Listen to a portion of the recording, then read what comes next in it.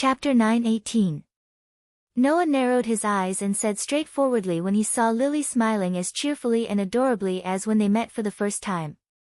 "What happened?" "What do you mean what happened?" Lily tilted her head with a puzzled look.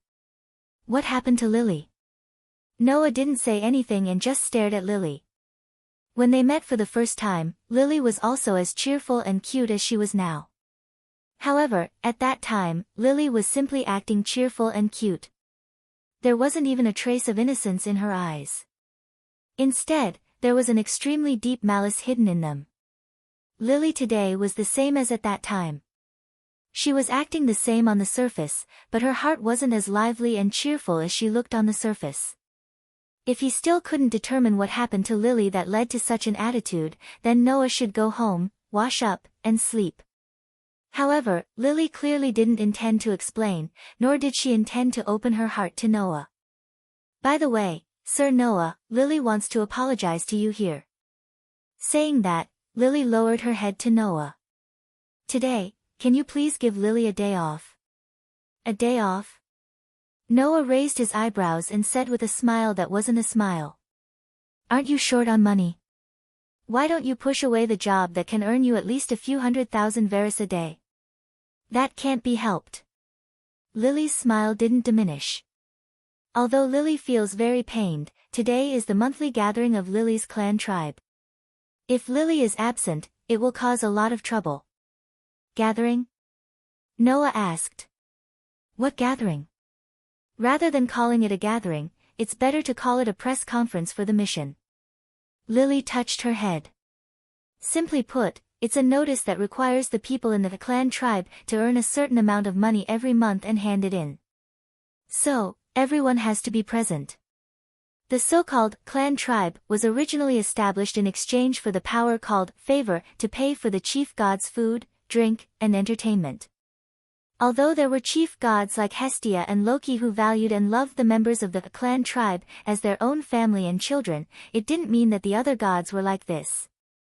Even Loki had to make the members of the clan tribe hand in the harvest of the clan tribe activities regularly for the operating expenses of the clan tribe.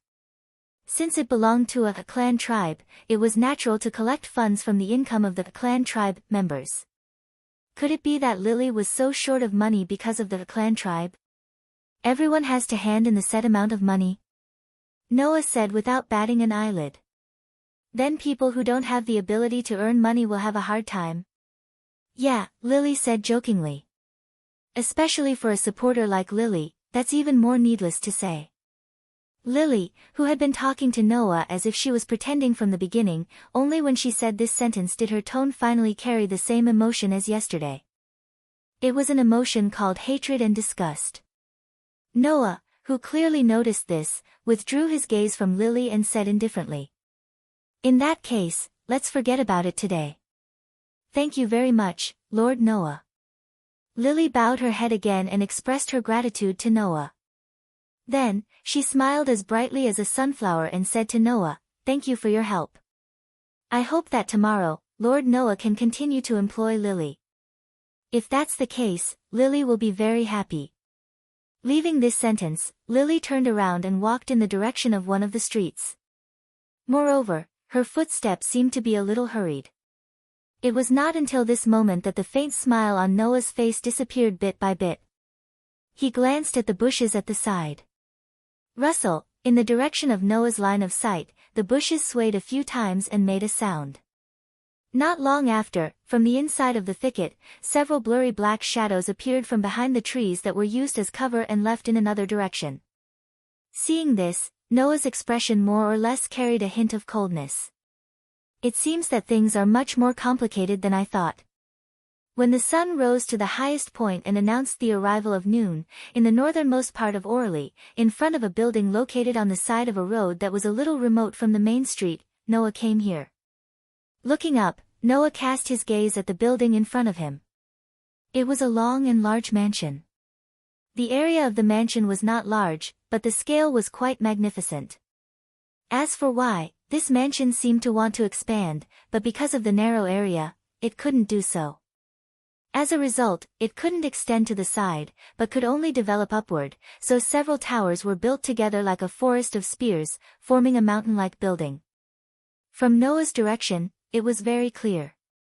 Behind the gate of the strange building that occupied a narrow area but was unusually tall, there was only a small courtyard with a few plants and flower beds. In the center of the tower-like buildings, the top part of the tallest tower was dyed with the color of dusk, like a mansion carved by flames. Looking at the strange building, Noah blinked. This is the headquarters of the Loki's clan. Noah hasn't been here before. Therefore, Noah only knew that the headquarters of the Loki's clan, one of the two kings of Orly, was here. Now that he saw it, Noah was even more certain that this was the headquarters of the Loki's clan. Because, except for a god with a strange temperament like Loki, no one would want to build a building like this. Immediately, Noah walked in the direction of the gate. Next to the gate, there were two guards.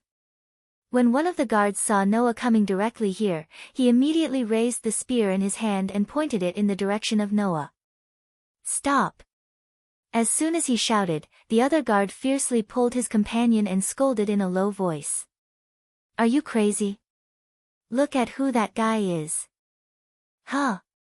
The guard saw Noah's appearance clearly, and his eyes widened. "Tyrant?"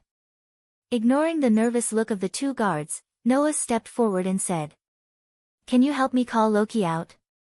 Hearing Noah's words, the two guards became even more nervous. "Loki? Loki? You? What do you want to do?" It was no wonder that the two guards were so nervous. Originally, there were many factional problems between the clan and the clan, which made the clan of the gods wary of each other under normal circumstances. Now, not long ago, Noah had single-handedly taken care of a god of Apollo. Now, Noah, who was at the peak of his power in Eulalia's world, directly stated that he wanted to meet the god of Apollo's god of Apollo. "I have something to ask of your clan's god." Noah shrugged. "If it's convenient, you can help me pass the message." If it had been someone else, the two guards would have probably beaten them up. But Noah was extremely popular among the gods, and even the two clan gods of Loki and Freya's clan wanted to recruit him. This was something that everyone in Eulalia knew. The two guards looked at each other, and then one of them nodded and said to Noah, "Let's go." Noah said to him, "Please wait here for a moment." Noah naturally had no objection and nodded in agreement. The two guards breathed a sigh of relief and let one of them enter the door to pass the message. After some time, there was a commotion at the door. When the door was opened, a figure flew out from the door and pounced on Noah. "Little guy.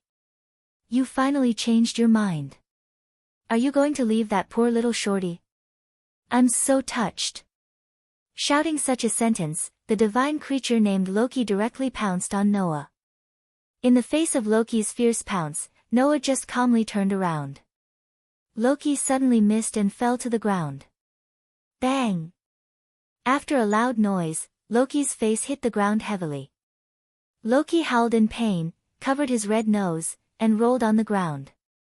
Chapter 9:19. Nose. Lying on the ground, Loki rolled on the ground while covering his nose. There were tears in his eyes, and he looked like he was in so much pain that he wanted to die. As expected of the tyrant. He actually dodged it. No, it was so obvious.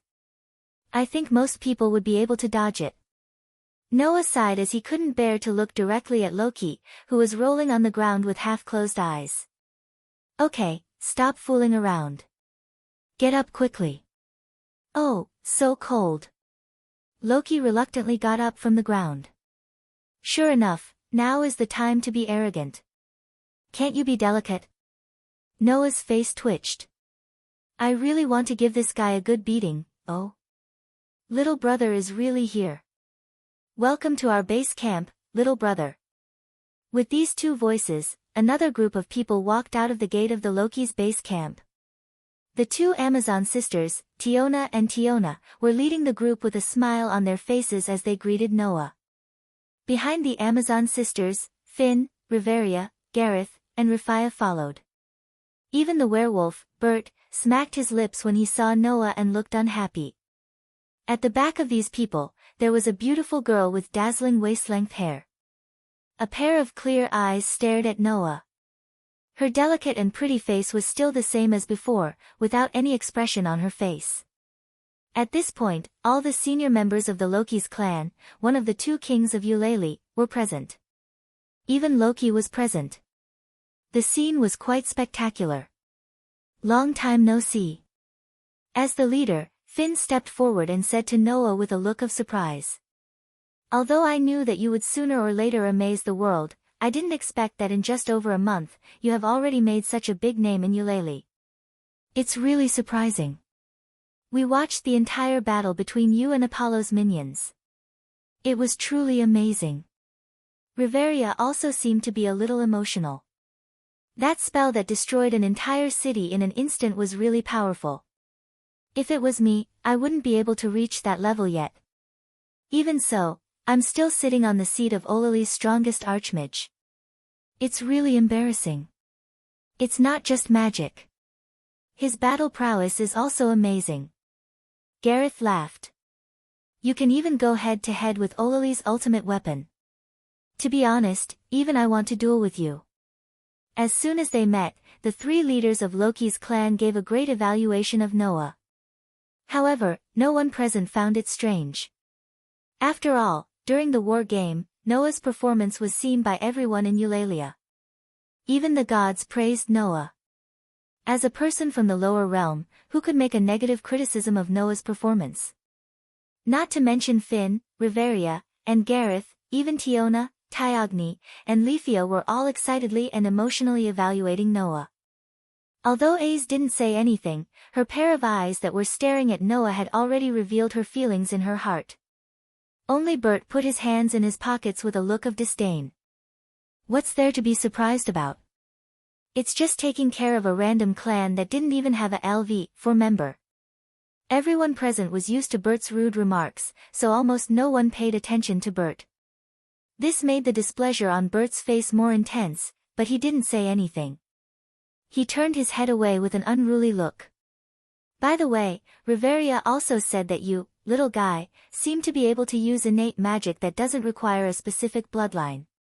Anyone can learn it, right? Loki also put his hands in his pockets and looked at Noah. His squinted eyes opened slightly. Could it be that the magic that destroyed the city is also the kind of innate magic that anyone can learn? Loki's profound words made all the higher-ups of Loki's clan turn their eyes to Noah. Obviously, they were also very concerned about this issue. Especially Aze, who looked at Noah with some expectation in her eyes. In this regard, Noah just curled his lips. Sorry, that's not innate magic. The only magic I can teach people is the crush. Hearing Noah's answer, many people secretly breathed a sigh of relief. Including Loki.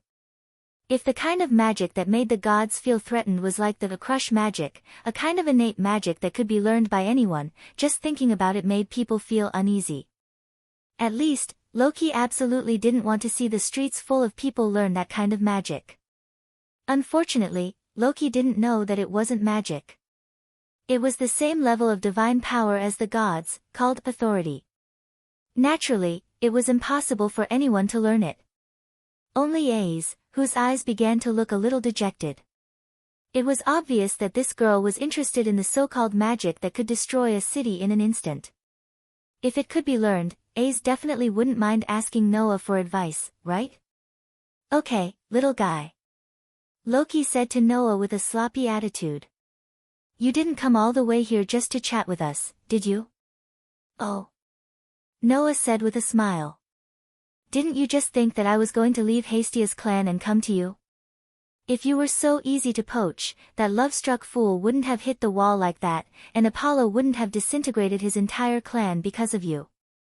Loki tilted his head and looked straight at Noah with a pair of eyes that were hidden under his narrowed eyelids. What? Do you need something from me? Yes. Noah didn't hide it anymore and said directly.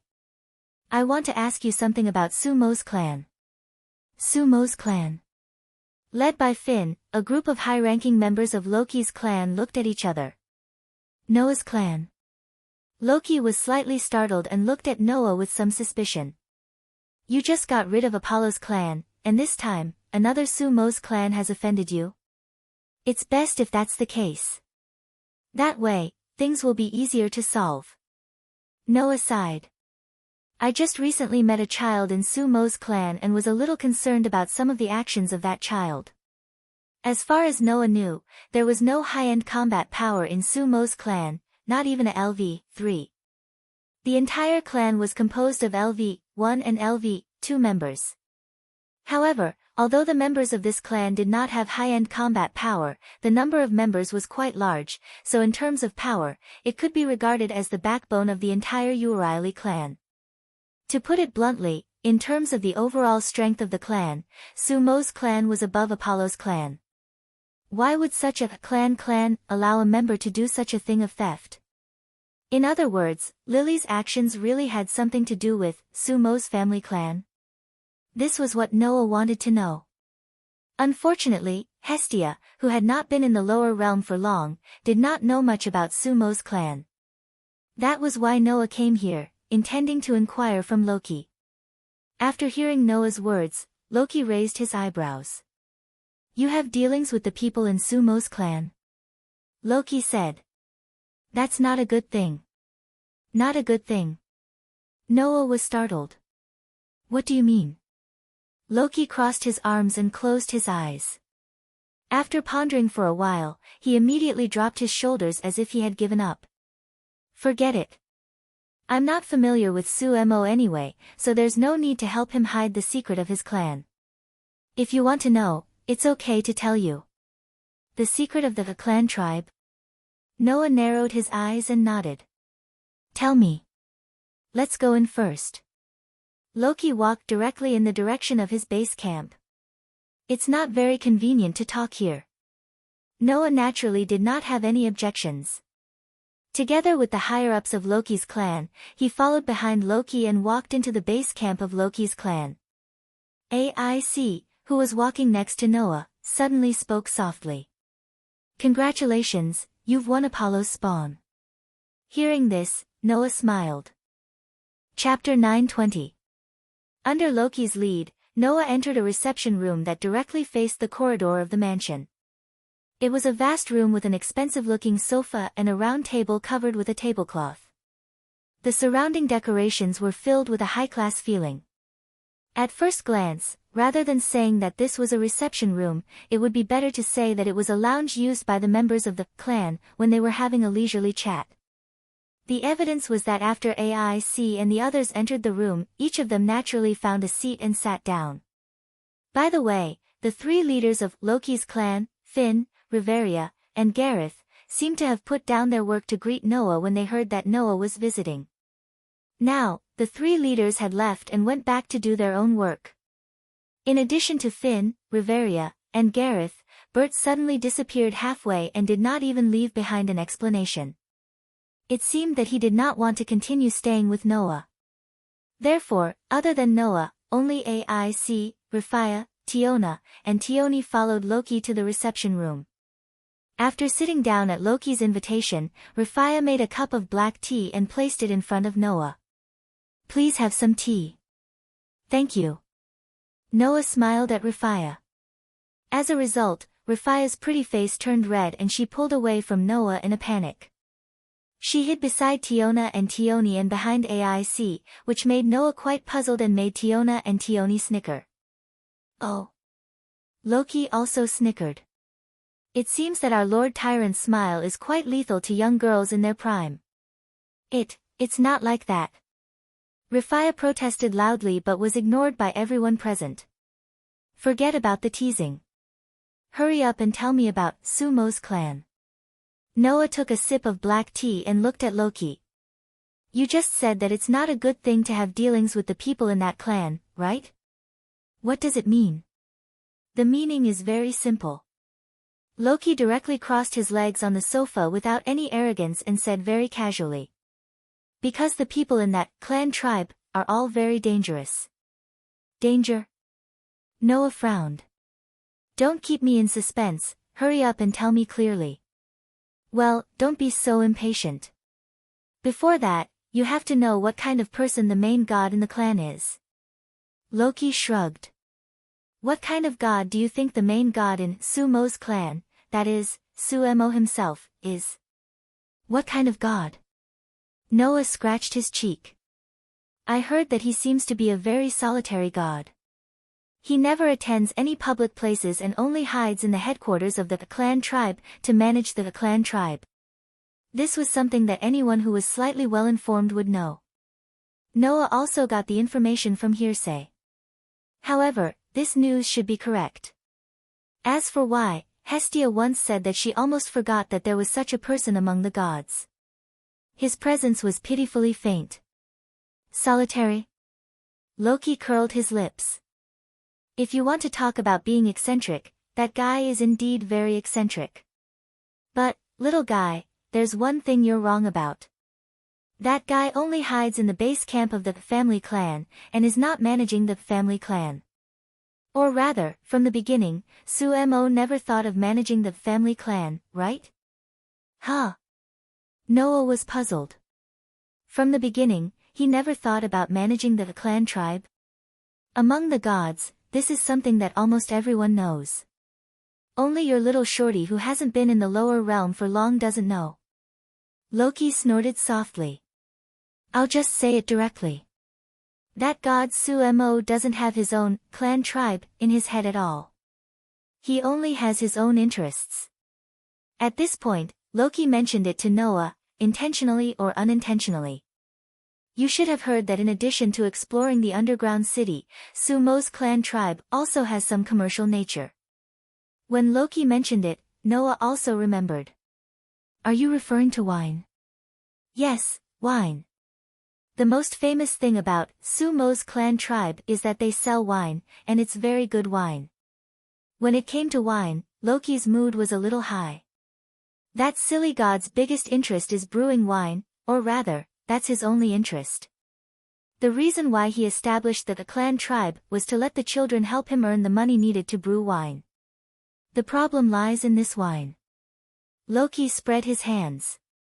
You probably don't know, right? The wine of Sumo's clan tribe circulating in the market is just a failure. A failure? Noah was stunned. Although he had never drunk that wine, if the wine of Sumo's clan tribe was so famous, it proved that the wine's taste must be extraordinary. And that was just a failure? It's hard to believe, isn't it? I found it hard to believe at first. Loki seemed to recall the taste and could not help but lick his lips. Only those who have really tasted the wine will know how magical the taste of the wine called a failure is. Even the taste of the failure is so beautiful, the taste of the finished product can be imagined. Although I haven't drunk it, I have heard some of my friends say that that wine, I mean the wine of the finished product, we all call it the divine wine. If you drink it, you will be drunk. Loki opened a pair of narrowed eyes, and a bright light flashed from those wise eyes. It's not the kind of drunkenness that makes you drunk, but the kind of drunkenness that intoxicates you from the bottom of your heart. It's like taking drugs, it's addictive. Hearing this, Noah's eyes suddenly narrowed. Could it be? It seems that you've almost understood, Loki said, speechless. That's right, almost all of the clan tribe of that silly god have tasted the divine wine. His people don't worship Suemo, the main god, but the wine he brewed.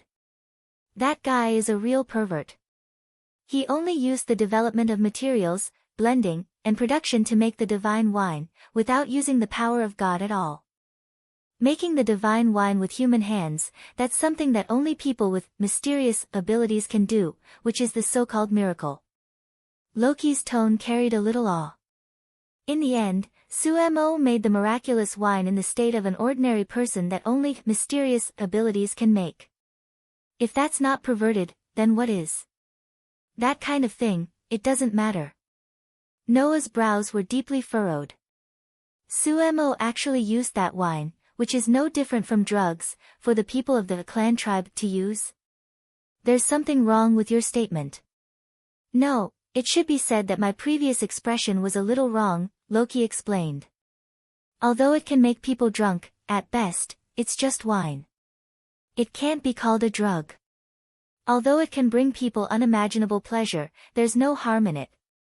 After a period of time, they will naturally wake up, just like how drunk people will eventually wake up.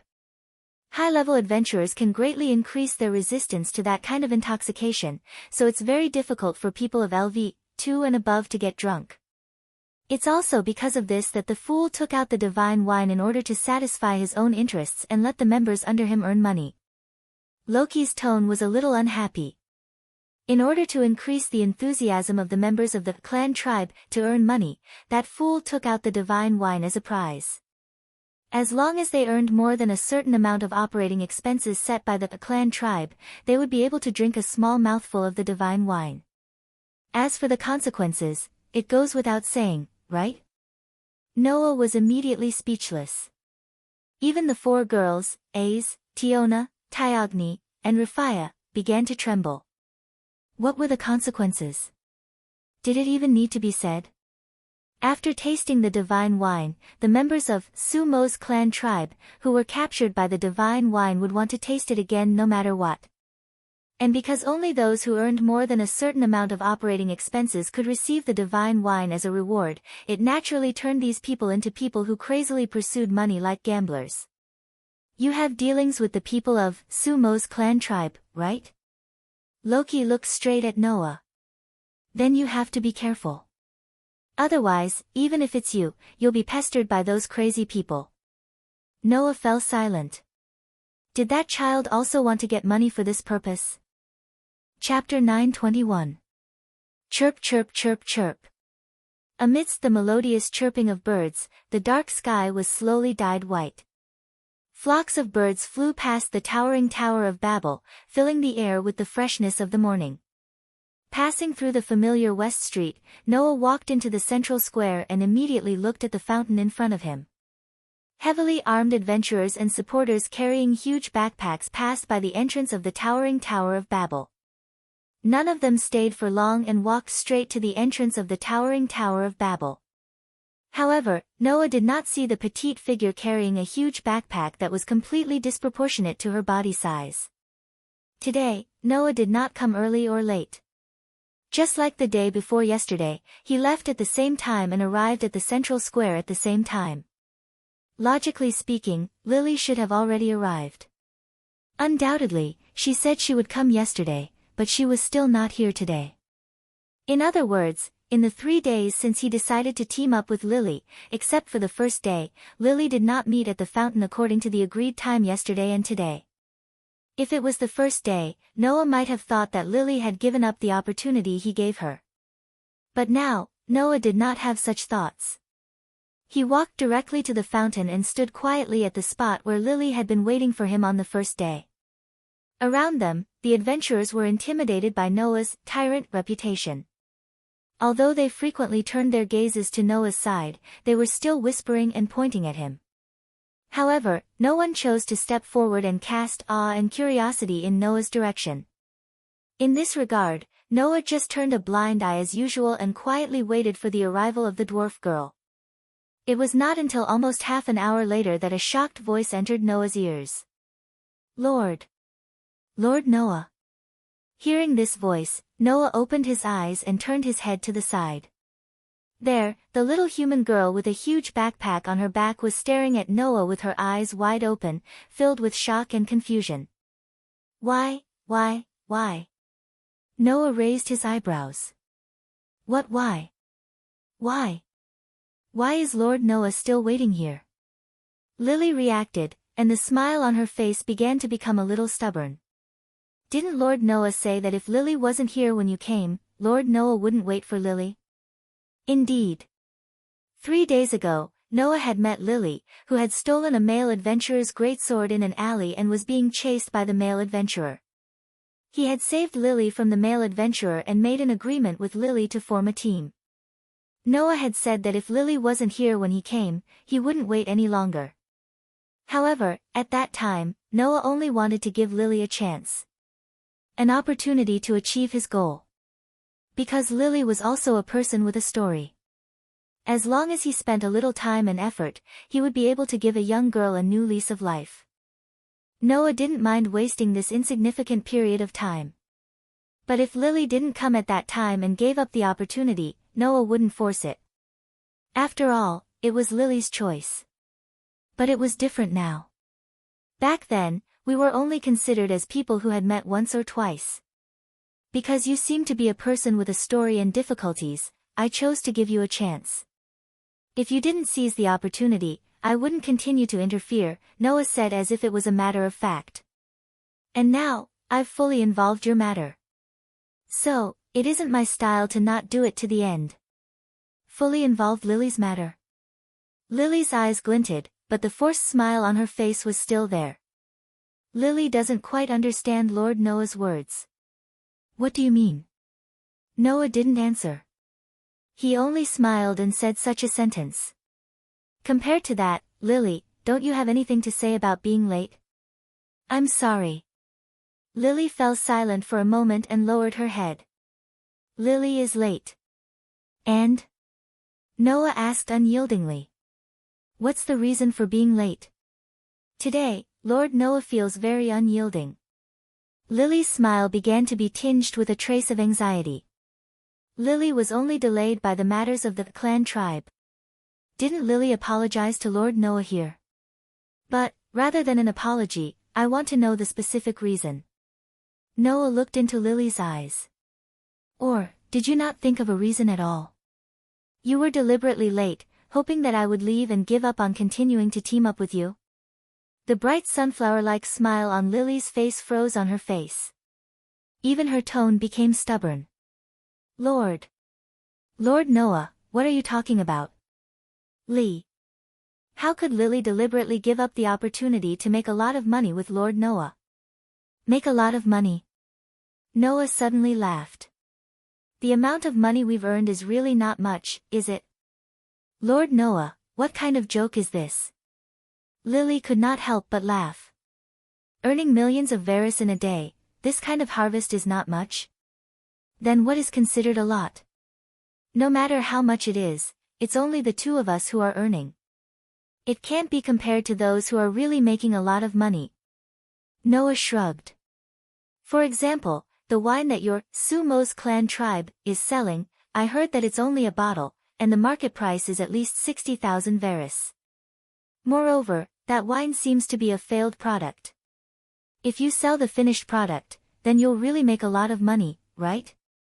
The smile on Lily's face had gradually faded, and it was replaced by an unconcealable heaviness. She lowered her head and said so. Lord Noah knows a lot. He even knows that the wine sold in the market is a failed product. I just heard about it from a friend. Noah did not seem to notice Lily's abnormality. He crossed his arms and said so with a smile. Lily wants to make a lot of money. Then why don't we also sell wine? Lord Noah is joking again. Lily smiled unnaturally. Even if it's a failure, that wine is still a high-quality wine circulated in the market using a portion of the main god Sumo's wine. Even if Lily and Lord Noah really went to sell wine, they wouldn't be able to make better wine than that. They wouldn't be able to make much money at all. Hearing Lily's words, Noah just smiled indifferently. That's not necessarily true. Lily was stunned by his words. Ignoring Lily's daze, Noah stretched out a hand. Buzz, with a slight tremor, a golden ripple fluctuated above Noah's outstretched hand, spitting out a pure gold bottle, which fell into Noah's hand. It was a very strange bottle. Undoubtedly, it was a bottle made of pure gold, but the bottle was transparent all over, allowing people to clearly see the scarlet liquid swaying in the bottle. This is... Lily was a little confused. Wine. Noah didn't beat around the bush and directly explained. Although it's not the wine brewed by the Lord God of your clan tribe, this is a veritable divine wine. Divine wine? Lily had a bad premonition in her heart. Lord Noah, are you kidding me? I'm not kidding. This is indeed wine brewed by God, Noah said lightly. If I tell you about Bacchus, the god of wine in Roman mythology, you may not know what's going on. You only need to know that similar to Hephaestus, who was known as the god of forging in heaven, Bacchus was also a god of wine like Sumo. This wine was brewed by that god of wine, so it is a veritable divine wine. With such a sentence, Noah unscrewed the cap of the pure gold but incredibly transparent wine bottle. Pop! With the clear sound of the bottle opening, in the next moment, a fragrance that could be seen directly with the naked eye spread out from the pure gold wine bottle. It was a sweet wine fragrance that was completely different from the aroma of other wines. When they smelled this wine, many people in the central square stopped in their tracks and turned their gazes over. Chapter 9:22. When the sweet aroma of the wine spread throughout the central square, the surrounding adventurers and supporters who were aiming for the dungeon of the Tower of Babel all stopped in their tracks subconsciously. Their faces were more or less flushed. Some people were already drunk just by smelling the aroma of the wine. Of course, it did not mean that they were drunk, but as Loki said, they were intoxicated. Unlike the surrounding people who revealed intoxicated expressions, Lily's face turned ghastly pale the moment she smelled the aroma of the wine. Lily had only smelled a wine with such an intoxicating aroma from one kind of wine. That was the divine wine brewed by the Lord God in Sumo's clan, with a miraculous production method that was similar to the mysterious development ability of humans. Although the taste of the wine was different, the inconceivable power that could intoxicate one's heart in an instant was completely carved from the same mold. Therefore, when she smelled the intoxicating aroma of the wine, Lily did not become intoxicated like the people around her. Instead, she began to slowly retreat, and her pretty face kept turning pale. At this moment, Lily no longer doubted Noah's words. There was no doubt that the bottle of wine in Noah's hand was not inferior to the divine wine made by Sumo in terms of quality, taste, and wonder. This is the wine made by Bacchus, the god of wine in Roman mythology. Therefore, that god is also known as the god of wine. It was as if Noah didn't see Lily's reaction at all. His empty hand reached into the golden ripples that had yet to disappear, and he took out a wine glass made of pure gold. He then poured the wine that was filled with an intoxicating aroma into the glass. Legend has it that the wine brewed by the god of wine, Bacchus, has a strange effect of intoxicating people. Just a small sip will make people feel as if they are in heaven. I haven't tasted Sumo's divine wine, but I can guarantee that this wine will never lose to that divine wine, even if it is a finished product. As soon as he finished speaking, Noah placed the wine glass filled with red wine in front of Lily.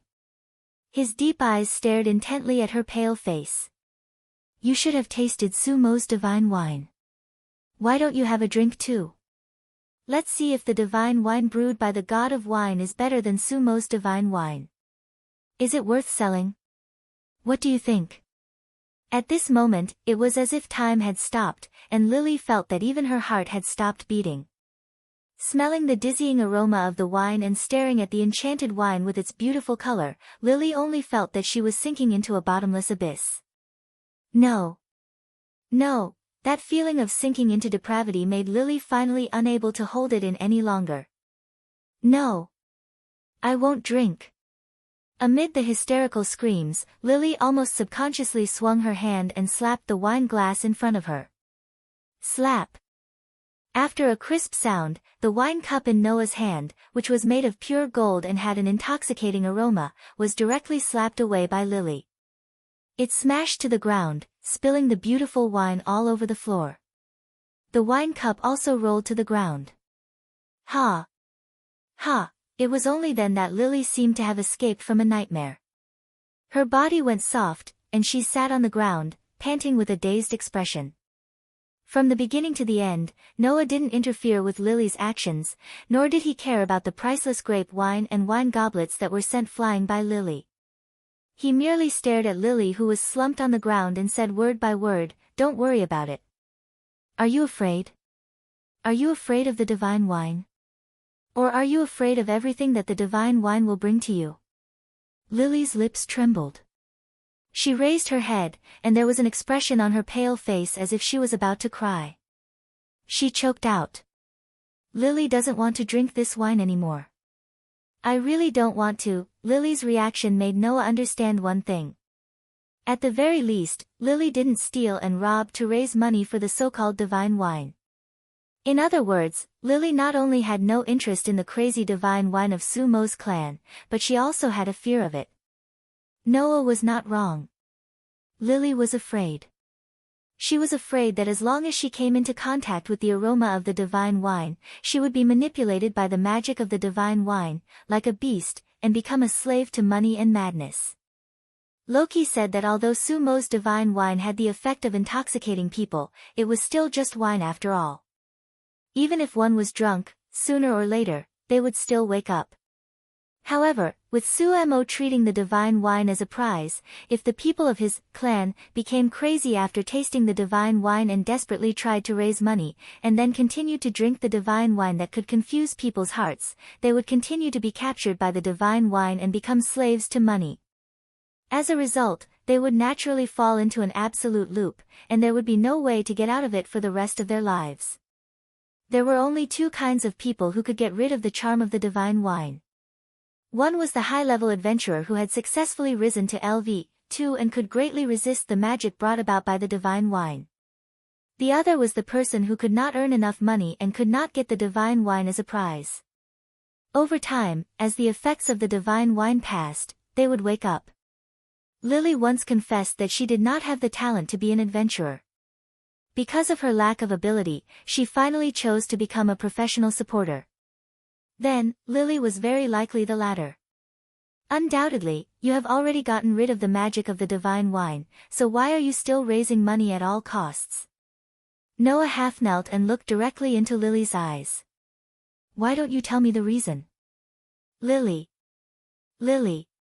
Because of the divine wine, Lily's heart seemed to have become timid, and she could not help but speak in a sobbing voice.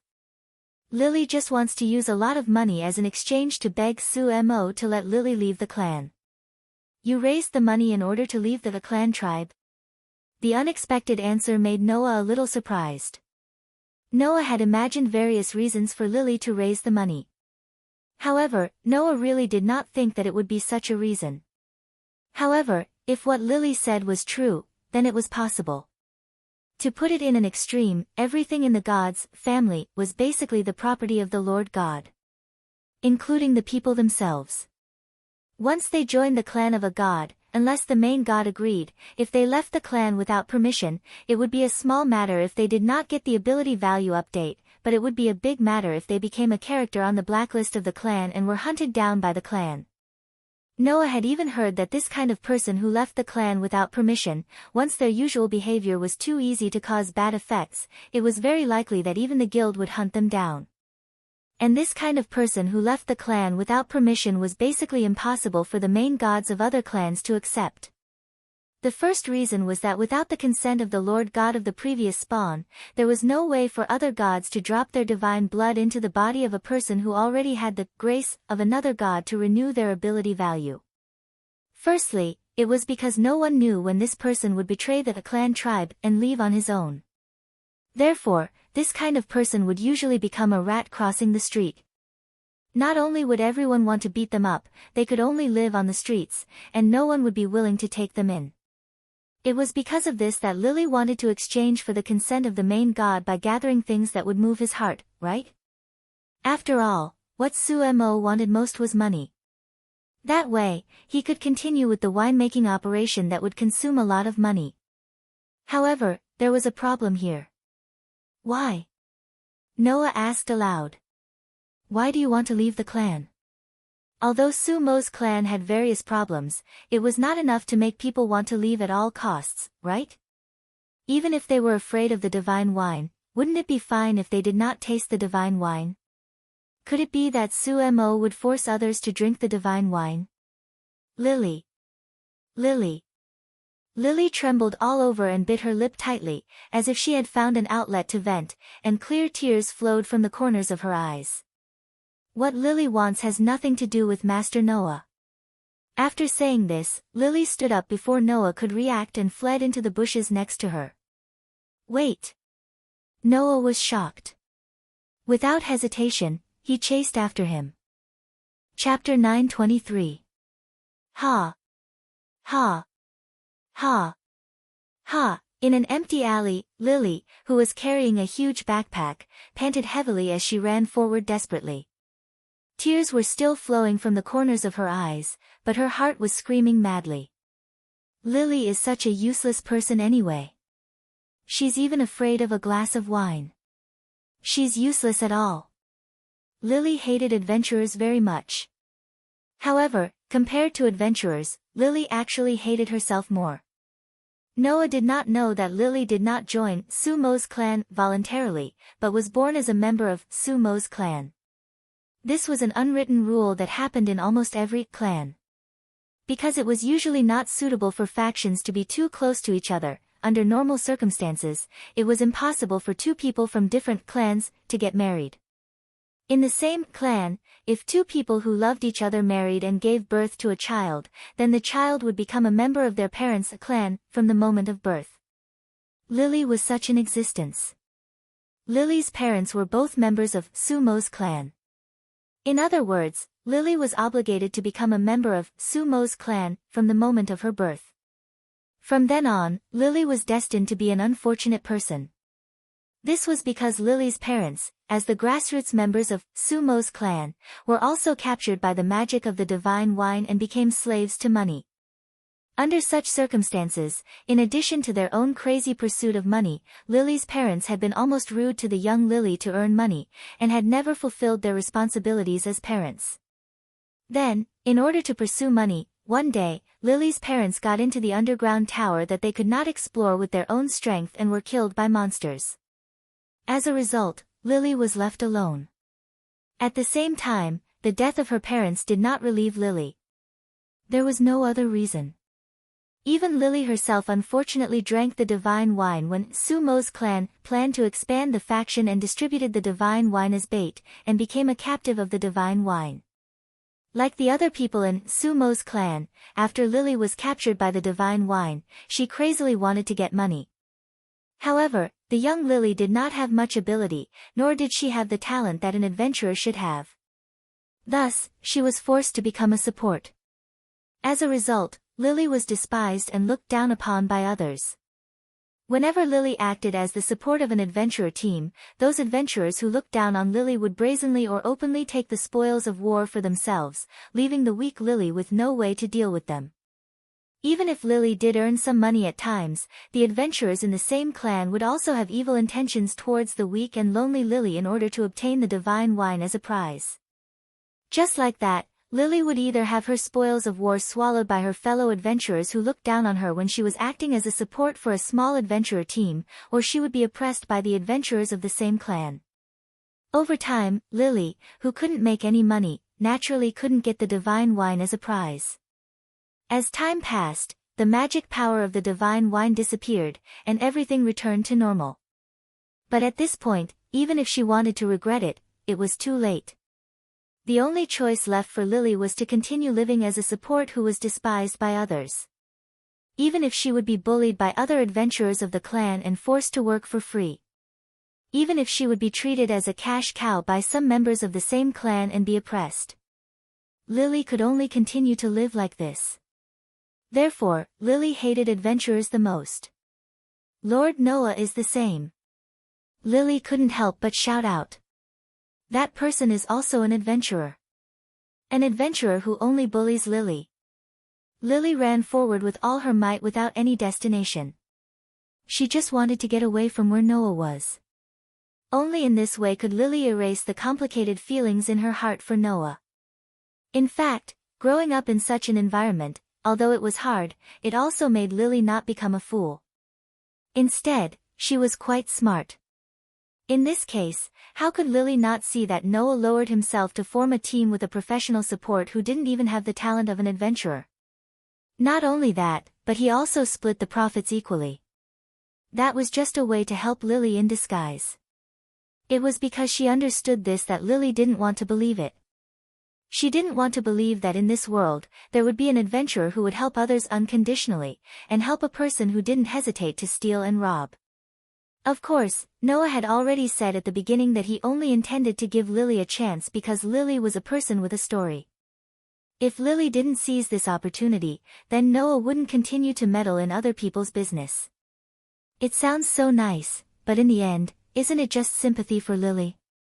Lily ran forward and got angry. Lily doesn't need the adventurer's sympathy. Holding such negative emotions that were close to a dead end, Lily kept drilling into the depths of the empty alley.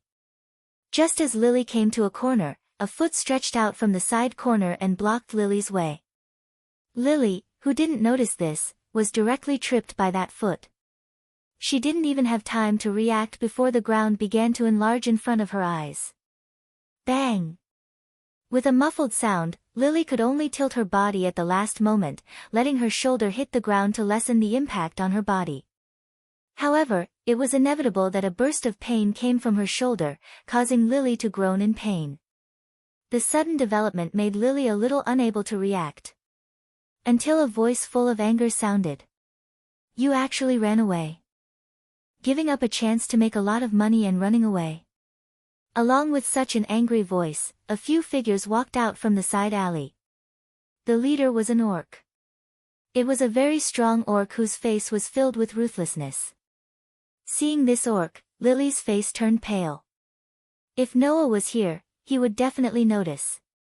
These adventurers led by the orc were all people who were hiding in the bushes yesterday. And only Lily knew. These people were none other than a portion of the adventurers who had been squeezing him dry despite sharing the same clan as himself. "Hey, Eddie." With a tone full of anger, the orc squatted down and laughed angrily. "I should have told you the day before yesterday. Since you can earn so much money by following that tyrant, then you should just keep following him. Think of ways to follow him and stick to him. That way, you'll be able to make a fortune, right?" After saying that, the orc's expression became irritable. "But, Eddie, you didn't listen. Not only did you suddenly run away yesterday, but you also deliberately came so late today to make that tyrant give up on you. Now you ran away again, didn't you just give up such a good opportunity?" Not only the orc, but also the adventurers who followed the orc stared at Lily angrily. However, this anger could be regarded as malice. After all, even if Lily continued to follow Noah and made a lot of money, in the end, the money would fall into the hands of these guys. Because of this, these guys were furious that Lily ran away from Noah. The day before yesterday, Lily and Noah came back from the underground city. After getting a good harvest, these guys who had been oppressing Lily found Lily's opportunity.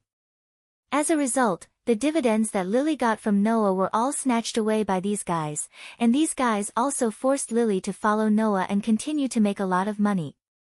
The next day, Lily became so abnormal in front of Noah. Yesterday, Lily said that there was a gathering in the clan and that she needed to ask for leave, but it was a lie. Today, Lily deliberately came late so that Noah would give up on her. Anyway, in the end, she didn't get any harvest, so instead of letting all the money fall into the hands of these people with bad intentions, Lily would rather not. "It seems that if I don't teach you a lesson, you really think that we won't do anything to you."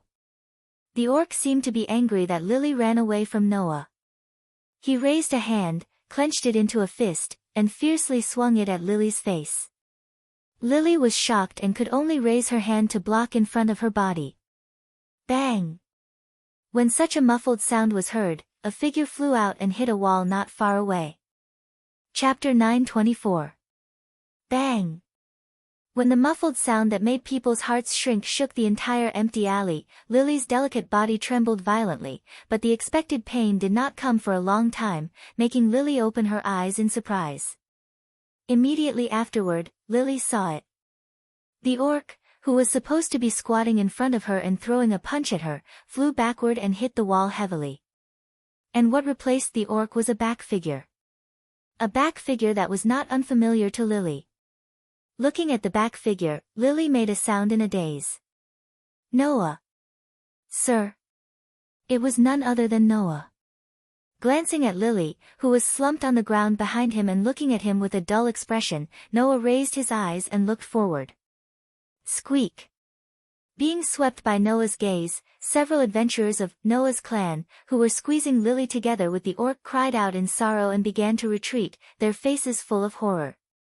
Even the orc, who was sent flying backward and hit the wall, turned pale after seeing Noah. "Tyrant! Tyrant? Looking at the frightened and fearful expressions of the adventurers of Noah's clan, Noah's expression began to turn cold. It seems that it was wrong to let you leave yesterday because you did nothing. As early as these guys appeared and chased Lily into the alley, Noah discovered them. It was precisely because he discovered that these guys were chasing Lily that Noah's heart moved. He did not immediately catch up with Lily, but followed quietly behind Lily. As a result, the scene of these guys bullying Lily was completely seen by Noah. Seeing such a scene, and thinking about the situation of Sumo's clan, how could Noah not guess what had happened? At this moment, Noah also completely understood why Lily did not hesitate to steal and rob to raise money and withdraw from Sumo's clan. If all the people in Sumo's clan were crazy to such an extent that they did not hesitate to squeeze and bully their companions, then who would be willing to stay in this clan? At this moment, Noah really understood what kind of existence Sumo's clan was. It was a crazy group that was distorted because of the poor management of the Lord God. Therefore, at this moment, Noah's heart was not filled with disgust for these crazy adventurers who were captured by the divine wine in front of him, but disgust for Sumo, the god of wine. Loki had said that Sumo's godlike mind could not hold anything other than his interest in brewing wine. From the beginning, Sumo did not want to manage the clan. He only thought about how to brew wine and how to raise the cost of brewing. Loki even jokingly said, "That silly god probably doesn't even know what's going on with his own clan right now, right?" Such a sentence. This was enough to prove who caused the madness of Sumo's clan.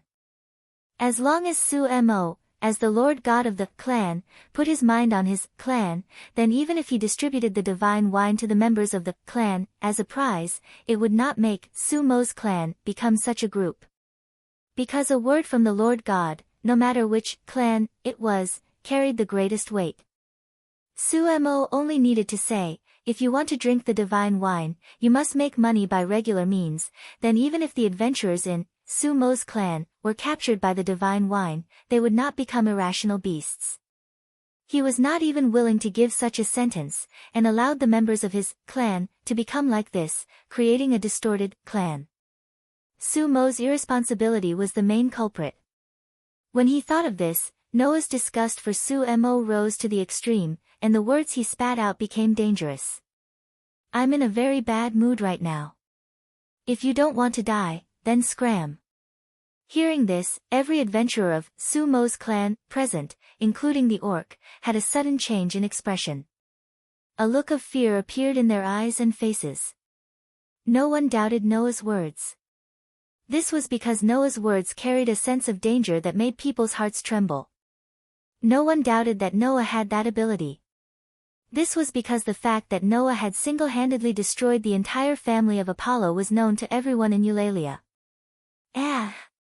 At that moment, the few adventurers of Noah's clan, who were still intact, screamed and fled in the opposite direction of Noah as if their lives depended on it.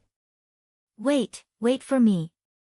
The beast man that had been sent flying by Noah's kick was rolling and crawling on the ground in a sorry state. He was on all fours, and in the blink of an eye, he was nowhere to be seen. The entire alleyway became silent. Noah turned around and cast his gaze on Lily, who was still sitting on the ground and looking at him blankly, and fell silent. After learning about Lily's situation, Noah realized that the girl in front of him might not be doing well than he had imagined. His self-righteous help to Lily not only did not make the girl's situation better, but also caused her to be targeted by those with bad intentions, which led to all of this. Just as Noah fell into silence because of his improper consideration, Lily lowered her head and squeezed out a sentence with difficulty. "Why?" Her voice was very soft. However, in the empty alley, it seemed so clear. Noah could only laugh bitterly. "You seem to be asking why all the time. Why did Lord Noah come?" Lily ignored Noah's bitter smile. Her pitifully thin shoulders trembled as she asked in a hoarse voice. "Undoubtedly, Lily doesn't need Lord Noah's help, really." Noah interrupted Lily directly. "You really don't need help?" "Of course," Lily said mockingly, but her voice was worse than crying. Lily has never needed anyone's help. Even without anyone's help, Lily can still survive. Lily has always survived in this way. That's right. You relied on your own strength to survive. Noah's indifferent voice pierced Lily's heart. That's why you have to live so hard. Lily opened her mouth as if she wanted to refute, but she couldn't even squeeze out a word. She could only sit there paralyzed. She raised her head and looked at the dusky sky. Her eyes were unusually empty. As expected, it's better for Lily to die. Why? Do you really want to die?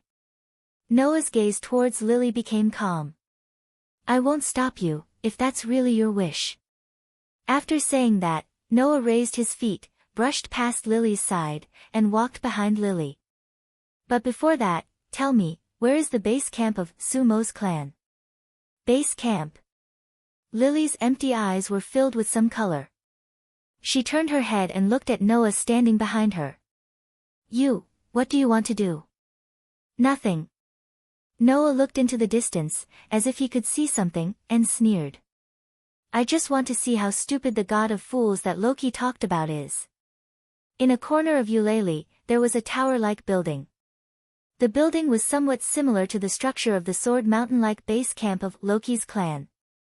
However, in terms of scale, it was far less magnificent than Loki's clan, but it was still quite large. Under Lily's lead, Noah came to the gate of the building, raised his head, looked at the top of the building, and spoke without looking back. Is this the place? Yes. Lily's voice sounded a little confused.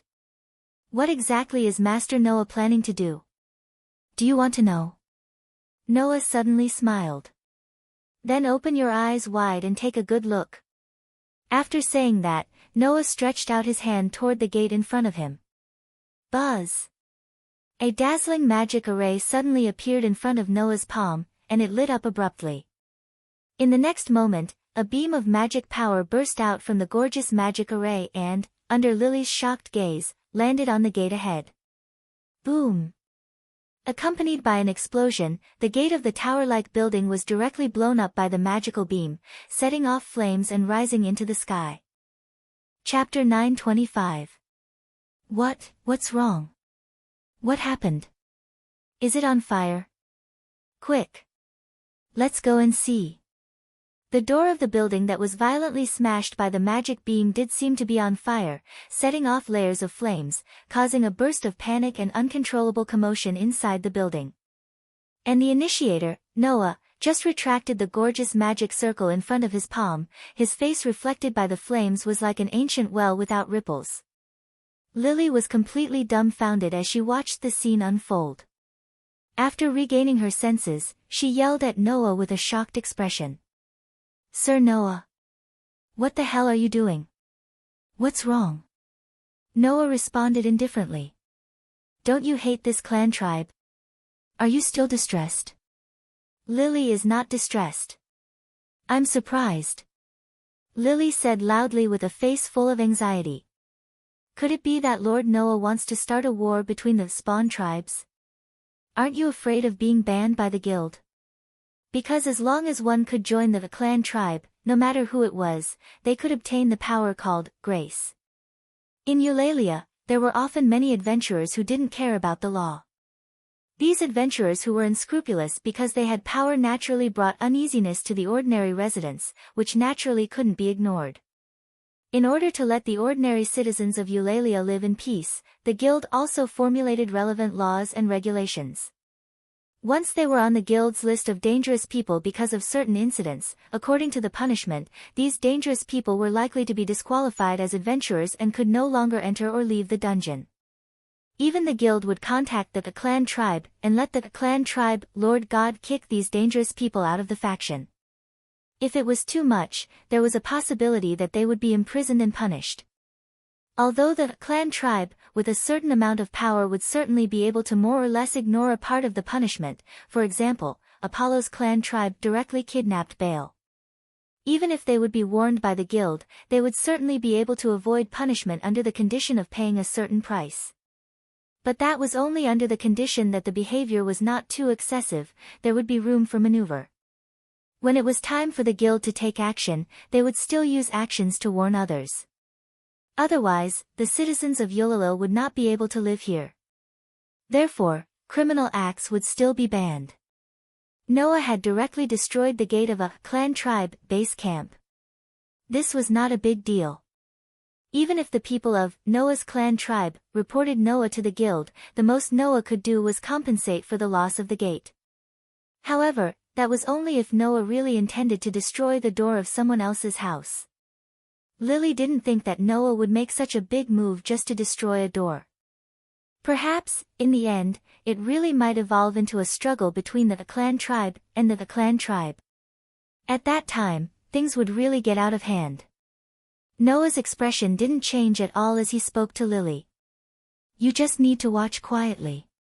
While they were talking, the sound of panicked footsteps could be heard from the inside of the burning door. It didn't take long for a group of people to put out the fire and noticed Noah and Lily standing outside the gate. They all rushed out and surrounded Noah and Lily. In the eyes of these people, Noah saw a kind of looming madness.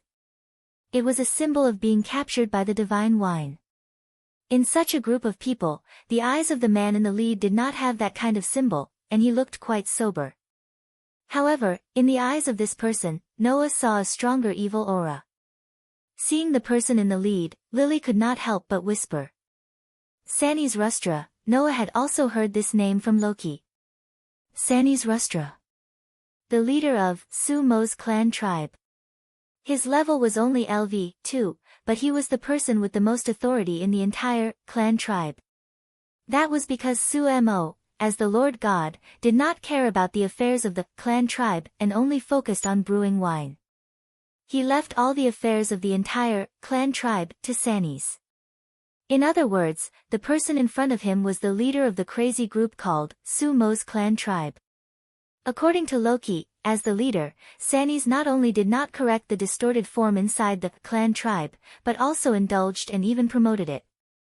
If Sumo's irresponsibility was the primary reason for the distortion of the entire Sumo's clan tribe, then Sanis' indulgence and promotion accelerated the distortion of the Sumo's clan tribe. The reason why this clan tribe appeared was definitely due to Sanis' contribution. Ed? On the other side, Sanis also noticed Lily's existence and raised his eyebrows. When he saw Noah, his pupils shrank again. Is it that tyrant? Why is he here? With such doubts in his heart, Sanis did not hesitate. He took a step forward and shouted at Noah from a distance. Are you the ones who destroyed the gate of our clan tribe? In one sentence, he cast aside Lily, who was also a member of the clan tribe, and directly put her in the same position as Noah. This approach made Lily's disheartened heart toward Sumo's clan tribe once again surge with a sense of disgust. Noah glanced around at everyone, and then looked at Sanis. I want to see Sumo. His unceremonious words made the faces of the people around him stiffen. Only Sanis glanced at Noah first, then at Lily, and grinned. I'm sorry, God Sumo never sees outsiders. Even if you want to see God Sumo will not agree. Please go back. Hearing this, Noah smiled. I didn't say that I needed to get permission to go in. With such a sentence, Noah directly took Lily's hand, who was at a loss, and walked in the direction of the Sumo's clan tribe headquarters. Stop. Sanis pulled out the weapon at his waist and pointed it at Noah. If you continue to move forward, we will treat you as enemies who intend to invade our clan tribe and report it to the guild. Hearing this, Noah stopped and turned his gaze to Sanis. Just when Noah cast his gaze on Sanis, the arrogant expression on Sanis' face froze. At this moment, Sanis really felt that he was being stared at by an extremely dangerous beast, and he began to feel a chill in his heart. This feeling made Sanis take a step back involuntarily. As Sanis' expression changed abruptly, Noah said faintly. In other words, you intend to start a battle between clan tribe and clan tribe here, right? We are just defending ourselves. Sanis said stubbornly. You are the ones who intend to break into our headquarters. That's where you're wrong. Noah glanced at Sanis. I just want to negotiate with your Lord God Sumo regarding the matter of Leluka Edi. Huh? Lily was stunned. Lily Luca Eddie. Sunny's finally looked Lily in the eye. His eyes were murderous. Eddie. What the hell are you doing? Lily suddenly fell into a state of confusion. Without giving Lily time to react, Noah spoke directly. I have already said the reason. If you stop me again, then I can only try to break in like you said. Having said that, Noah looked at Sanny's with an intriguing gaze. Or, do you really intend to be enemies with me? Sanny's expression stiffened. Enemies? Enemies with the tyrant who single-handedly destroyed the entire clan tribe of Apollo. Only a fool would do that. I see, I will take you to see God Sumo, Sanny suddenly sneered. However, our Lord God is not the kind of guy who will receive guests politely. Eddie, you should know this best, right? Lily's face darkened as well. Only Noah had a thoughtful look in his eyes. On the top floor of the tower-like building, there was a private room. The interior of the room was furnished with a huge cabinet that was big enough to cover a wall. There were many seedlings of plants and transparent wine bottles inside. Other than that, there were only some normal furnishings in the room. In this room, there was a young Adonis who looked a little thin and tall, wearing loose clothes similar to a robe. Seeing this young Adonis, Lily could not help but feel nervous, which made Noah narrow his eyes. He was Sumo. Chapter 9:26. In the depths of the room with a spacious balcony, the god named Sumo was sitting at a work table, shaking the liquid in a transparent bottle and slowly pouring several different colored liquids from other bottles into it. As Sumo moved, the liquid in the bottle began to emit a charming wine fragrance. The aroma of the wine made Sanny's expression ease up, but it also made Lily's face turn pale bit by bit. There was no doubt that Sumo was making divine wine. Although it was not finished yet, the smell of the wine was enough to intoxicate the average person. However, while making the divine wine, Sumo did not pay attention to anything else at all. Whether it was Noah, Lily, and the others who came in from outside, or the explosion at the door, Sumo did not show any concern. He just mixed the ingredients for the wine there. Faced with Sumo's attitude, Noah felt a little angry. If Sumo was so focused that he could not care about anything else, then it would be fine. At least, that would mean that Sumo did not know what was going on around him. However, Sumo had obviously noticed the arrival of Noah and the others. In the end, this god just stood there with a look of indifference. In other words, Sumo was ignoring Noah and the others, and it was not that he did not notice the arrival of Noah and the others. Lily seemed to have expected this situation, and she bit her lip with her pearly white teeth. Sanny's, like Lily, was not surprised by Sumo's cold attitude at all, and even showed some contempt in his eyes. This person was actually looking down on his Lord God. Under such circumstances, Sanny's glanced at Noah and sneered. He took a step forward and said, "Don't worry. God Sumo, there is a guest here who seems to be planning to negotiate with you about some matters regarding your subordinate, Liluka Eddie." As soon as Sanny's voice fell, Sumo's movements slowed down a little, but he did not stop and threw out such a sentence. "I'll leave it to you." From Sumo's words, Noah did not hear any part of trust. Obviously, Sumo said this not because he trusted Sanny's and intended to leave the matter to Sanny's, but because he was pushing the matter away. As for who was to blame, Sumo did not care. "Did you all hear that?" Sanny's shrugged as if he had no other choice, and sneered. "Sumo has left everything to me. If there's anything, you can talk to me." Lily let out a self-tormenting laugh and tightened her grip on Noah's hand. "That's right, Lord Noah.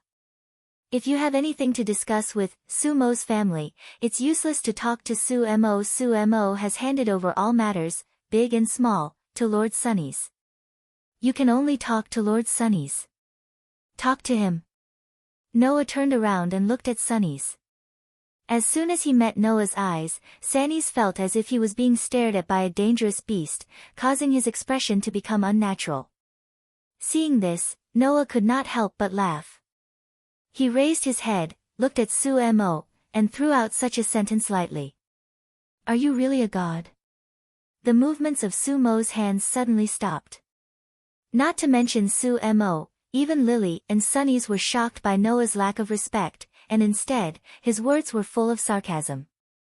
Although I can't say that every god I've seen is a good person, almost all of them have a strong sense of self, making people clearly realize that they are indeed transcendental existences that are different from us. Noah looked straight at Sumo, but in you, I don't see any sense of self, and even your sense of existence is pitifully indifferent. So, are you really a god? Lord Noah. Lily was a little frightened.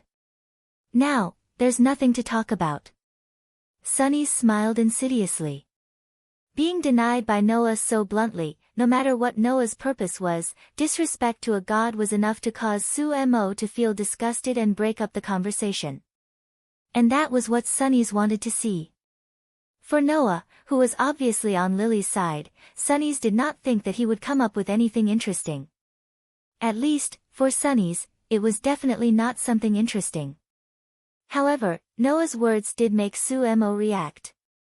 Sumo raised his head slowly. Only then did Noah realize that Sumo had extremely long bangs that covered his eyes tightly. However, Noah also clearly felt Sumo's gaze. Immediately after, Sumo squeezed out this sentence. What's the point of listening to children like you who are easily indulging in wine? Hearing those words that lacked any inflection, Lily was speechless and froze on the spot. Even Noah completely understood Sumo's inner thoughts with this sentence. Sumo was disappointed. He was disappointed in the members of his faction, and he was also disappointed in the people of the lower realm. The reason for the distortion of Sumo's clan was undoubtedly because of the divine wine. Sumo took out the divine wine mainly because he wanted to use the divine wine as a reward to increase the motivation of the faction members. As a result, the children under Sumo's command were captured by the magic of the divine wine one by one, indulging in the pleasure brought by the divine wine. Sumo must have witnessed all kinds of ugly fighting behaviors of the children in the clan for a period of time in order to get the divine wine, right? Seeing such a scene, Sumo could not help but feel disappointed. Sumo did not mean any harm. No matter what, at least this Prince Charming did not deliberately use the divine wine to make the children in the clan go crazy in order to obtain funds, because his interest in brewing wine required a lot of financial support so that he could earn money by any means. After Sumo was disappointed, he completely gave up on the people of the lower realm, no longer had any interest in them, and no longer cared about them. However, it was this look of extreme disappointment in the children that made Noah's heart burst with anger. Without any hesitation, Noah stepped forward and grabbed Sumo's collar. Sumo was caught off guard and lifted him up fiercely. Lord Noah. Lily turned pale with fright and was thrown into a panic. You. What are you doing? Sunny's expression also changed greatly, but he did not intend to step forward. There was only fear in his eyes when he looked at Noah, and he did not show any concern for the safety of his Lord God. Noah ignored Lily and Sunny's shocked look and held Sumo's collar.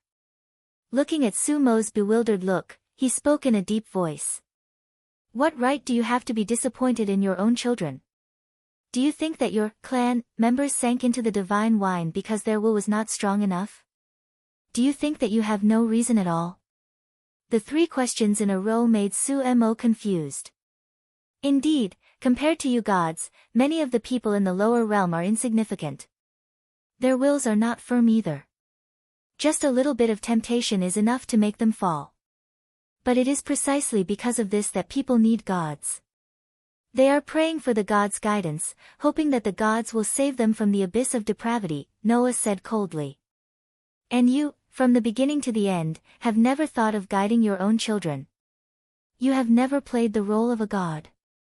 In this way, your children have fallen and fallen. Who can you blame?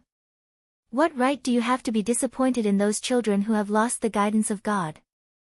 Sumo's expression finally changed a little, and his eyes, hidden deep under his bangs, also wavered. I won't deny your attitude, because some people really can't stand the slightest temptation. Their current depravity is only drawing out the dark side of their hearts. However, I dare not compliment your irresponsible and self-righteous behavior. Noah snorted coldly. There are good deities and evil deities. There are good people and evil people. You can be disappointed in those evil people, however, you don't extend a helping hand to those who could be good. Therefore, you are not qualified to be disappointed in them. That's right. Zhang Tai said. After leaving these words, Noah unceremoniously shook off Su Mo's collar, causing Su Mo to fall to the ground. He stared blankly at Noah, unable to react for a long time. Come to think of it, no one had ever said this to Su Mo before, right? Therefore, Su Mo had never realized that his indifference was the reason for the distortion of the clan, right? Then, what Noah needed to do was to scold this dull god awake, right? Chapter 9:27. As Noah's voice fell, Su Mo's room fell into a state of unbearable dead silence. Lily looked at Su Mo, who had fallen to the ground, with a complicated expression on her face. Sanis looked at Noah in horror, as if he still could not believe that Noah would treat a god like this. Su Mo, on the other hand, was at a loss as he murmured. It's all my fault. You've never thought that the problem lies with you, have you? Noah looked down at Su Mo, who was at a loss, and the anger in his heart gradually turned into a trace of pity and sympathy. No matter what, you're still a god. If you can't even see this level of problem, then I advise you to go back to the heavens. The lower realm is really not suitable for you. Su Mo fell silent. Forget it. After venting all the anger in his heart, Noah no longer beat around the bush and directly stated the purpose of his trip. I'm here just to ask you to release a member of your group. Of course, I'll pay the refund fee. Noah's words finally made the two gods present react. Lily clenched her fists tightly, and her palms began to sweat, but her eyes were full of strong expectation and pleading as she looked at Su Mo. Sani's expression changed, and he screamed in his heart. Sanis was actually a very insidious person who was extremely loyal to his desires. Not only did this guy privately resell the divine wine brewed by Su Mo for money, but he also had an extreme desire for money and women. Including tasting delicious food, Sanis greedily enjoyed all the pleasures in this world that could satisfy his physical desires. Therefore, Sanis liked Su Mo's clan very much. That was because, in this clan tribe, not only did Sangis cover the sky with one hand, but no matter how many bad things he was involved in, Su Mo, as the Lord God, would turn a blind eye and let Sangis do whatever he wanted, lawless to the extreme. It was also because of this that Sanis expressed his respect for God incisively and vividly, but in his heart, he did not take Su Mo seriously at all. Therefore, in addition to Su Mo's indifference to the operation of the clan, Sanis, as the leader, was also a very important reason why Su Mo's clan had deteriorated to this point. However, if Su Mo began to have independent thoughts about the clan tribe, it would definitely be the worst situation for Sanis. In that case, it was very likely that Su Mo would take out all the things that Sangis had done in private and settle them all. Because of this, Sanis absolutely could not let Su Mo free himself from the state of indifference to the clan tribe. He could not let Su Mo ask questions about the members of the clan tribe. Immediately, Sunny stood up anxiously. God Su Mo, please leave this matter to me. I will definitely take care of it. Hearing this, Su Mo turned his head and looked at Sanis. Seeing that his over-god was looking at him, Sanis had an ominous premonition. It was impossible for Su Mo not to know what kind of person Sanis was. The reason why he had always allowed Sanis, a person with an ugly heart, to run amok in the clan tribe was not because Su Mo did not know what kind of person Sanis was, but because he was disappointed in the children of the lower realm and did not care about the character of the people who managed the clan tribe. Now, with Noah's words, although Su Mo could not be said to have come to his senses, he finally looked at the problem in front of him head-on. In this way, how could Su Mo, who understood Sanis' character, listen to Sanis' words? Therefore, Su Mo just glanced at Sanis, and immediately cast his gaze on Lily. After a while, he nodded. I understand. Su Mo finally began to ask about the matters of the clan tribe. Damn it.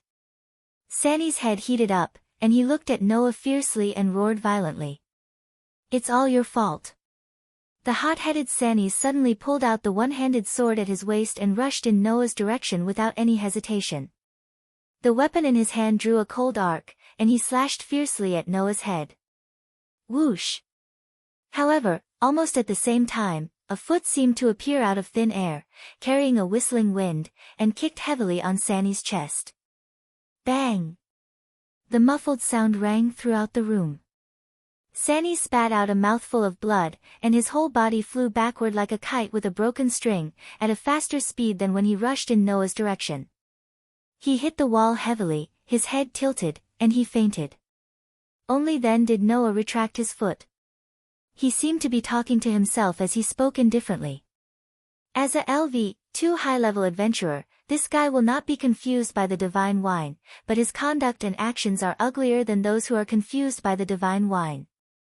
With such a sentence, Noah stared at Sumo. It was you who indulged this person and let him wantonly expand the number of people who disappointed you. Sumo was speechless. The room once again returned to silence. After an unknown amount of time, Sanny's was dragged out of Sumo's room by two people. Sumo personally ordered Sanny's to be locked in the dungeon.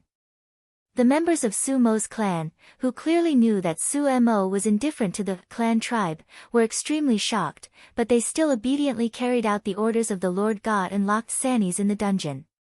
It was not until Sanny's was dragged out of the room that Lily came in front of Sumo, turned around, and took off her robe.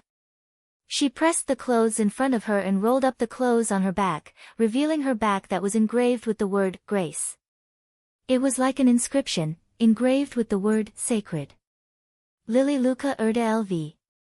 1 Strength, I, 42, Durability, I, 42, Dexterity, H, 143, Dexterity, G, 285, Magic Power, F, 317, Magic, Cinderella, Transformation Magic. Transformation image changes according to imagination when chanting. Failure when lack of specificity. Suggested imitation. Chant, your engraving belongs to me, and my engraving still belongs to me. Spell deciphering, the voice of the apocalypse at 12 o'clock. Skills, behind the scenes, bonus when the weight of the equipment exceeds a certain amount. Ability bonus is proportional to the weight.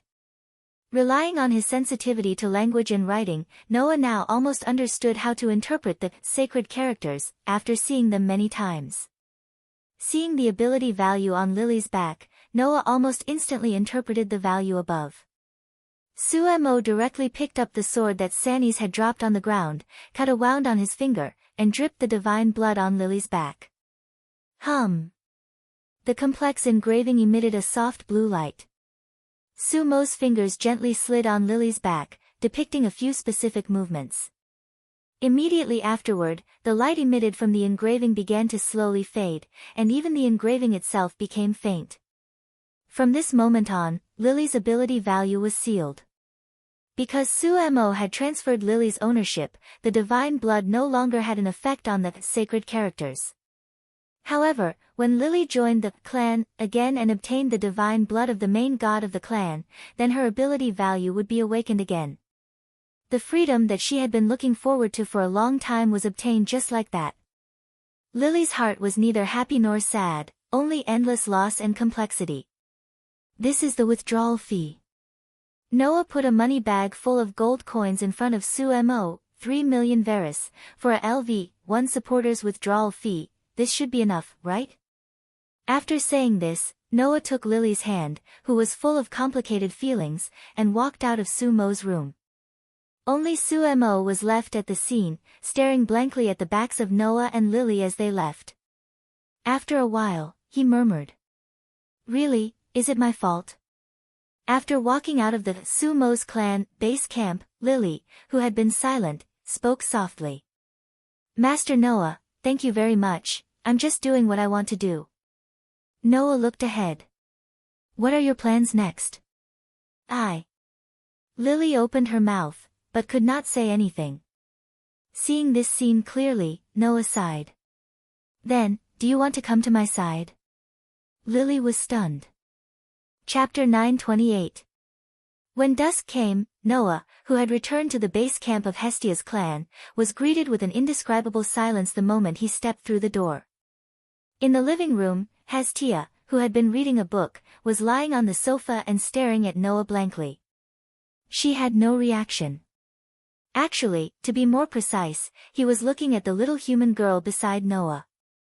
Baal, who was preparing dinner in the kitchen, also saw the little girl standing beside Noah. He held the spatula in his hand and blinked several times. After confirming that he was not mistaken, he was also stunned. Lily, who was still carrying a huge backpack and wearing a white robe, stood beside Noah nervously. When she saw Hestia's dumbfounded expression, she bowed deeply to Hestia. Hello. Lady Hestia. I'm Lily Luca Urda. I'm here to join your clan because of your reputation. Lily's speech did not break the silence in the hall. Instead, it made the atmosphere stiffen. The stiff atmosphere made Lily, who was already a little nervous, sweat drip down her forehead. She looked uneasy. Only Noah was able to maintain his usual calmness, but he also sighed and laughed bitterly. That's what she said. Don't you think it's rude to stand there in a daze? However, this time, even though Noah said that, Hestia and Baal did not react. They were still staring blankly at Lily and did not make a sound for a long time. When the atmosphere was so stiff that it was unbearable, Hestia murmured as if she was sleep-talking. Finally. Lily opened her eyes wide and nervously waited for Hestia to continue. Finally. Baal blinked again with a confused look on his face. Finally. Even Noah was a little confused, scratching his head in confusion. Under such circumstances, tears began to well up in Hestia's eyes. In the end, Noah was still abducted by another girl outside, and even brought that girl home? Huh? Lily was stunned. Huh? Baal was also stunned. Huh? Even Noah could not help but stand there in a daze. He was at a loss for words. At this moment, Hestia threw away the book in her hand and threw herself at Noah with tears in her eyes. No! I won't allow it! Hestia shouted. Before Noah could react, she threw herself on Noah and hugged Noah's head tightly with both hands. She even clamped her legs tightly on Noah's waist as she cried. I can't be abducted by a girl outside. Noah! All girls are vixens. They will eat Noah until there's nothing left. Only I, a pure virgin goddess, am worthy of you. Oh! Oh! Noah, who was hugged by Hestia, was completely stunned. His head was pressed in Hestia's arms, and his face was directly pressed into the goddess's breasts. Then, without even the time to feel shaken, Noah's breathing gradually became uneven. In the end, he couldn't even breathe, and his face turned ashen. Even if he was a god slayer, he still needed to breathe. Even if he was the darling of the world, Noah couldn't live without air. Therefore, under that unexpected attack, Noah's biggest crisis in history actually occurred at this time. Unable to even speak, Noah was so suffocated that his eyes rolled back and he fell to the ground. Lord Noah! Lily exclaimed. Exalted! Exalted God! Baal also reacted. He rushed out of the kitchen and paced around anxiously. Quick! Let go of the leader. He's going to die. He's going to die. Hestia seemed to have only just realized what situation Noah was in. She lowered her head and looked at Noah, who was in her arms, and her eyes widened. Instead of letting go, she anxiously hugged him tighter. Wah! Noah! You can't die. If you die, what will happen to me? Then hurry up and let go of me. Noah roared in his heart, but because of the lack of oxygen, he began to gradually become confused. Even his hands and feet became weak, and he couldn't pull away from the goddess. In the end, Noah could only faintly hear the screams of Hestia, Lily, and Baal, and then he lost consciousness. 10 minutes later, Noah, who was lying on the sofa, pressed his head and looked weak. Seeing Noah's weak appearance, Lily and Baal shuddered. They didn't expect that the tyrant, who couldn't even defeat Eulalia's ultimate weapon and single-handedly destroyed the entire Apollonian race, would almost be suffocated to death in Hestia's arms. The weapon named Goddess was simply too terrifying. Even Noah had a bitter smile on his face. I almost became the first god slayer in history to be suffocated to death by a girl. Hestia looked at Noah with tears in her eyes. Noah, what did you just say? Nothing. Noah sighed loudly, sat up from the sofa, and looked at Hestia with an annoyed expression. I want to ask you, what's wrong with you? Who told Noah to be abducted by a vixen outside? Hestia stared at Lily and pointed at her nose. By the way, who the hell are you? Lily's body stiffened when she saw Hestia's fierce glare. She didn't know what to do. Hey, Commander, Baal sneaked up to Noah and whispered. That child is the one who stole the weapon you bought for me last time, right? Yes. Noah didn't hide anything and nodded. Well, a lot of things have happened. In short, this child isn't a bad person. Don't worry about what happened in the past. No. I don't care. Baal quickly shook his head. Commander, you bought the weapon for me. Of course, you can decide what to do with it. I won't have any objections. That's good. Noah scratched his cheek and turned to Hestia, who was glaring at Lily. Hestia, don't be so hostile. A lot of things have happened to this child. She has suffered a lot in the past.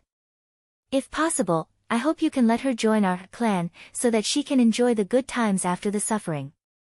Hestia immediately raised her eyebrows, but her eyes didn't move away from Lily. She stared at Lily and puffed up her cheeks. Are you really not a bad girl who wants to abduct Noah? Lily doesn't have such thoughts. Lily quickly shook her head. Lily is just an insignificant supporter.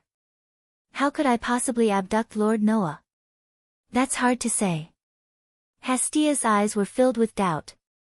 I've seen many famous people fall into depravity because of a woman. Who knows if you're here to harm Noah?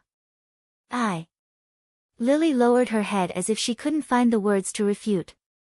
Hestia, Noah frowned and knocked on Hestia's head. She's here to seek refuge with you. How could you say such unpleasant words? But... Tears welled up in Hestia's eyes again. She looked at Noah with a pitiful gaze. I'm worried. Noah didn't know whether to laugh or cry at Hestia's pitiful appearance. Ever since the war game, Hestia's desire to monopolize Noah had reached a peak. She would follow Noah around at home. Even when Noah came back from outside, Hestia would make Noah tell her everything that happened that day. It was as if she didn't pay attention, Noah would run away and never come back. Noah couldn't do anything about it. Noah also knew that because almost every god outside wanted to poach him into their family clan, Hesti, who treasured Noah, had become extremely sensitive. But there was no need to be so nervous, right? In short, listen to Lily's story first, Noah said to Hestia. You can make a decision after you hear it. Chapter 929. That's it. Lily, who had confessed her past, lowered her head and didn't even dare to look at Hestia. She could only force out her words with great difficulty. Lily knows that Lily is a dirty person. If a dirty little person like Lily joins the Hestia clan, it is very likely that the reputation of the Hestia clan will be damaged, and it may also affect everyone. However, Lily will try her best to not get everyone involved. Please let Lily join the Hestia clan. The atmosphere in the hall became heavy as soon as Hestia finished her words. Your Highness, Baal said through clenched teeth as he looked at Hestia with a pleading gaze.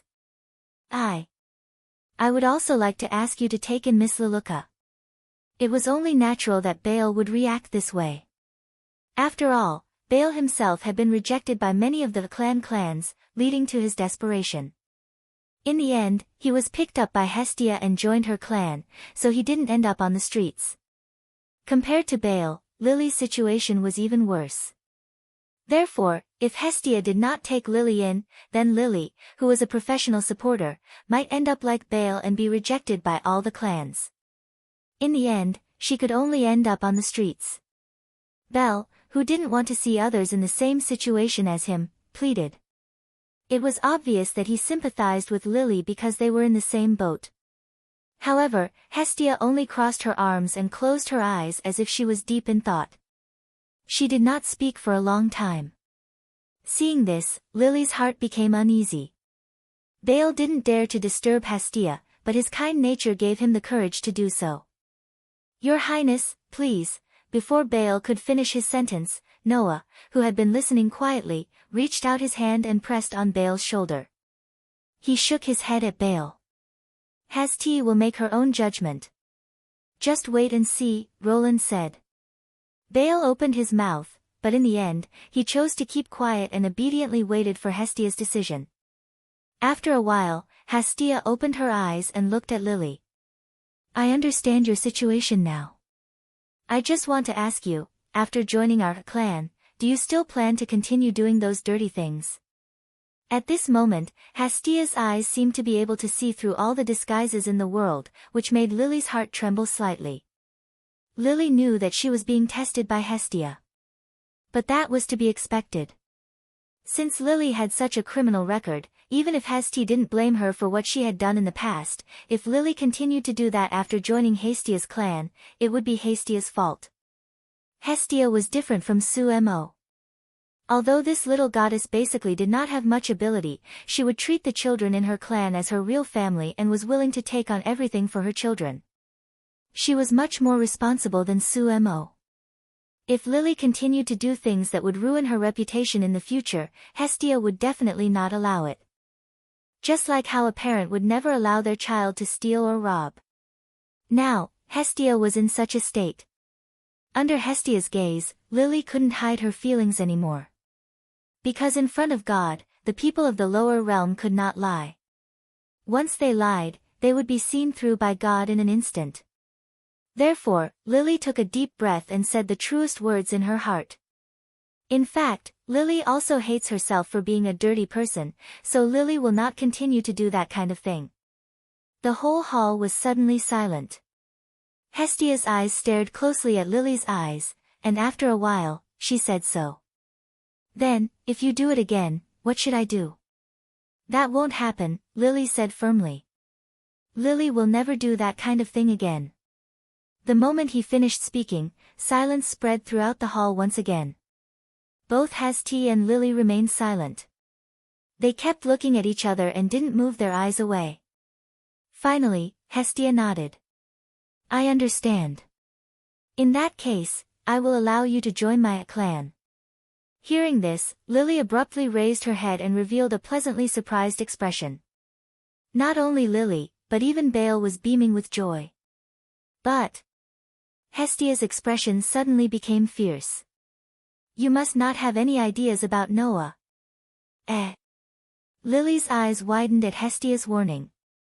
Before Lily could react, Hestia trotted to Noah's side and hugged Noah's arm. She looked down at Lily condescendingly. "Noah belongs to me alone. No one can have him." Lily's face twitched. For a moment, Lily had a strong urge to change her mind. She wanted to join Hestia's clan. Exalted goddess. Even Belle had an awkward expression on his face as he apologized to Lily. "I'm sorry, Miss Lily. Lady Exalted Goddess means no harm. She just likes Leader too much." "That's right." Hestia raised her head and said proudly. "In this world, no one likes Noah more than I do. So, no one is allowed to touch my Noah." Hestia said proudly. What she did not know was that her love did not make Leyland's heart beat faster. Instead, it made him feel very heavy. Noah could only look at Lily speechlessly. "Don't worry about this guy. Since you've joined our clan, you can live here from now on." "Yes." Lily agreed with a face full of joy. However, Bale suddenly raised his hand timidly. "There are only 3 rooms here, right?" Noah and Hestia looked at each other in dismay. Indeed, there were only 3 rooms in this house. I can sleep in the living room, Bale quickly said. There's a sofa here. It's more comfortable than a bed. I can sleep in the living room. How can that be? Lily quickly shook her head. Lily is the youngest in Hastia's family. She should be the one to sleep in the living room. That won't do. Hastia objected, but what she said was different from what she had expected. I don't feel safe letting Miss Supporter sleep in a place where I can't see her. What if she suddenly breaks into Noah's room in the middle of the night? Lily and Bale were speechless. At this time, Hestia's eyes slightly turned and lit up. Right. Just let Miss Supporter stay in my room.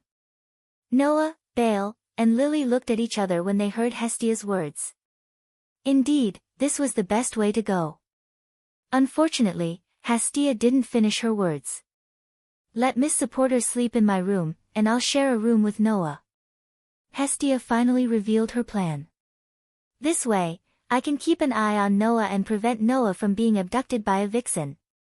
Lily and Bale almost fell to the ground. Even Noah felt weak all over. Is this Lolita goddess thinking about such nonsense all day long? That's enough, Noah said helplessly as he rubbed his temples.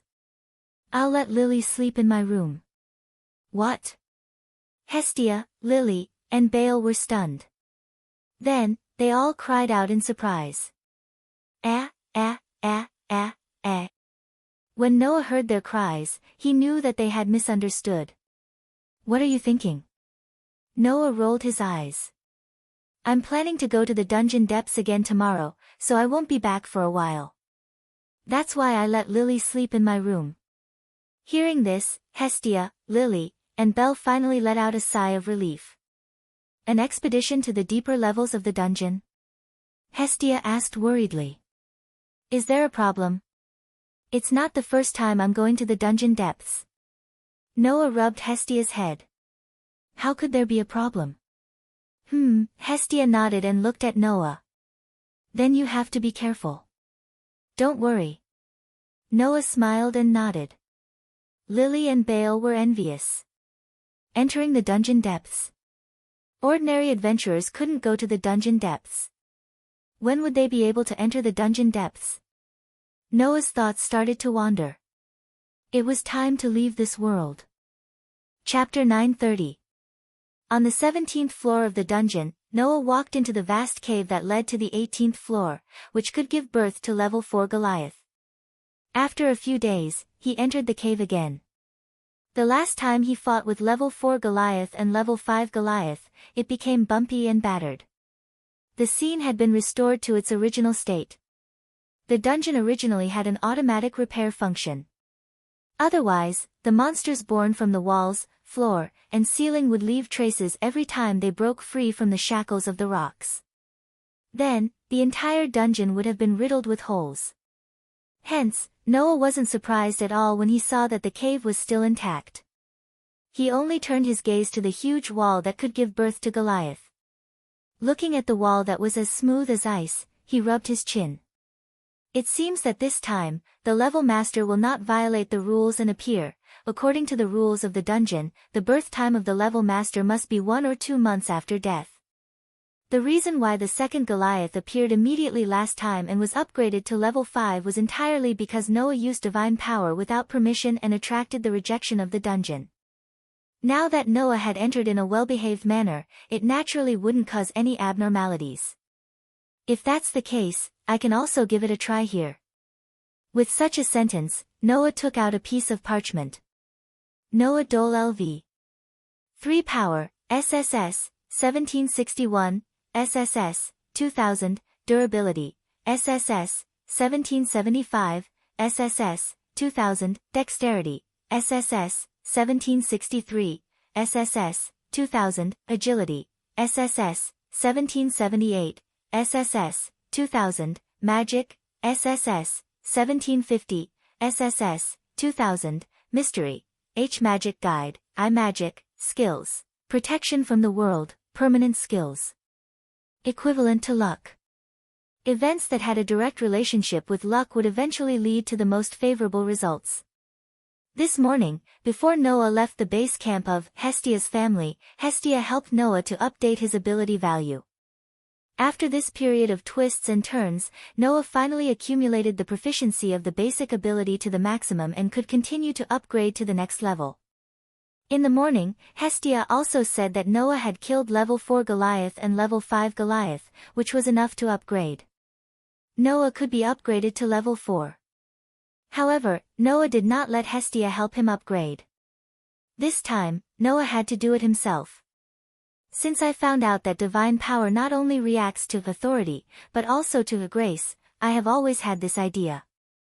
Noah held the parchment that recorded his ability value. Perhaps, I can also upgrade my ability value by myself. Who knows? This was not a baseless claim. This was because Noah's divine power was derived from a drop of God's blood that Hestia had dropped into Noah's body. Noah's mana source had absorbed a trace of the divine power and derived his divine power from it. Then, divine power should be able to play the same role as divine blood. Of course, that did not mean that when Noah used divine power, his blood would become divine blood. However, Hestia's divine blood had already been dripped into Noah's body and was absorbed by Noah's body. Then, using the energy extracted from Hestia's divine blood to draw out the divine blood in his body, it might have the same effect as Hestia herself dripping her divine blood on Noah. This was Noah's idea. During this period of time, the reason why Noah did not hurry to leave after obtaining the world fragment was because he wanted to learn the sacred script and master the method of upgrading his ability value with divine power. Otherwise, once he left this world, without Hestia, Noah would not be able to upgrade his ability value. That won't do. Noah suddenly smiled. God's grace is of great help to me. In fact, from the perspective of the improvement in strength, Noah's improvement brought by God's grace was really nothing much. After all, Noah had the authority that could rival divine power, and the gate of Babylon that was not inferior to the authority in the slightest. Compared to the power of authority and gate of Babylon, the improvement that God's grace brought to Noah was really nothing. However, the grace of God could continuously draw out the possibilities in Noah's body. At present, the grace did not bring much improvement to Noah, but when he reached LV5, LV6, LV7 or even LV8, how much improvement would it bring? If there was no end to the improvement, then how much improvement would it bring? This was one of the reasons why the grace was valued by Noah. The second reason was that the grace brought 3 aspects of development: ability, skills and magic. For example, the mystery that could cause miracles, or the magic that could increase the power of magic, and so on. These development abilities were very useful.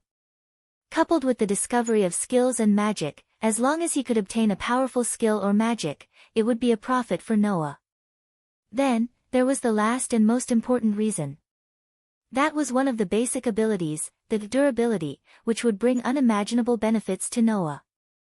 This ability was mainly used to improve the body's ability to resist attacks, the ability to reduce physical damage, and the ability to bear the burden of the body.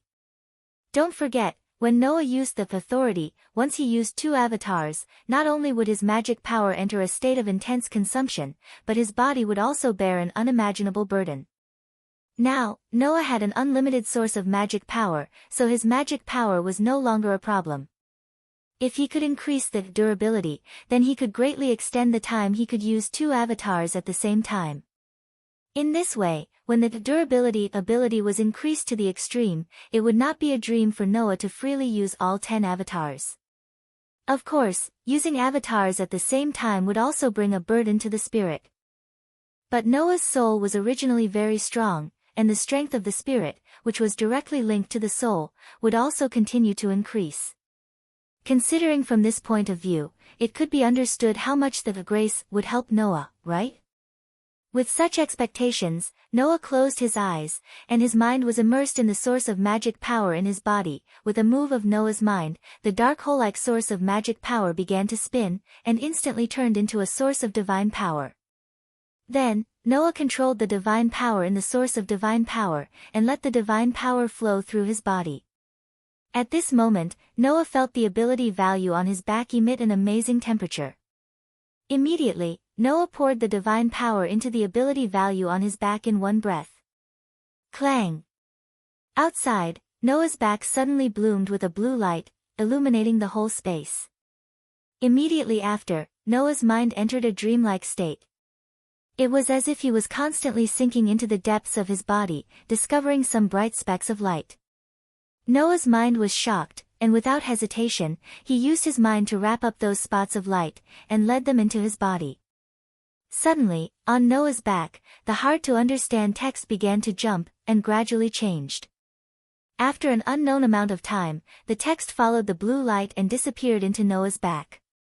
At the same time, a wave of information followed the flow of divine power in Noah's body, and rushed into Noah's mind. Noah Dole LV. For strength, SSS, 2000, A, 846, durability, SSS, 2000, A, 868, dexterity, SSS, 2000, A, 855, agility, SSS, 2000, A, 873, magic, SSS, 2000, A, 842, mystery, H magic, I swordsman, I magic skill, protection from the world, a permanent skill. Equivalent to luck. Events that were directly related to luck would eventually lead to the most beneficial result. The corner of Noah's mouth slowly lifted. Chapter 931. This was a very peaceful forest. There were no signs of human habitation, and there was no end to it. It was like an endless ocean. At a glance, everything was green. In this tranquil forest, a small stream slowly flowed from afar.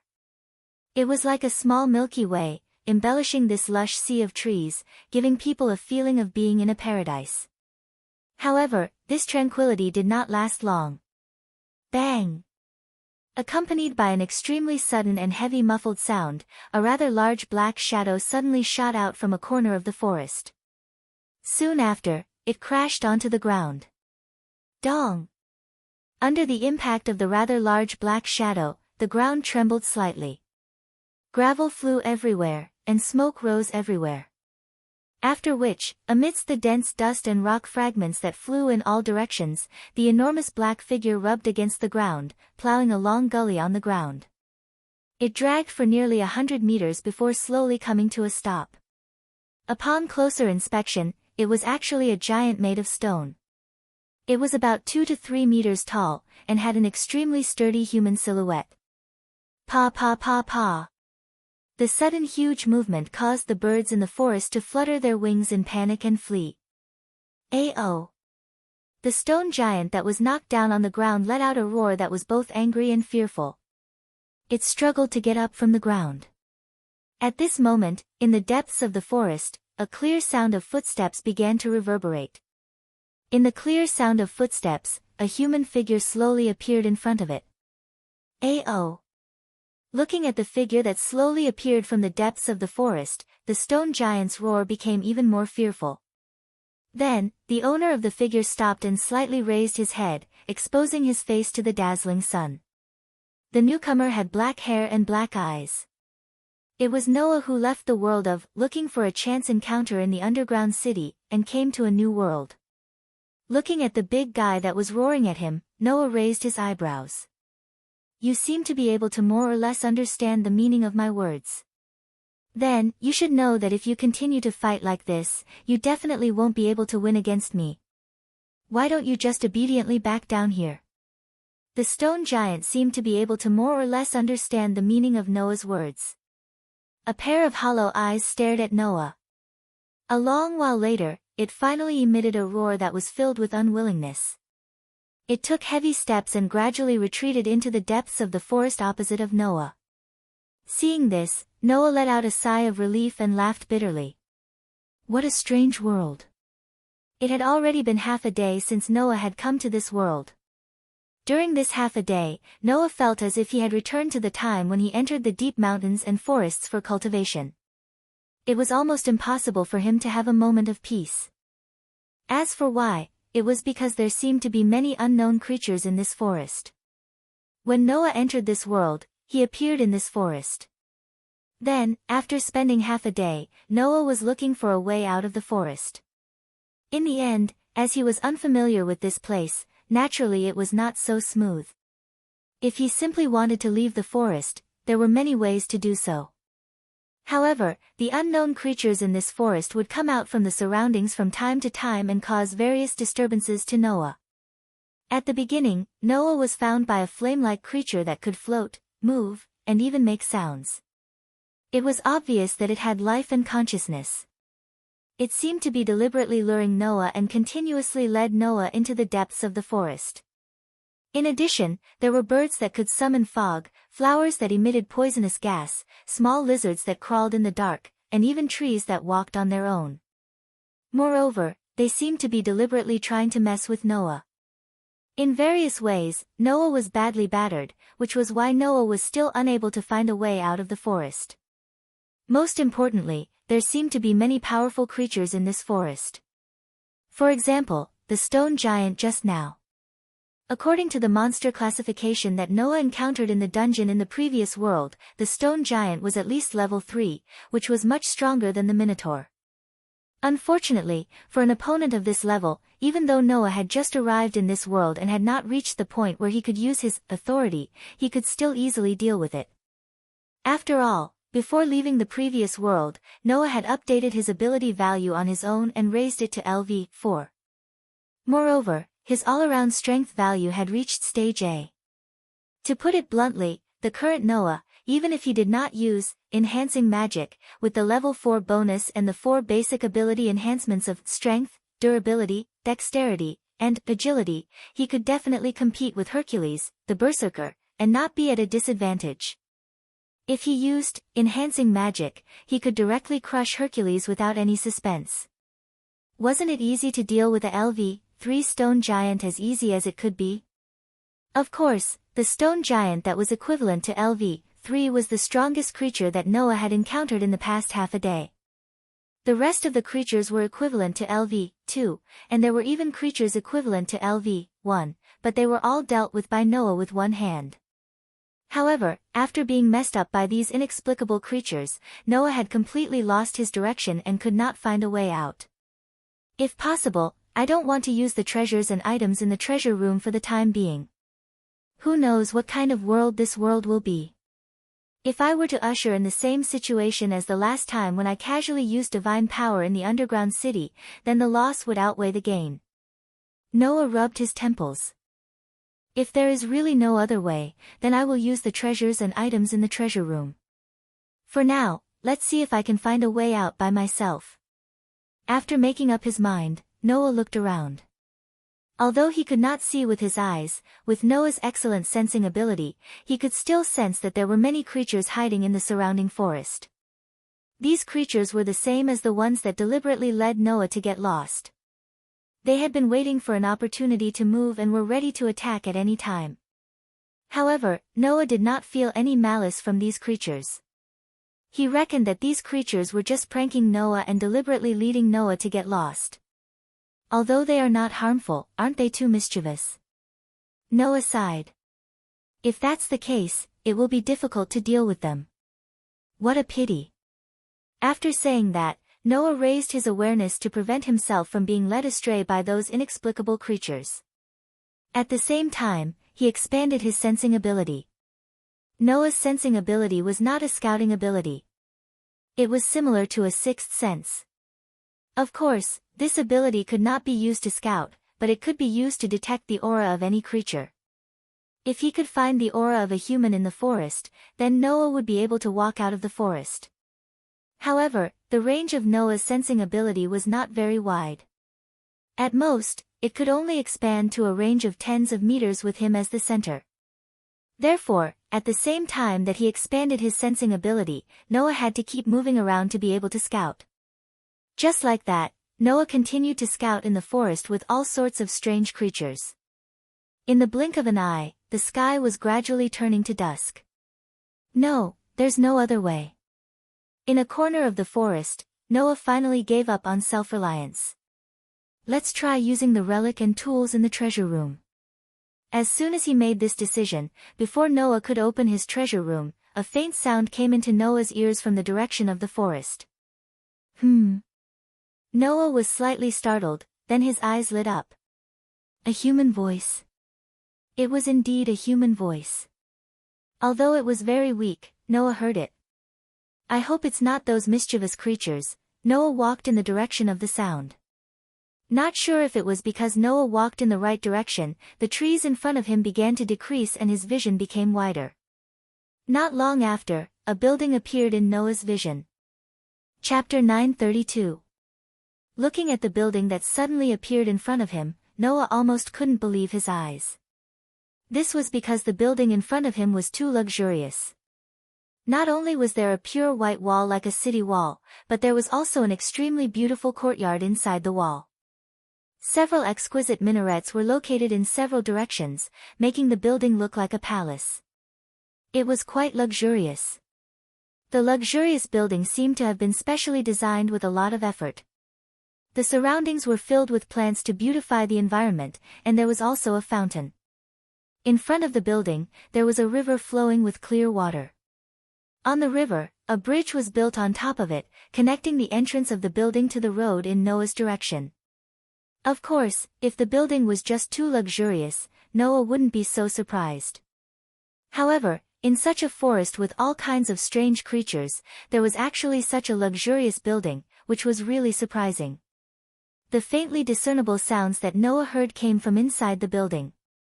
From where Noah was looking, he could even see that inside the building, there were some girls in pure white uniforms chatting and laughing while taking a stroll in the beautiful courtyard. Uniforms? Noah was really surprised. Could it be that it's a school? After being surprised, Noah began to ponder.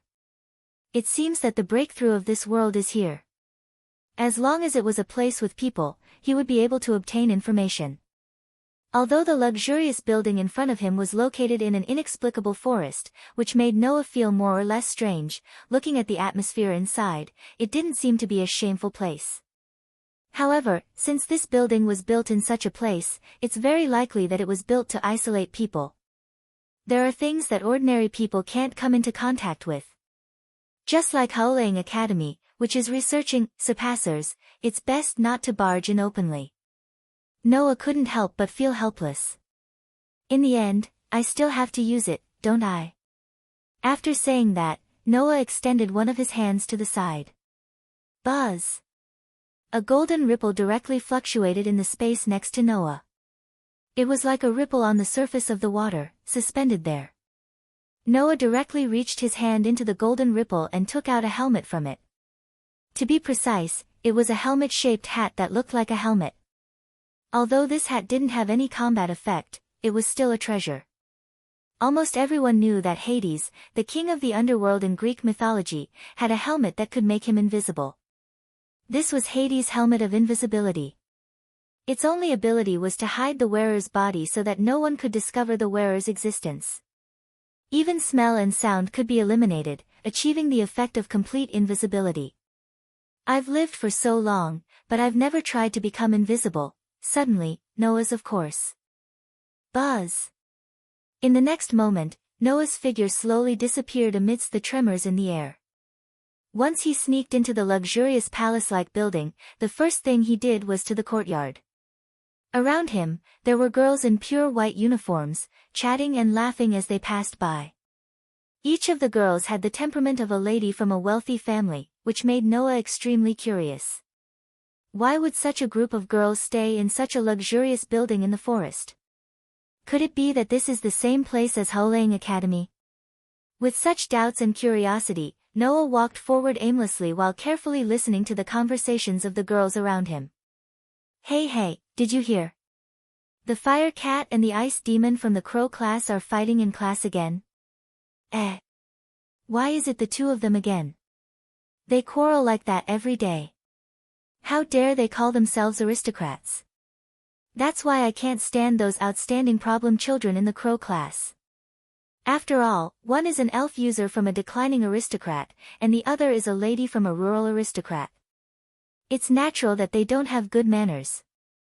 That's true. While saying this, those young ladies with noble temperaments brushed past Noah, who couldn't be seen at all. Noah knitted his brows and mocked them. Don't worry, you're just a bunch of young ladies. No matter how much of a lady from a wealthy family they are, mocking others behind their backs is nothing more than a group of lowly girls. However, from the conversation of the girls, Noah was able to glean a few pieces of information. First, this was indeed a school, or at least it had the same nature as a school. Otherwise, there would not be such a name, Crow Class, which was obviously used to differentiate between groups. Secondly, there seemed to be some aristocrats among the students here. Lastly, there was a term that Noah was rather concerned about. Elf user. Noah muttered. What kind of existence is that? After suppressing these doubts deep in his heart, Noah continued walking. It had to be said that this place was really big. The courtyard alone was enough to build a normal school, let alone a real school, which was ridiculously big. Perhaps it was because it was already dark, but the number of people gradually decreased. This made Noah unable to obtain much useful information from the conversations of the people here. However, Noah snuck into some of the buildings and saw something similar to a classroom, which made him even more certain that this was a school. However, for some reason, the interior environment of the building here was very strange. The stairs were crisscrossed. The corridor had many turns and forks. From time to time, some incredible creatures like the ones in the forest outside would pass by the corridor. Sometimes, they were beast-like creatures.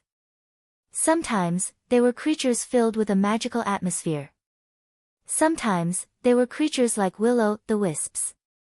Sometimes, they were creatures like balls of light. Walking in such a place, it was extremely easy to feel as if one had entered a fairy tale world. The feeling was as if this was not a place where humans should live, but a place where those wonderful creatures should live. Noah, who almost got lost again, finally walked out of those strange buildings with a distressed face.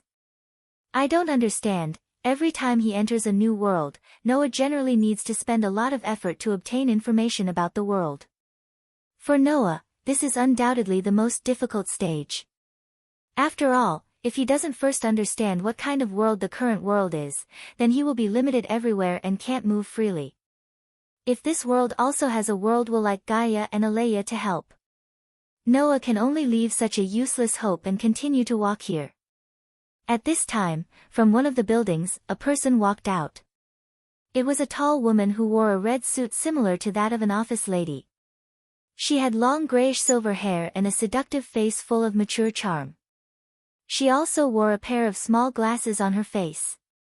She looked to be a woman in her 20s or 30s.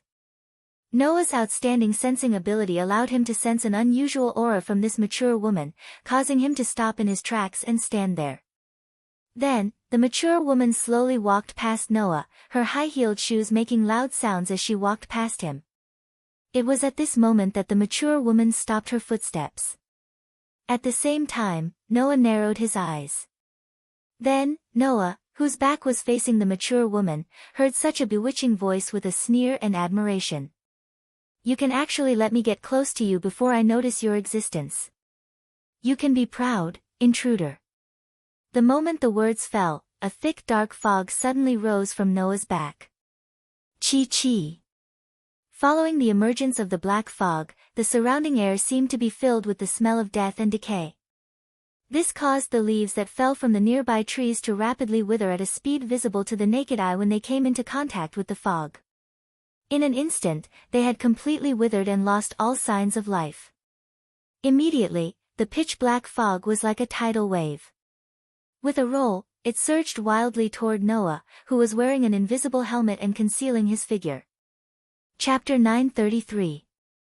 Who? The thick dark fog surged out and directly shrouded Noah, who was wearing the invisibility helmet. There was not the slightest deviation, telling Noah that the other party was not bluffing, but had really discovered him. Hence, Noah's body moved as he sensed the corrosive wind coming from behind him. He suddenly shifted in the air and retreated in an instant. Bang! The dark fog with some fishy wind hit the ground where Noah was just now, setting off a strong impact wind, but it did not damage the ground at all. However, if a living person were to come into contact with that corrosive wind, their skin would probably be corroded, right? The pitch-black fog that mist condensed in mid-air, turning into a pitch-black mass that looked like sewage. It fell on one of the mature woman's outstretched hands. The other party held the dark mass like dirty water and licked the corner of her mouth like a cruel demon, but also like an evil witch. Her eyes, which were the same color as her hair, shot straight in the direction of Noah. "Come out, in front of me, that kind of little trick is useless. Don't tell me you haven't heard of my name, Twilight Witch, Grey Vath Sharumas." "I really haven't heard of it." Noah curled his lips and took off the invisibility helmet on his head. Immediately, Noah's figure slowly appeared in front of the woman who called herself Grey Vath. "Oh." Grey Vath raised her eyebrows. "It's actually a man." Noah could more or less guess the reason why the other party said so. This was most likely an all-girls school. Because, from the beginning to the end, Noah did not see a single man here. So, that's why the other party had such a reaction, right? "Can I ask?"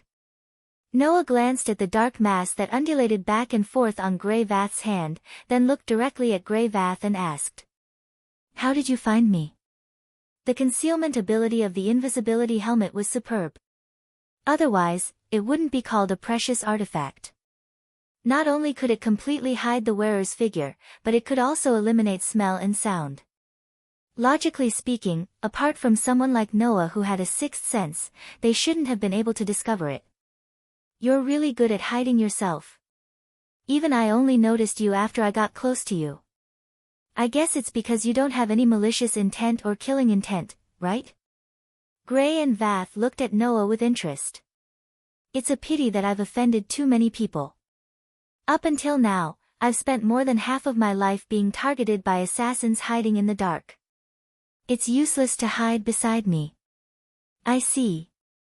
Noah shrugged and tossed the helmet of invisibility away, allowing it to be swallowed up by the golden ripples that suddenly appeared above his head. Grey Vath, who had been observing Noah, saw this scene and the interest in her eyes grew stronger. "You seem to have some interesting things." "Thanks for the compliment," Noah said unhurriedly. "Anyway, I'm not here to assassinate you, and I don't have any improper thoughts about anyone here. For this reason, can you let me go?" "That won't do." Grey Vath licked the corner of her mouth once again. Her expression was like a demon eyeing its prey, with a hint of flirtatiousness. This is the Elven Academy of Alicia, which specializes in nurturing elven envoys. More than half of the noble ladies of the Alicia Empire are here. If I let a man like you run around and something happens, I'll be in big trouble. Although that was what she said, Grey Vath didn't seem to be worried about this at all. Instead, she smiled sweetly as if she was interested in Noah. "So, young man, you should stay." After saying that, Grey Vath slowly clenched her hand that was holding the pitch-black lump. Wang! Suddenly, the pitch-black lump in Grey Vath's hand rose up as if it was boiling. It gradually extended and turned into a long strip. In the next moment, the color that covered the long strip of pitch-black lump began to fade, exposing the object inside the lump to the air. It was a pitch-black knight's sword. Like a demon's scythe, the pitch-black knight's sword stirred up gusts of chilly wind. The moment the pitch-black knight's sword appeared, Noah's eyes narrowed. Without any warning, he took a step back. A golden ripple appeared in his hand, and a knight's sword flickered with golden light and fell into Noah's hand. Clang! Almost at the same time, the pitch-black knight's sword turned into a sword light, bringing along a cold arc as it shot towards Noah's throat. Clang! The sound of steel colliding with steel echoed in the air. The golden knight's sword clashed with the pitch-black knight's sword, creating sparks that filled the sky. Through the sparks that filled the sky, Noah and Grey Vath held their weapons tightly and looked at each other in surprise. So fast, this was the reason why Noah was surprised. He actually took it. This was the reason why Grey Vath was surprised. After the surprise, the two of them looked at each other with interest. At that moment, Noah's hand that was holding the sword tightened, and the strength that was added to the sword instantly increased by a few points. Clang!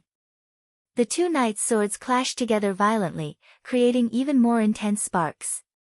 Grey Vath only felt a huge force pushing against Noah's sword, forcing her to give up the fight with Noah. As expected of a man, you have quite a lot of strength.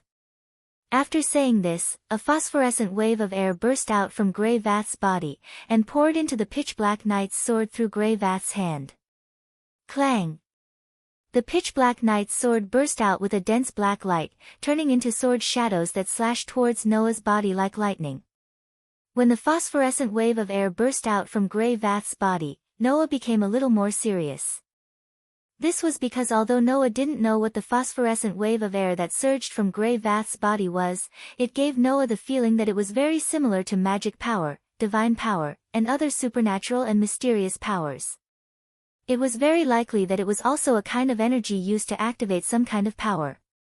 As this thought flashed through his mind, the knight's sword in Noah's hand suddenly soared to the extreme. Like a misty cold light, like a fierce electric light, with an unparalleled momentum and a heart-palpitating speed, it directly enveloped Grey Vath's sword shadows. Clang, clang, clang, clang. All of a sudden, the sound of metal clashing rang out one after another. In the vast courtyard, two black shadows kept colliding, unfolding a dazzling sword dance. Noah's strength was overwhelming. After all, with his level raised to LV4 and his all-around strength raised to A stage, Noah's physical ability was now able to confront Hercules, who used to be a servant. With Grey Vath's tall and slender figure, it was estimated that she would be crushed by Noah's strength at the moment of contact. However, facing such a Noah, Grey Vath faced him head-on without fear, swinging a whirlwind of slashes. Grey Vath's strength didn't change. However, relying on the unknown phosphorescent power fluctuating around her, the knight's sword in Grey Vath's hand repeatedly bloomed with light, as if she was relying on the weapon to trigger a powerful force. Facing Noah, who was swinging his sword like a storm, she gathered all the power of the weapon to deflect the slashes that could split mountains and split rocks. If not, Grey Vath would definitely be defeated in an instant. As a result, Grey Vath's every attack contained almost all of her strength. If Grey Vath was a whirlwind, then Noah was a storm. Undoubtedly, his body that wasn't very strong showed an overwhelming sense of existence. Undoubtedly, the sword strikes that seemed to be light fell like meteorites. Over time, even with the support of the unknown power, which made the weapon burst out with a powerful force, Grey Vath gradually began to be unable to hold on and retreated. Chapter 934. Clang clang clang clang. The sounds of swords and halberds continued to vibrate in the air. It was like an echo that continued to reverberate. In the vast courtyard, the bright sword light and the pitch-black sword light repeatedly clashed, setting off gusts of wind and sparks. It was dazzling. However, if one observed carefully, they would definitely be able to discover it. As time passed, the pitch-black sword light began to gradually slow down, while the resplendent sword light seemed to be at ease.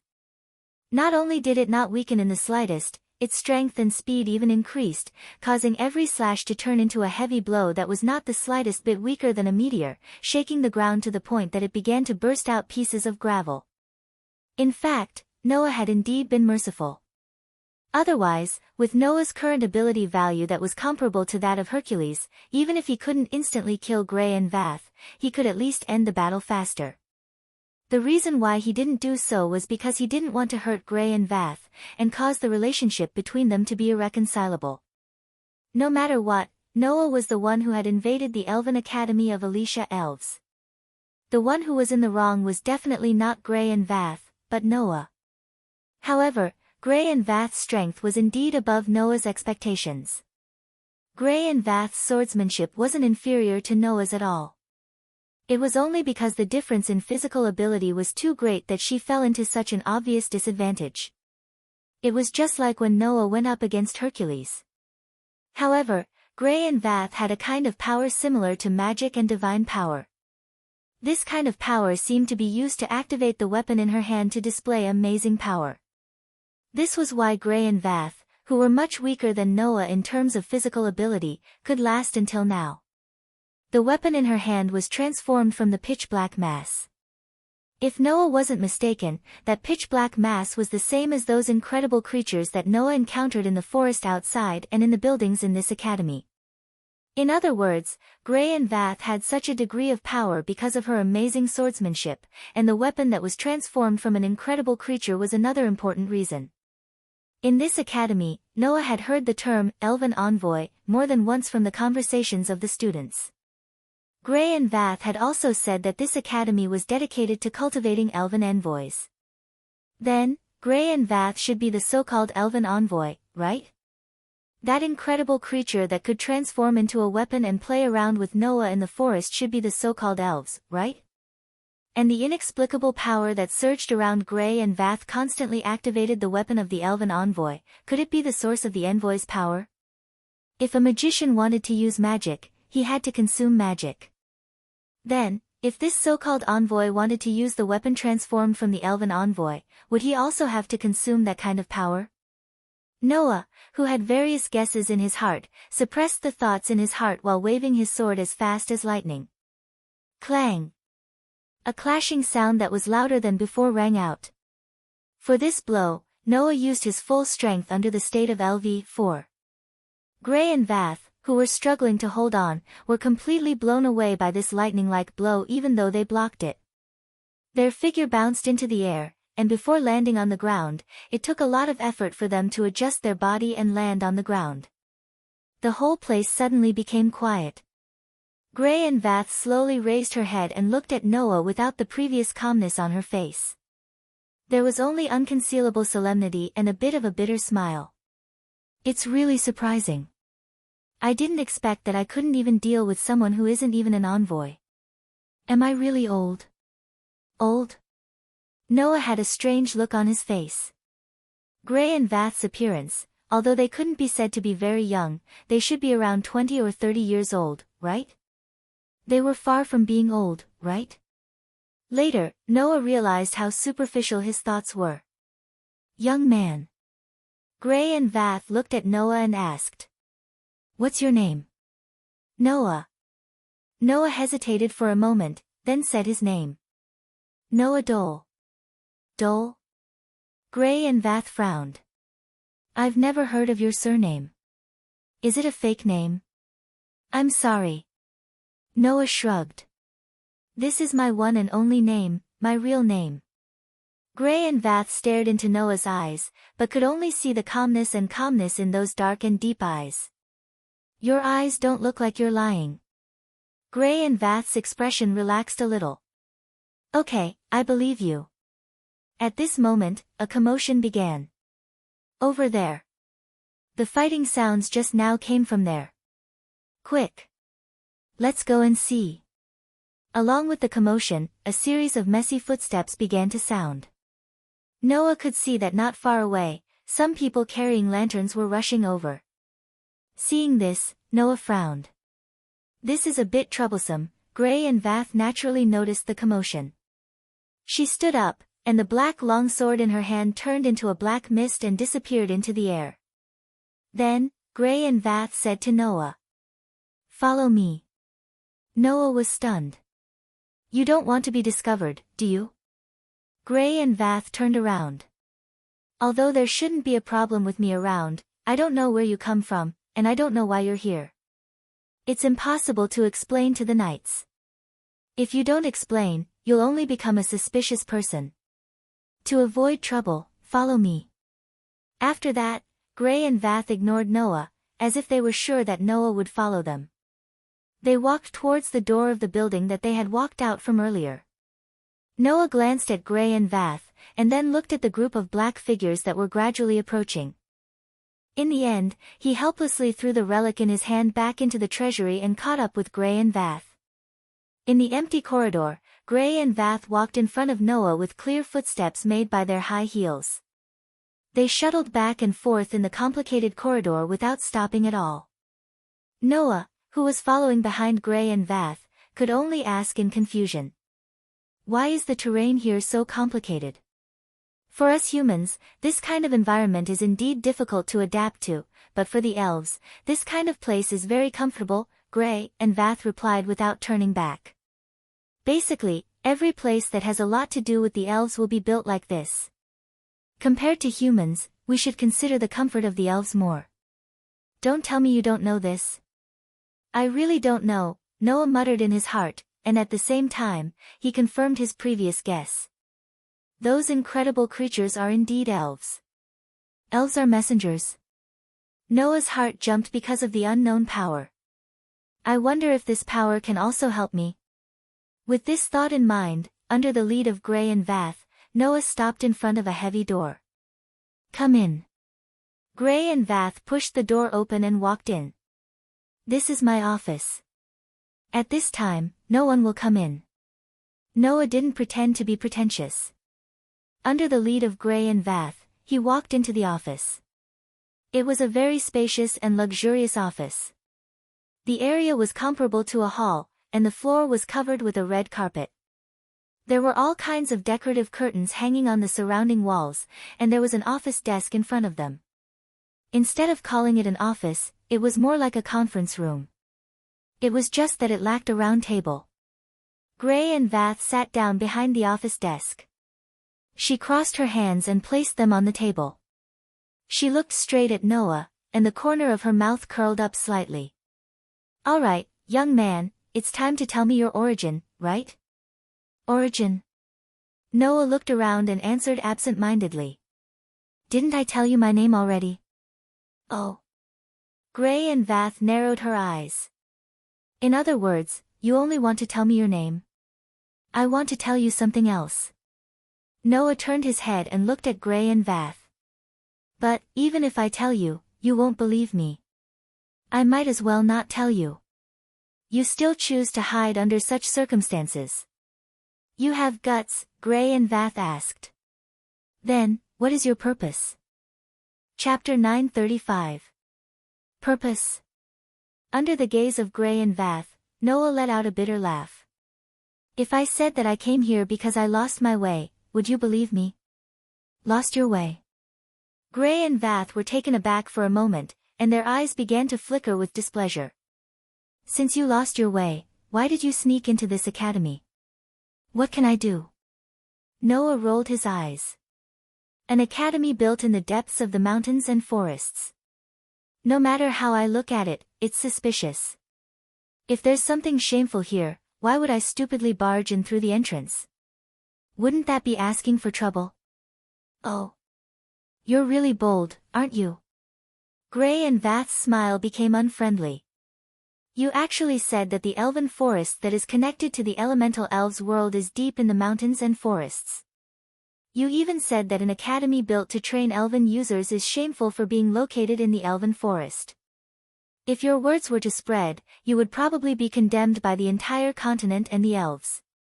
Speaking of this, Gray and Vath's gaze towards Noah became more and more thought-provoking. Or are you saying that you don't even know the basic knowledge that everyone in the continent knows? You don't even know about the existence of elves and elven users. Are you a suspicious person? At this moment, Gray and Vath's gaze was filled with coercion, as though they were a judge who wanted to force a criminal into a corner. Facing Gray and Vath's coercive gaze, Noah's expression remained calm, but he secretly sighed in his heart. Sure enough, was he exposed? In order not to arouse suspicion, Noah tried his best not to ask any questions. However, Noah only had a rough idea about elves and elven users based on his own guesses. He didn't know much about them at all. Here, the elves weren't the magical races in the world of looking for a chance encounter in the underground city. They had sharp ears, outstanding looks, and pure hearts. They would never be touched by people they didn't approve of. Instead, they were another kind of incredible creatures. This kind of creature seemed to be able to establish some kind of strange relationship with the humans in this world. It could even transform into the weapons of the humans who had an extraordinary relationship with it, allowing the mere existence of an ordinary human to display the power of an adventurer who had received a favor. These humans who could enslave elves seemed to be called elven users. And in order to enslave those inconceivable creatures called elves, it seemed that some kind of energy similar to magic and divine power was required. That was all Noah knew. Thus, with the increase in conversation, Noah, who basically didn't know much about this world, would naturally reveal his suspicious side. Since this was basic knowledge that everyone in this world knew, wouldn't it be suspicious if Noah didn't know? However, Noah couldn't stop the conversation with Gray and Vath. After all, Gray and Vath could discover Noah's suspicions through the conversation, and Noah could also obtain some information he wanted through the conversation. Therefore, Noah and Gray and Vath were simply testing each other. What kind of person I am, or even whether I'm suspicious or not, that's not important. What's important is that you only need to know that I don't have any enmity or malice towards this academy. Noah crossed his arms and swept his gaze around. But your identity is much easier to guess. You're not wearing a student's uniform, and you have such a luxurious personal office. You probably don't have a special position here, and you're the dean of this academy, right? Hearing this sentence, Gray and Vath weren't surprised that their identities were exposed. Instead, they were stunned and couldn't help but laugh a few times. Interesting. You actually don't even know me, the Twilight Witch. I'm really getting more and more interested in your identity. From Gray and Vath's words, it could be inferred that her name was absolutely resounding to the point where it could be known by everyone in the world. However, whether it was a good name or a bad one, that was unknown. After all, Gray and Vath herself had said that more than half of her life was spent being assassinated by others. So much so that Gray and Vath's senses were sharpened by the long-term assassinations to the point that even Noah, who was using Hades' invisibility helmet, could discover them. It was enough to see the ability of this mature woman. Noah, who had just arrived, didn't know Gray and Vath. It seemed that this place had become a suspicious place. Realizing this, Noah smiled bitterly in his heart. This witch was really hard to deal with. As you said, I am indeed the dean of this academy, Gray and Vath admitted straightforwardly. Originally, the best way to deal with a suspicious person like you is to directly report to the Empire and let the Empire deal with it. However, since even I can't do anything to you, then even if the Empire's most elite knights are dispatched, I'm afraid that they won't be able to do anything to you. In order to avoid unnecessary disputes and casualties, I will turn a blind eye. As long as I can confirm that you don't really have any ulterior motives, to me, that's enough. After saying that, Gray and Vath stood up and crossed their arms. However, you are an existence that isn't even an elven envoy, and even I can't do anything to you. If I let you walk freely in the Empire, you might really cause some trouble. What should I do? Oh. Noah's heart skipped a beat, and he asked without batting an eyelid. Could it be that just because I'm not an elven envoy, I can't do anything to an elven envoy? For an ordinary person who isn't an elven envoy, no matter how powerful their martial arts are, it would be extremely difficult to defeat an elven envoy. Gray and Vath looked at Noah with a strange expression. Not only can an elven envoy command elves to fight, but they can also turn them into elven magic equipment to display unimaginable fighting strength. They can even use elven magic through the contract with elves. With so many advantages, how can an ordinary person win? You don't even know this? Then how can you be sure that I'm not an elven envoy? Noah asked curiously. Perhaps I just haven't commanded elves to fight. Haven't you thought of this possibility? You're an elven envoy. Gray and Vath looked at Noah with a strange expression. After a while, her expression was full of ridicule. Only a pure young girl can communicate with elves from the elemental world and form a contract with them. Are you not a man? Suddenly, Noah's whole body froze there. Only a pure young girl can form a contract with an elven envoy? What kind of gender discrimination was this? Looking at Gray and Vath's increasingly mocking expression, Noah's face twitched fiercely, and he said stubbornly. Who said that only a pure young girl can form a contract with an elven envoy? There are exceptions to everything, aren't there? Indeed, there was a male elven envoy in history. Gray and Vath couldn't help but laugh out loud. However, not to mention what that person did, there was only one male elven envoy in history. How could there be another one so easily? You also said that an ordinary person can't defeat an elven envoy. In the end, didn't I still defeat you? Noah pursed his lips. Perhaps I also have the talent of an elven envoy. You unexpectedly have a side that doesn't admit defeat. Gray and Vath pushed up the glasses on her face. Never mind. After saying that, Gray and Vath directly came in front of Noah, extended one hand, and tightly grasped Noah's wrist. Before Noah could figure out what Gray and Vath were doing, he felt a pure energy suddenly flowing from Gray and Vath's body, entering his body, and circulating around Noah's body. Wang! At this moment, the dark and hollow mana source in Noah's body trembled, and a suction force erupted out of nowhere, wrapping around a strand of pure energy that flowed into Noah's body, and tyrannically pulling it into the mana source. At this moment, Gray and Vath let go of Noah's hand, and nodded as expected. I have already checked. You don't have the constitution of a witch G that can communicate with elves. You can't be an elven envoy. Really? Noah's eyes flashed, and he suddenly smiled. Why don't you check again?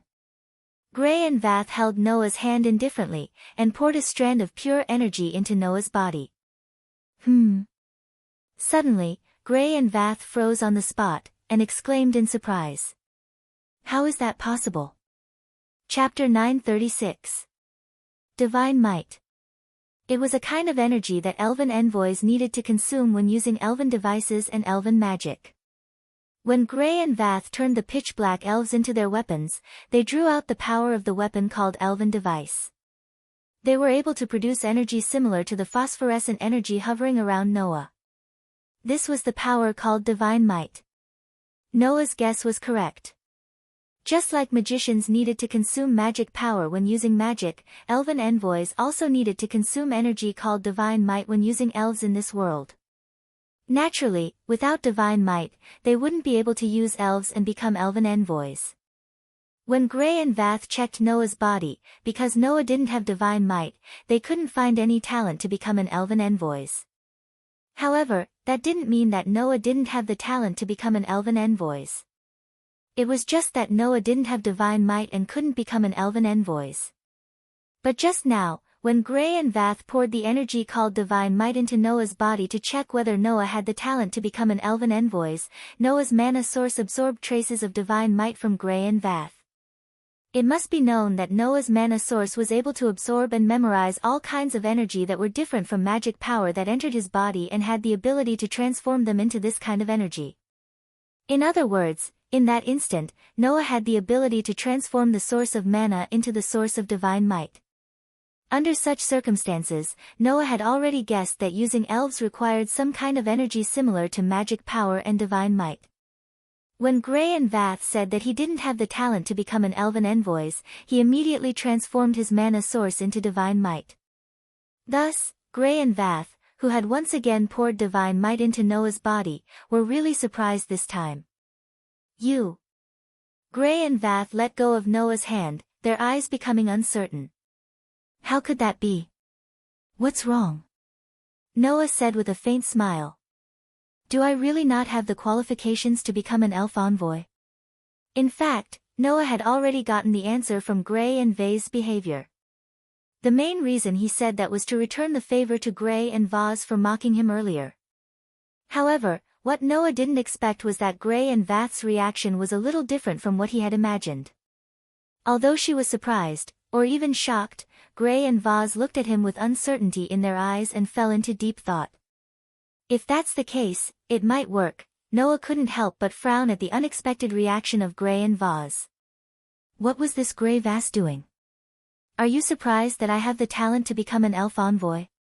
Noah asked with a frown. Since there has already been a male elf envoy in history, it shouldn't be a big deal for another one to appear, right? It's best for you to say that after you understand what the only male elf envoy in history did.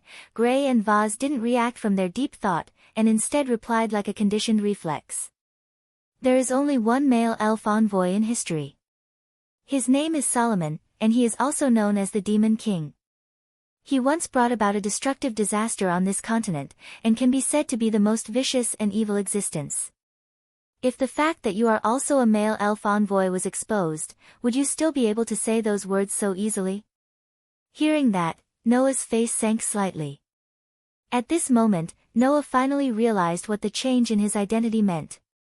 If the only male elf envoy in history was really such an existence, then Noah would very likely be looked at through colored glasses by others, and be arbitrarily treated as the embodiment of disaster like the Demon King Solomon. The existence of a male elf envoy like the Demon King who brought destruction and disaster to the continent in the past, Gray and Vaz said. Now, do you understand how easy it is to be surprised by the fact that you are a male elf envoy? Alright. Noah's furrowed brows slowly relaxed, and he looked at Gray and Vaz. Then what do you plan to do with me? Noah wasn't the Demon King Solomon, and it was impossible for him to bring unimaginable disasters to this world like the Demon King Solomon. It wasn't that Noah couldn't do it, but that Noah didn't want to. However, others might not think so. Since this was a world with an empire as its background, then most likely many people might be overly sensitive, and arbitrarily treat Noah as a threat to this continent. When the time came, in order to eliminate the threat before it sprouted, no one in this world would mind taking action against Noah. Although Noah wasn't afraid, if an unexpected disaster really came to him, he wouldn't be merciful. Even if Gray and Vaz were making things easy for him, it would be the same. However, just as Noah was thinking, Gray and Vaz suddenly asked such a question. How old are you now? Me? Noah tilted his head, but still answered, 19 years old this year, almost 20 years old. 19 years old? A smile suddenly appeared on Gray and Vaz's face. Just in time, you barely passed. What do you mean? Noah was confused and said in a bad mood. You want to kill me or cut me, just say it, and I'll take it. Why are you keeping me in suspense? Don't mind it. Grayvath waved her hand and brushed off Noah's question perfunctorily. Then, she said, don't worry. Then, she said, Kid called Noah, do you want to stay here? The sudden suggestion stunned Noah on the spot. Stay here. That's right, Gray and Vaz said with assurance. Although I don't know where you came from the looks of it, if you stay here, you don't have a proper status, right? Noah didn't hide it and directly nodded in acknowledgement. If you stay here, with my status and authority, I can definitely give you a proper status in the Audisia Empire, Gray and Vaz said.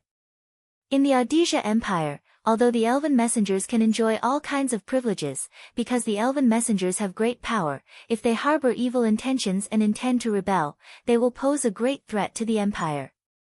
If you, as an elven messenger, don't even have a proper status, you will definitely be seen as a threat and be arrested by the empire's elven knights. Oh. Noah smiled, but there wasn't much of a smile in his eyes. Do you think I will obediently listen to your orders because of this? How can that be? Gray and Vaz spread out her hands. You were able to beat me without using an elf, and without even having a contract with an elf. If you were to sign a contract with an elf, and obtain the power of an elf, then even if the Empire's 12 most outstanding elven envoys, the 12 knights, were all dispatched, it is still unknown whether they could do anything to you. Gray and Vaz looked straight at Noah and revealed a devilish smile. But if the Empire keeps sending people to harass you, even if you come here with a plan, it will be difficult for you to take a single step. Why don't you accept my suggestion? Noah looked straight at Gray and Vaz and said calmly. What's the purpose? It was obvious that Gray and Vaz wanted to keep Noah here, and there must be a reason. Otherwise, Gray and Vaz wouldn't suddenly keep a man in an academy full of pure and innocent girls. It's not really a purpose. Gray and Vaz might have felt that there was no benefit in hiding it from Noah, so they just said it like that. I just want you to do me a favor. A favor? Noah asked. What favor? Don't worry. With your ability, as long as you obtain an elf, it shouldn't be difficult. Gray and Vaz smiled sweetly. As for what favor it is, you will know very soon. Anyway, it's not something harmful to you. Noah didn't ask any more questions. He just looked at Gray and Vaz, trying to find something from her eyes. Gray and Vaz didn't avoid Noah's gaze. Although there was a strange and unpredictable look in her eyes, there was no malice. I finally understand why you have the title, witch. Noah smacked his lips. I understand. Let's each take what we need. Gray and Vaz smiled. It wasn't a flirtatious smile like before. Instead, it was a smile that came from the bottom of her heart. Chapter 937. In this world, apart from the world dominated by humans, there was another world. People called it the elemental spirit world. As the name suggested, it was a world inhabited by strange creatures called elves. In this elemental spirit world, there were all kinds of elves with strange abilities, and they were closely related to the world inhabited by humans.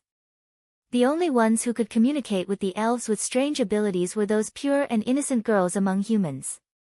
These girls who could communicate with the elves were called witch concubines.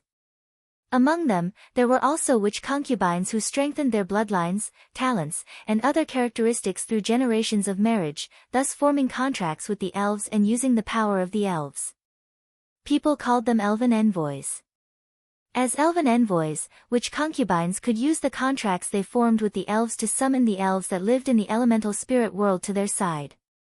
Through using the elves, they could achieve their goals in battle or other aspects of life. When the elves that lived in the elemental spirit world were summoned to this world, they generally had two forms. One was their original form. That was a form that had no quality and no fixed appearance. It was only the core of divine power, and was called the core of divine power. When the elves were summoned in this form, it could not be said that the elves were summoned, but a part of the elves' abilities were summoned. Thus, elven envoys would use this form of summoning when using elven magic, using it as a reservoir of divine power to allow the elven magic to have the true power it should have. It was also for this reason that elven envoys who formed contracts with elves of a certain attribute could only use elven magic of the same attribute as their contracted elven magic. If they lost their contract with elven magic, even if they could continue using elven magic, the power would be pitifully weak. As for the other form, it was a pure form that directly summoned a part of the elves themselves. The so-called pure form was the original form of the elves. When the elves that had the appearance of a cat were summoned in their pure form, they would have the appearance of a cat. When the elves that had the appearance of a dog were summoned in their pure form, they would have the appearance of a dog. When the elves were summoned in their pure form, they were truly summoned. It was just that summoning a pure form elf required an enormous amount of divine power, and it was also very difficult to control. However, compared to simply summoning a pure form elf, it was undoubtedly much more powerful when used to perform elf magic. Using the purified form of the elves to a higher level, transforming a part of the purified form of the summoned elves into the most suitable weapon for oneself, and combining the powerful elven power with the elven user's own power, this was the realm where the elven user's power could reach the pinnacle. Elven device. Only a fully mature elf user could use the powerful equipment transformed from elves. It was precisely because one could obtain so much power after contracting with a fairy that the status of a fairy envoy was the most important no matter where one went. After forming a contract with an elf, one can not only use the elven magic of that element, but also command the elf, and even turn the elf into a powerful weapon. With so many advantages, no wonder Grey Vass said that it would be difficult for an ordinary person to defeat an elf user, no matter how powerful they are. In the dean's office, Noah flipped through a thick book with a helpless expression.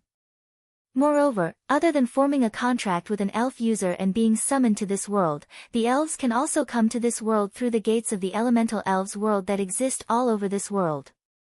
No wonder I met so many elves in the forest. The gates of the elemental elves world would sometimes open temporarily in a random place in this world. Sometimes, humans would use certain techniques and methods to stabilize the unstable entrances and form the gates. The reason why the Elven Academy was located here was because there was a gate that led to the elemental elves world. The forest around the Elven Academy was the residence of the elves who came here through the gates to the elemental elves world. Therefore, it was also known as the Elven Forest. So, this academy is not located deep in the mountains and forests because it's shady.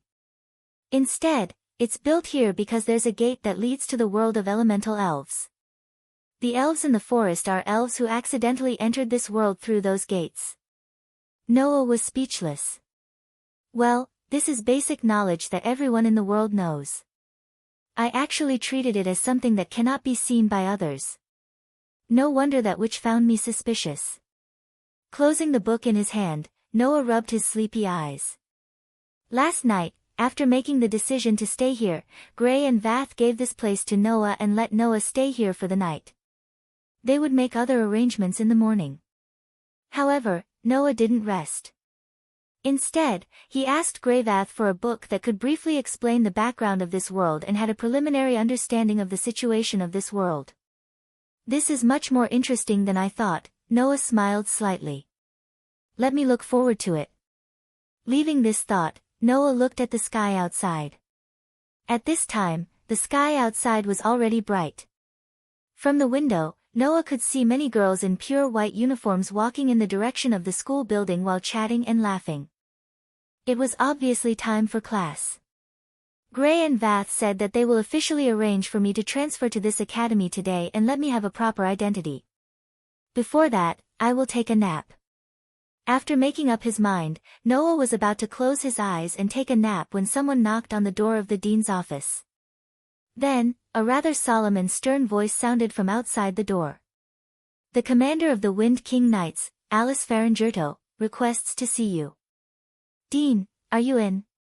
Noah, who was about to close his eyes, suddenly opened his eyes. Wind King Knights. It was a knight order formed by the outstanding students in the academy to protect the Elven Academy. It was like the student union and the discipline committee in ordinary schools. However, because this Wind King Knights was made up of outstanding Elven users, their power was much greater than the student union and the discipline committee in ordinary schools. They even had the responsibility of banning students and people who caused problems.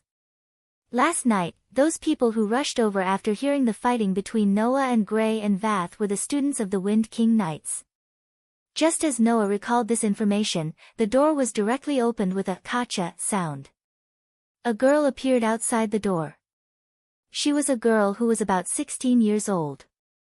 The girl had brown eyes and long sky blue hair. Her waist-length hair was tied into a ponytail and hung behind her. She was wearing a pure white uniform with some black lines. A bow-tie-style forging belt was pinned on her chest as an ornament. She also wore a uniform with long stockings and a pleated skirt. That was the uniform of the Elven Academy.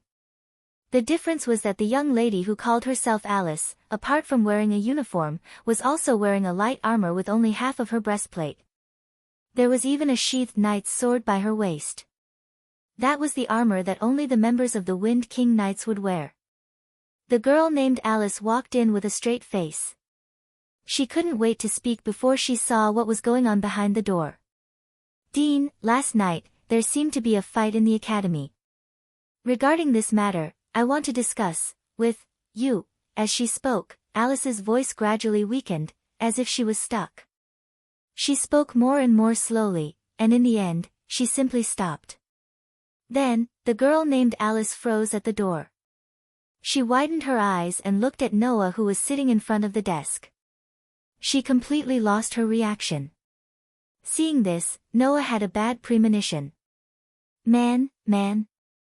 As expected, the girl named Alice's pretty face flushed red, and then she grabbed the hilt of the sword at her waist. Intruder. No. Noah hurriedly said. I'm not. Unfortunately, before Noah could finish his words, Alice had already pulled out the knight's sword at her waist and flew out. Chapter 938. Ha! With such a shout, the girl named Alice raised her sharp knight's sword and spun up. In an instant, she was in front of Noah, and with a leap, she jumped onto the desk. Seeing Alice charging over, Noah had already expected this outcome. Without any hesitation, he bounced off his seat and shot up. Almost at the same time, the sharp knight's sword sliced through the air and echoed in the office. Alice's knight's sword sliced through the spot where Noah had just been and landed in the air. At the same time, Noah, who had descended from the sky, lightly tapped the back of his chair with the tip of his toes. His body actually floated out and flew past Alice, who had leaped onto the office desk, and landed in the middle of the vast office. He then turned around and looked at Alice. "Wait. I'm not an intruder." Tisk, as expected, to be able to invade this school, their skills are definitely not ordinary, right? Noah's words and Alice's words almost overlapped and rang out. So much so that Alice didn't hear Noah's words clearly, or rather, she didn't even want to hear Noah's words. She suddenly turned around and cast a stern gaze on Noah. "However, don't even think about escaping from the hands of my Wind King knights." After saying that, Alice's delicate body bounced and rushed towards Noah's direction. The sharp knight's sword in her hand glowed with a cold light as she pointed it at Noah's shoulder. It seemed that even though Alice mistook Noah as an intruder, she didn't intend to kill Noah. However, this way, Noah couldn't be too harsh on Alice. At that moment, Noah could only lightly tap the ground with the tip of his foot once again and retreat explosively. Alice immediately closed in and waved the long sword in her hand, turning it into streaks of sword light that flashed towards Noah's direction. "Hey! Wait!" Noah hurriedly explained while dodging the streaks of sword light with his nimble body, causing the knight's sword to hit empty air. "I'm not an intruder. I'm also a student here." However, this sentence caused Alice's sword to move even faster, continuously slashing towards Noah. "You can even tell such a stupid lie. You'd better wake up." Noah's explanation did indeed sound like a stupid lie. After all, everyone knew that the Elven Academy specialized in cultivating elven envoys. And only the pure Witch G could be an elven envoy. How could a man like Noah be a student of the Elven Academy? This was Alice's thought, and it was definitely the thought of everyone who heard Noah's words. Noah could only repeatedly dodge Alice's slashes, and it was as if he was dancing an extremely intense dance with Alice. His footsteps were strong, powerful, and agile as he dodged from time to time, retreated from time to time, passed by Alice from time to time, and swapped positions from time to time. In the vast office, he vividly displayed his movement technique. "I'm really a student here." Noah gradually began to feel impatient. "If you continue to attack me, I'm going to retaliate." "Retaliate? Why don't you try fighting back?" Alice seemed to be enraged, and the slashes in her hands became more ferocious. "Don't keep dodging. Be a good boy and be turned into sashimi."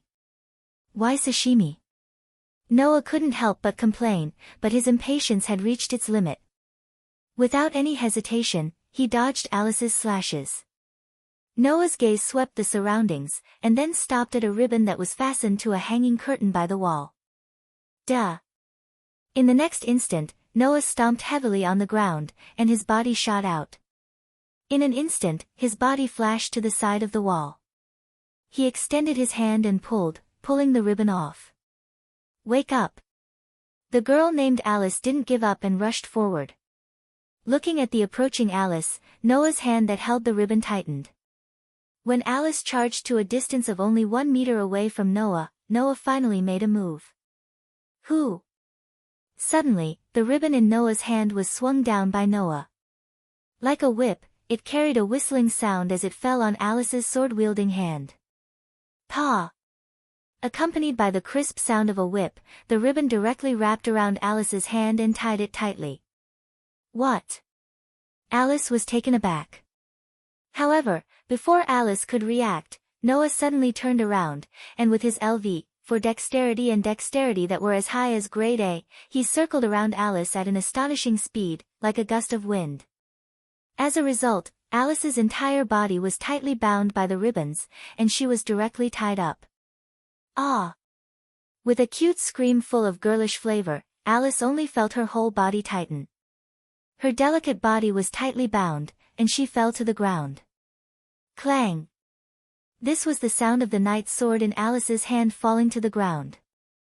Bang! This was the sound of Alice falling to the ground. Ugh! This was the painful cry that Alice deliberately suppressed. In less than 10 seconds, the commander of the Wind King Knights was tied up like a dumpling and fell to the ground. He was forcibly subdued. Clap, clap.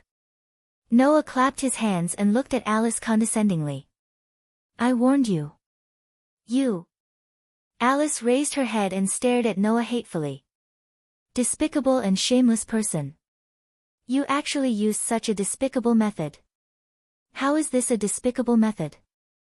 Noah had an innocent look. Since ancient times, the best way to subdue a thug is to tie them up, right? You said I'm a thug. Alice's cute eyes opened wider and wider, looking at Noah with eyes full of anger. I'm the noble commander of the Wind King Knights. You actually said I'm a thug. Indiscriminately attacking innocent people and casually using weapons, in the mouth of ordinary people, they are called thugs. Noah shrugged. Who told you not to listen to my explanation? Just stay here obediently. After saying that, Noah stretched out his hand and picked up Alice, who fell to the ground. Alice's entire face actually turned red with a bang, in an instant. I was hugged by a man, looking at Alice, whose head had become dizzy and her face had become bright red, as if she would faint at any moment. Noah suddenly woke up from his stupor. Because only pure young girls could communicate with elves, in order to maintain the purity of their bodies and minds, nurtured witch concubines would generally be in an environment that was completely isolated from men from a young age and receive all kinds of elite education that elven users needed. Therefore, the active elven users were almost all super greenhouse flowers who were not used to contact the opposite sex. In other words, she was extremely pure, so pure that it made people feel pity for her. Being hugged by a man in such a situation. To these pure witch concubines, it was no different from having their bodies taken away. Thinking of this, Noah's face stiffened. Let go of me. Alice finally regained her senses. Her face was red as she struggled with all her might. My body belongs to my future husband. I can't be tainted by you. Wait. Who would taint you? Under Alice's struggle, even Noah became a little wretched. Don't you dare move. I just want to move you to the seat. Let go of me. Let go of me. Alice struggled with all her might as if her life depended on it. She completely ignored Noah's words, and her pretty face was so red that it was about to explode. Under Alice's struggle, Noah also felt all kinds of unfavorable situations. The main thing was that Alice's figure was surprisingly good. With this struggle, he touched almost everything that he shouldn't touch. If you continue to struggle, it will be really bad. Let go of me. You big pervert. At this moment, a cold voice came from outside the door. You haven't even officially entered the school, and you're already planning to lay your hands on the leader of the knights? Looks like I've underestimated your endurance. Hearing the voice, Noah and Alice turned their heads at the same time and looked at the door. Then, they exclaimed at the same time. Grey Vase, Dean. Chapter 939. I don't agree. About 15 minutes later, in the dean's office of the Alicia Elven Academy, Alice slammed her hands on the desk in front of Grey and Vase and yelled at Grey and Vase agitatedly. I will never agree to a man studying in the Alicia Elven Academy. Alice glared sternly at Noah, who was standing casually at the side. Her pretty face was filled with resistance. Just a moment ago, Grey and Vase told Alice that Noah was going to transfer to this academy. Greyvath had just left to inform the others of this matter. Grey and Vase also explained that Noah was a male elven envoy.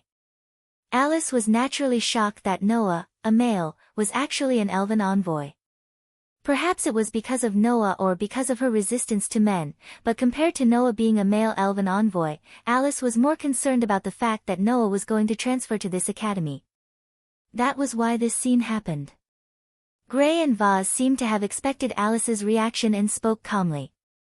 Leader, I know how you feel, but this is something that I, as the dean of this academy, have decided. Are you going to go against it? But, Dean, this person is a man. Alice didn't seem to accept it at all. Her expression was starting to make people think of her as a stubborn person. This is an all-girls school. How can we let a man transfer in? Alice's words weren't unreasonable. In an academy filled with pure and innocent young girls, it was not a good thing for a healthy man to suddenly transfer into the academy. No matter how one looked at it, it was not a good thing. Not to mention, this man was the second male elven envoy in history. Such a person would only bring chaos to the academy. Naturally, the Wind King Knights who had to maintain order in the Alicia Elven Academy wouldn't agree with Noah's existence. As the leader of the Wind King Knights, for the sake of the Academy's order, Alice's resistance wasn't unreasonable. However, in the face of Alice's words, Greyvath calmly replied, "That's right. When did the Alicia Elven Academy become an all-girls school? Why didn't I know about it?" Alice was stunned. The Alicia Elven Academy is an academy that specializes in nurturing elven envoys. It's not an all-girls school, leader of the knights, Grey and Vaz said concisely. The reason why there are only females here is because only pure girls can become elven envoys. The academy didn't stipulate that males can't study, right? Alice was speechless. As the dean of this academy, my purpose is to nurture more and more outstanding elven envoys for the Empire. And this academy will always welcome anyone who has the talent to become an outstanding elven envoy. Grey and Vaz. As for whether the other party is male or not, I don't care. Of SSSS. What about the test? Regardless of whether he's an elven envoy or not, he has to pass the test to enter the academy, right? You don't have to worry about that. Greyvath glanced at Noah, who seemed a little bored at the side. I personally tested this fellow's ability. I can guarantee that there won't be any problems. But Alice seemed to want to say something. Alice Faringelto. Grey and Vaz interrupted Alice with an extremely calm but unimaginably forceful tone. This is something I've decided on. Do you want to go against it? No. A look of struggle appeared on Alice's face, but in the end, she still obediently swallowed all the opinions in her heart. She took a step back and glared at Noah hatefully. However, I will never acknowledge him. If he does anything that harms the order and reputation of the Alicia Elven Academy, I will take action against him as the leader of the Wind King Knights. Of course, this is your duty and your right. Grey and Vaz nodded without a trace of surprise. Then, this matter is decided. Are you done? Noah, who had been watching quietly from the side, finally spoke. Then, what should I do next? Don't worry, I've already made arrangements. Grey and Vaz crossed her arms and looked at Noah. Originally, I intended to put you in one of the classes, but after thinking about it, with your age, you're almost ready to graduate in this academy. In addition to some other problems, I've decided to arrange for you to be by my side for the time being. Arrange for me to be by your side? Noah was slightly taken aback. How? How can this be? Alice's reaction was even more intense. How can a man be by the side of the dean? This isn't a big deal, right? Grey and Vaz spoke as if they weren't shocked to death. Arranging for a disciple to be by your side to teach. Isn't that the responsibility of every teacher? Disciple? Noah was stunned. Disciple? Alice's mouth was slightly agape as she stammered, disciple. Could it be, it's probably what you're thinking. Grey and Vaz smiled sweetly. I've decided to personally teach this rare male elven envoy. Alice gasped and stood there in a daze. She didn't react for a long time. As for Noah, he was completely confused. Just what was this demoness thinking? Half an hour later, under the lead of Grey and Vaz, Noah walked out of the dean's office. Compared to humans, the architectural design of the Elven Academy prioritized the comfort of the elves. Therefore, if Noah, who had just arrived here not long ago, were to walk around alone, he might have to take a long detour just like yesterday to find the right path. Walking along the corridors that resembled a shrine, Noah looked around. Is that a male elven envoy? A male elven envoy like that demon King Solomon, his eyes look so fierce, he looks so evil too. I wonder if he'll do anything to us. That's right. A group of girls in pure white uniforms gathered together and whispered to each other as they cast fearful and curious gazes in Noah's direction. Occasionally, a sentence or two would pop out, making Noah have the urge to bang his head against the wall. Noah knew that the girls in this academy were definitely very pure. However, at this stage, it wasn't pure anymore. They were afraid of strangers, right? It was just a boy. Was there a need to be so exaggerated? Gray and Vaz, who were walking in front, suddenly spoke without turning their heads. All right, I know that a man like you must have a lot of thoughts about being allowed to come and go freely in a place where only pure girls live. However, no matter who you have your eyes on, you'll have to wait until nighttime to make your move. Now, come with me obediently. Are you sure this is something a dean of an academy should say? Noah's mouth twitched. You better tell me clearly first. What's the situation now? What do you want to know? Gray and Vaz still didn't turn their heads. Is it the direction of the girls' dormitory? I want to know when you're going to die. That's probably very difficult. After so many years, tens of millions of assassins still couldn't kill me. It should be very difficult for me to die so quickly. Yes, scourges are destined to live for thousands of years. Thank you for the compliment. While arguing with each other, Gray and Vaz brought Noah out of the Alicia Elven Academy's dormitory and out of the vast school gate. As an academy in the Alicia Empire that specialized in cultivating elven envoys, the Alicia Elven Academy not only sat on the vast elven forest, but also had a academy city at the foot of the mountain. It was like a small independent country, and its status in the empire was quite high. At this moment, Gray and Vaz brought Noah into the elven forest and arrived at a rather vast open space. Then, Gray and Vaz stopped. At this moment, Noah clearly felt that the atmosphere wasn't right, so he put away his casual attitude and spoke in a deep voice. Gray and Vaz. Gray and Vaz didn't speak. They just turned around. Bang! In the next instant, a huge divine aura burst out from Gray and Vaz's body.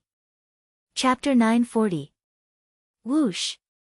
Waves of phosphorescence surrounded Gray and Vaz's body, turning into a dazzling scene. It was quite eye-catching as it swayed in the open space of the elven forest. Noah didn't expect Gray and Vaz to suddenly activate divine might, so he couldn't react in time. When he finally reacted, a pitch-black mass fluctuated in Gray and Vaz's hand and turned into a gloomy knight's sword. Chi! Just like in yesterday's battle, Gray and Vaz used the elven device and suddenly shot out without any warning. Like an extremely fast lightning, they instantly shot towards Noah with astonishing divine might. Then, the pitch-black elven device pierced through the air and pointed at Noah's throat. There was no mercy in this strike. If Noah didn't block it or dodge it, his throat would definitely be pierced. Unfortunately, although Noah couldn't react in time to Gray and Vaz's sudden attack, that was under the condition that Gray and Vaz didn't attack. Once someone attacked him, the battle-hardened Noah's body would naturally react. Clang! When the crisp sound of a halberd echoed in the air of the elven forest, a luxurious knight's sword appeared in Noah's hand and blocked the pitch-black elven device that shot towards him like a bolt of lightning. Dazzling sparks burst out. Holding the knight's sword tightly in his hand, Noah raised his eyes and looked at Gray and Vaz who were close at hand. His voice carried a hint of pressure. What are you planning to do? Gray and Vaz didn't answer Noah's question. Instead, they said extremely calmly. Just like yesterday, you were almost defenseless and didn't even use the elven device. Yet, you easily blocked my sword. Hearing this, Noah frowned. Is there a problem? You're actually asking if there's a problem. How infuriating. Gray and Vaz smiled coldly. This sword technique is not to be underestimated. I've only created this sword technique after gathering everything I've learned in my life. Even the current 12 knights of the Kingdom of Audisia don't have 100% confidence in blocking this sword technique of mine. Tell me, isn't this a problem? Noah didn't doubt Gray and Vaz's words. After all, this sword was quite fast. If even Noah claimed that it was fast, it was obvious how much of a threat this sword was to the rest of the people. And such a sword was only the initial form of a set of sword skills. One could only imagine how amazing Gray and Vath's sword technique was. And then? Noah continued to question. Don't tell me you're going crazy because you're not willing to accept that I blocked your sword. You're really merciless with your words. Gray and Vath put away the elven device and looked straight at Noah. Who do you think I'm doing this for? For who? Noah pursed his lips. Don't tell me it's for me. Gray and Vath smiled and didn't say anything. Let's not talk about why you're so strong. Just based on your sword technique, I can see that your sword technique is quite good. It's definitely not inferior to mine. But that's just a sword technique that exists for battle, right? Isn't that obvious? Noah said in annoyance. If it doesn't exist for battle, then does it exist for performance? Noah said this casually. However, Gray and Vath nodded in agreement. That's right, it's for performance. Noah immediately stood up, slightly startled. For performance? Is this a joke? If I really learn a sword technique that's used for performance, I'm afraid that I won't be able to kill enough enemies in battle, right? It's not purely for performance. As if she saw through Noah's doubts, Gray and Vath raised the sword in her hand and spoke with a strong and powerful voice. But if you want to unleash the true power of the elves, then it's necessary to have a technique that's both practical and aesthetic. This is the sword dance. Sword dance? Noah first repeated this term, then recalled the knowledge about the sword dance that he read in books. The so-called sword dance was actually the battle technique that Gray and Vath said had both practical and aesthetic value. To be more precise, it was a kind of ritual. The purpose of this ritual was to please the elves. The elves that formed a contract with the elven master also had their own will. Of course, if the elven master was unwilling to lend his power to the elven master, then the elven master wouldn't be able to control the elven master, and might even cause the elven master to lose control. The sword dance existed for this purpose. This kind of battle technique that was both aesthetic and practical could keep the elves in a good mood and unleash their full power while obediently being controlled by the elven master. Not only that, by performing the sword dance to other elves, the other elves could temporarily listen to the elven master's voice and communicate with the elven master, providing all kinds of assistance.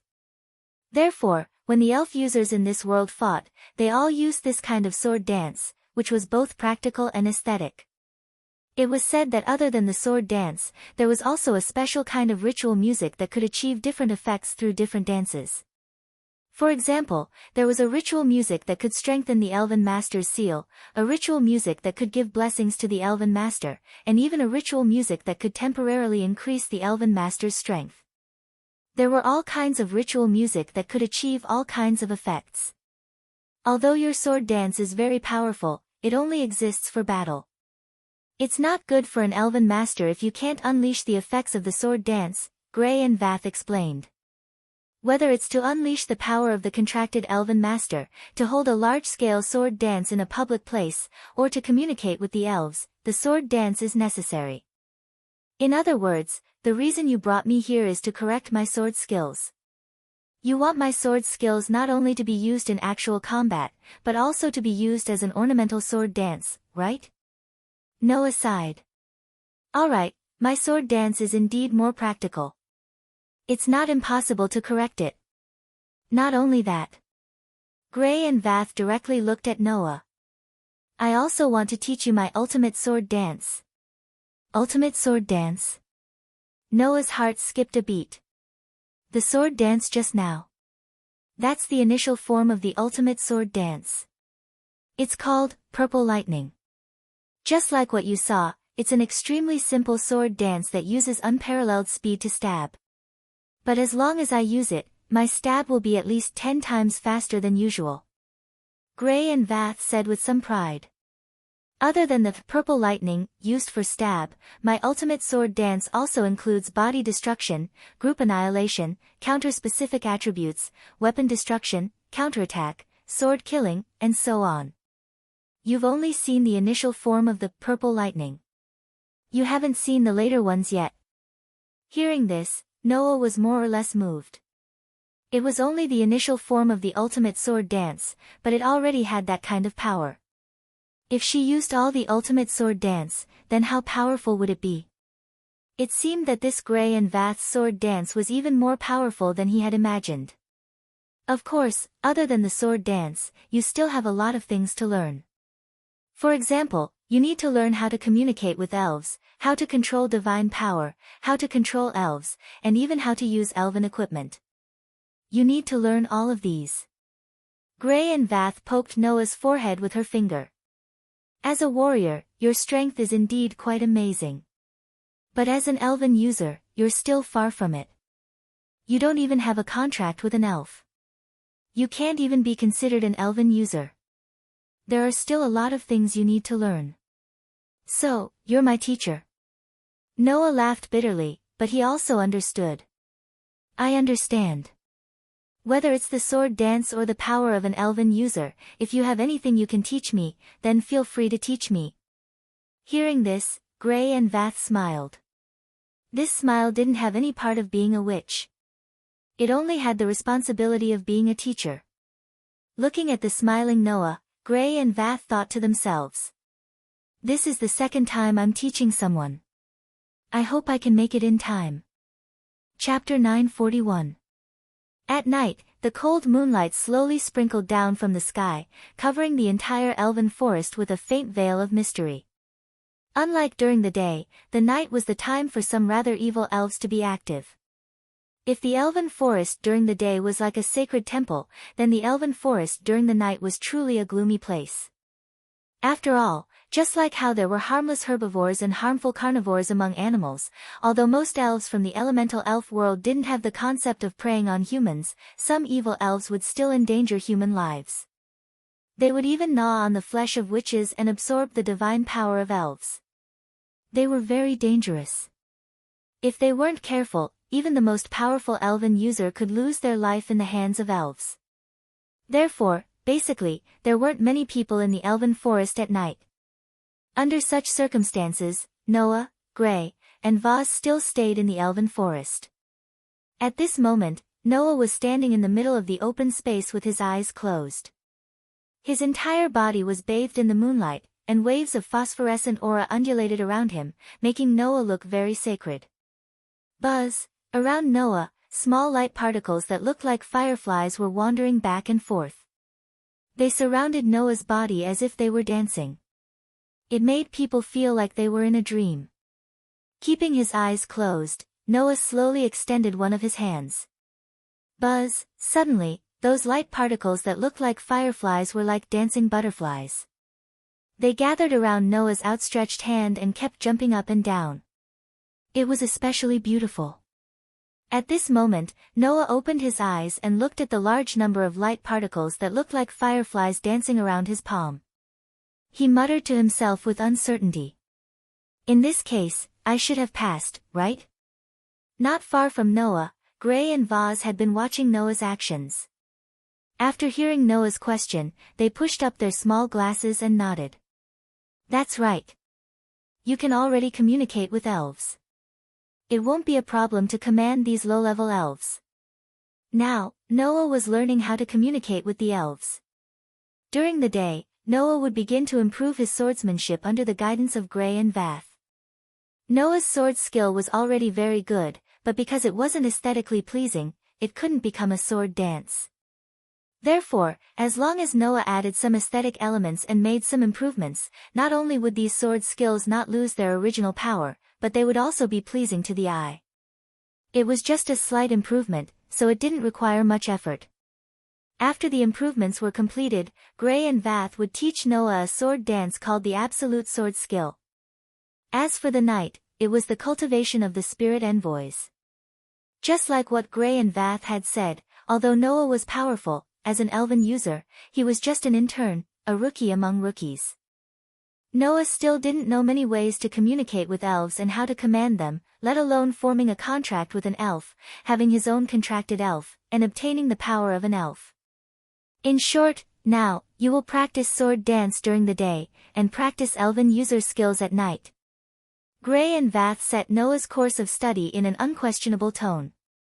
Although it's already too late for you to learn the abilities of an elven envoy at your age, it's fortunate that you have a strong foundation in the sword dance. As an elven envoy, your talent is also quite high. I believe that it shouldn't be difficult for you to become a powerful elven envoy. Generally speaking, the power of a witch would reach its peak between the age of 10 to 25. After that, it would only continue to decline. Therefore, at the age of 25, the elven users who began to lose their power would consider retiring, and then marry with a pure-blooded noble, leaving the next generation with more perfect elven abilities. Because of this, witches who wanted to become an elven user had to be trained from a young age, and they had to be trained before the age of 10. In terms of age, Noah was much later than those orthodox elven users. To train as an elven user at this age, wouldn't he become a laughingstock if others knew about it? However, Gray and Vath couldn't laugh. This was because this elven envoy with the title of Twilight Witch had personally witnessed Noah, in less than a night's time, complete a cultivation that would take others 1 or 2 years to complete. He had started to communicate with wild elves, and could command low-level elves. In order to reach this level, even Gray and Vath had spent nearly 3 months, but Noah had only spent 3 hours. The gap between them could be seen from this. Originally, as an elven user, learning elven magic is also an important course, but you don't have a contract with an elf, so elven magic is useless to you. Secondly, you don't have that much time, so you can only give up on elven magic. Gray and Vath kept bringing up their ideas. Your true strength lies in the sword dance. As long as you learn how to communicate with elves, establish a contract with them, learn how to summon and control contracted elves, and obtain the elven device, you will become one of the best elven users in this continent. While speaking, Gray and Vath kept explaining the elven user's abilities. Noah listened seriously, and absorbed all of it as if he was thirsty, improving his elven user's abilities little by little. Time flew by quickly. Not long after, the night was over. During the day, the sunlight passed through the heavy branches, leaving countless tiny light spots in the elven forest. It was a beautiful scene. Clang clang clang clang. On the empty ground, 2 figures wielding night swords crossed each other and slashed at each other with lightning-fast slashes. The sound of swords clashing against each other was like a melody, echoing rhythmically above the empty ground. Under Noah's deliberate suppression, Gray and Vath mercilessly launched fierce attacks at Noah. I've discovered that when you're fighting, your improvement is thousands of times faster than usual. With this reason, Gray and Vath violently rushed at Noah like a gust of wind. The pitch-black knight's sword in her hand turned into a stream of light, and slashed at Noah from all directions. So, if I want you to quickly grasp the knack of the sword dance, there is no better way than fighting. That was indeed the case. Pandora said that as long as there was a battle, the existence called God-Slayer could continuously become stronger. This foul physique was successfully found out by Gray and Vath. Therefore, under Gray and Vath's fierce attacks, Noah, who had deliberately suppressed his strength, only displayed his sword skills with a strength that was on par with Gray and Vath's. As if he was blessed with good fortune, he constantly improved his sword skills bit by bit. Over time, Noah's swordsmanship gradually changed from a state where it was only about power and not about appearance to one that took into account both aspects. From afar, Noah looked like he was dancing. The knight's sword in his hand was like a meteor, drawing beautiful arcs in the air. Seeing Noah's figure becoming more and more pleasing to the eye, witnessing Noah's extraordinary speed of improvement, Gray and Vath couldn't help but think while being shocked. Perhaps, I'm making an existence that was originally a monster even more frightening. Just like that, under the guidance of Gray and Vath, Noah's ability and fighting skills as an elven user rapidly improved. 3 days later, Noah completely improved his sword skills, turning them into a true sword dance. At the same time, under the guidance of Gray and Vath, Noah learned the initial form of the ultimate sword skill, Purple Lightning. 7 days later, Noah completed his initial training as an elven user. On that day, Gray and Vath returned to the academy. According to them, they were looking for a high elf that could be contracted for Noah. It wasn't until the 10th day that Gray and Vath returned to the elven forest, interrupting Noah's training. As soon as they appeared in front of Noah, Gray and Vath directly threw out such a sentence. "I found an elf that suits you." Chapter 942. On that day, Noah returned to Elisha Elven Academy, which he had not visited for 10 days, and went to Gray and Vath's office. As soon as he opened the door, a figure entered Noah's sight. It was a woman in her 20s. She had long black hair, wore a pair of black-rimmed glasses, and wore a long-sleeved white shirt. She seemed to be an elven teacher. "Let me introduce you." As soon as she came in, Gray and Vath said directly to Noah. "Her name is Freya Grando. She's the teacher of the Crow class, which gathers the most problematic children in the academy. She's also my right-hand woman.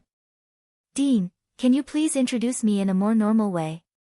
The female teacher named Freya sighed faintly, but still looked at Noah, brazenly sizing him up.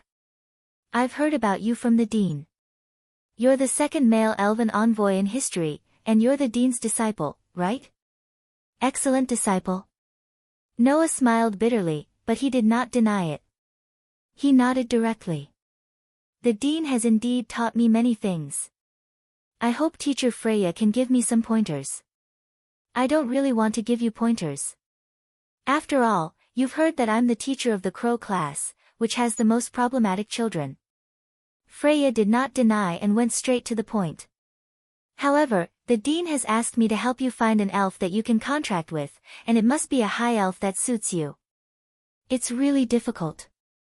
As she said that, the teacher named Freya handed a folder to Noah. Noah took the folder from Freya's hands and flipped it open. As soon as he opened it, Noah saw a map. It was a map that indicated the direction to a certain place in the elven forest outside Elisha Elven Academy. "In this place, there's an ancestral hall that worships the elves," Freya said. "And, the sealed elves are worshipped there." "Sealed elves?" Noah was stunned, and then looked at Gray and Vath with some displeasure. "Do you think highly of me? Or do you wish for me to be unlucky?" Noah's words were not without reason. As mentioned before, some of the elves were quite dangerous. That didn't just refer to the evil elves in nature. There was also a type of elf that was also seen as a very dangerous existence. Most of them were extremely powerful, but they would bring disaster to humans. In ancient times, they were even known as terrifying existences like demon gods or ghost gods. Some of these elves were too hot-tempered and would attack humans or even their masters at the slightest provocation. Some of them were unable to control their powers and would often lose control. Due to various reasons, they were sealed away. People especially called this type of sprite the seal sprite. That didn't refer to any particular type of sprite, but to all the dangerous and sealed sprites. Of course, it wasn't as if no one could enslave this kind of spirit. Sealing a sprite was dangerous, but once one had the ability to control it, the sprite user who had formed a contract with it could obtain unimaginable power. In other words, the greater the risk, the greater the reward. Therefore, those who set their eyes on the seal sprite were either people who had an extreme desire for power, or people who were extremely conceited about their abilities as sprite users. But no matter which one it was, once the control of the seal sprite failed, what awaited would be a tragedy. Noah had just become a sprite user for less than half a month, and he had just completed the initial cultivation of a sprite user. Yet, he chose such a dangerous seal sprite as his contract partner. If it was an ordinary sprite user, it would be no different from courting death. "Because it's you, that's why I'm doing this," Gray and Vath said calmly. "After all, although your abilities as a sprite user are still very immature, your own strength is astonishing. Even if the contract fails, you can at least protect yourself. And if the contract succeeds, the benefits will be great. In other words, you want me to try my luck?" Noah sighed, but he had no reason to object. After all, since he wanted to form a contract, it was naturally best to form a contract with a powerful sprite. Although a seal sprite was dangerous, it also meant that its strength was enough to threaten. Who wouldn't want to form a contract with such a sprite? I heard from the dean that you're especially good at sword dancing, right? Freya knocked on the folder in Noah's hand. The seal sprite enshrined in this ancestral hall is sealed in a sword, and it is very likely to be a sword sprite. If you can form a contract with a sword sprite, it should be very beneficial for you, who is good at sword dancing. Oh. You've prepared to this extent? Gray and Vaz exclaimed. As expected of you. Dean, don't praise me too early. Freya's expression suddenly became troubled. Although I found the sprite you requested, at the same time, I also attracted a problem. Problem? Gray and Vaz were stunned. Problem? Noah also looked up from the folder in his hand. Freya opened her mouth and was about to say something when there was a knock on the door. Is it here? Freya's expression became even more troubled. Dean, the problem is probably outside the door.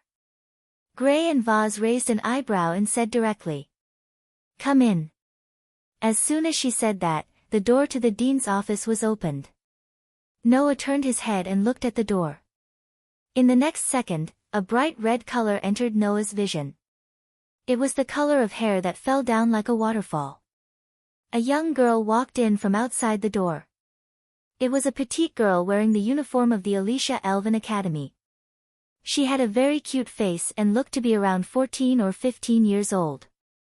However, she had a head of very eye-catching long red hair that was tied into 2 ponytails. The young girl walked into the office with strong steps and looked at Freya, Gray and Vaz, and finally, at Noah. At this moment, Noah saw hostility from the young girl's bright red eyes that were the same color as her hair. It was a hostility that could not be concealed. Of course, it was not malicious, but it was as if she had met a strong competitor. She felt pressured and nervous, and in the end, it became the kind of hostility that could not be concealed.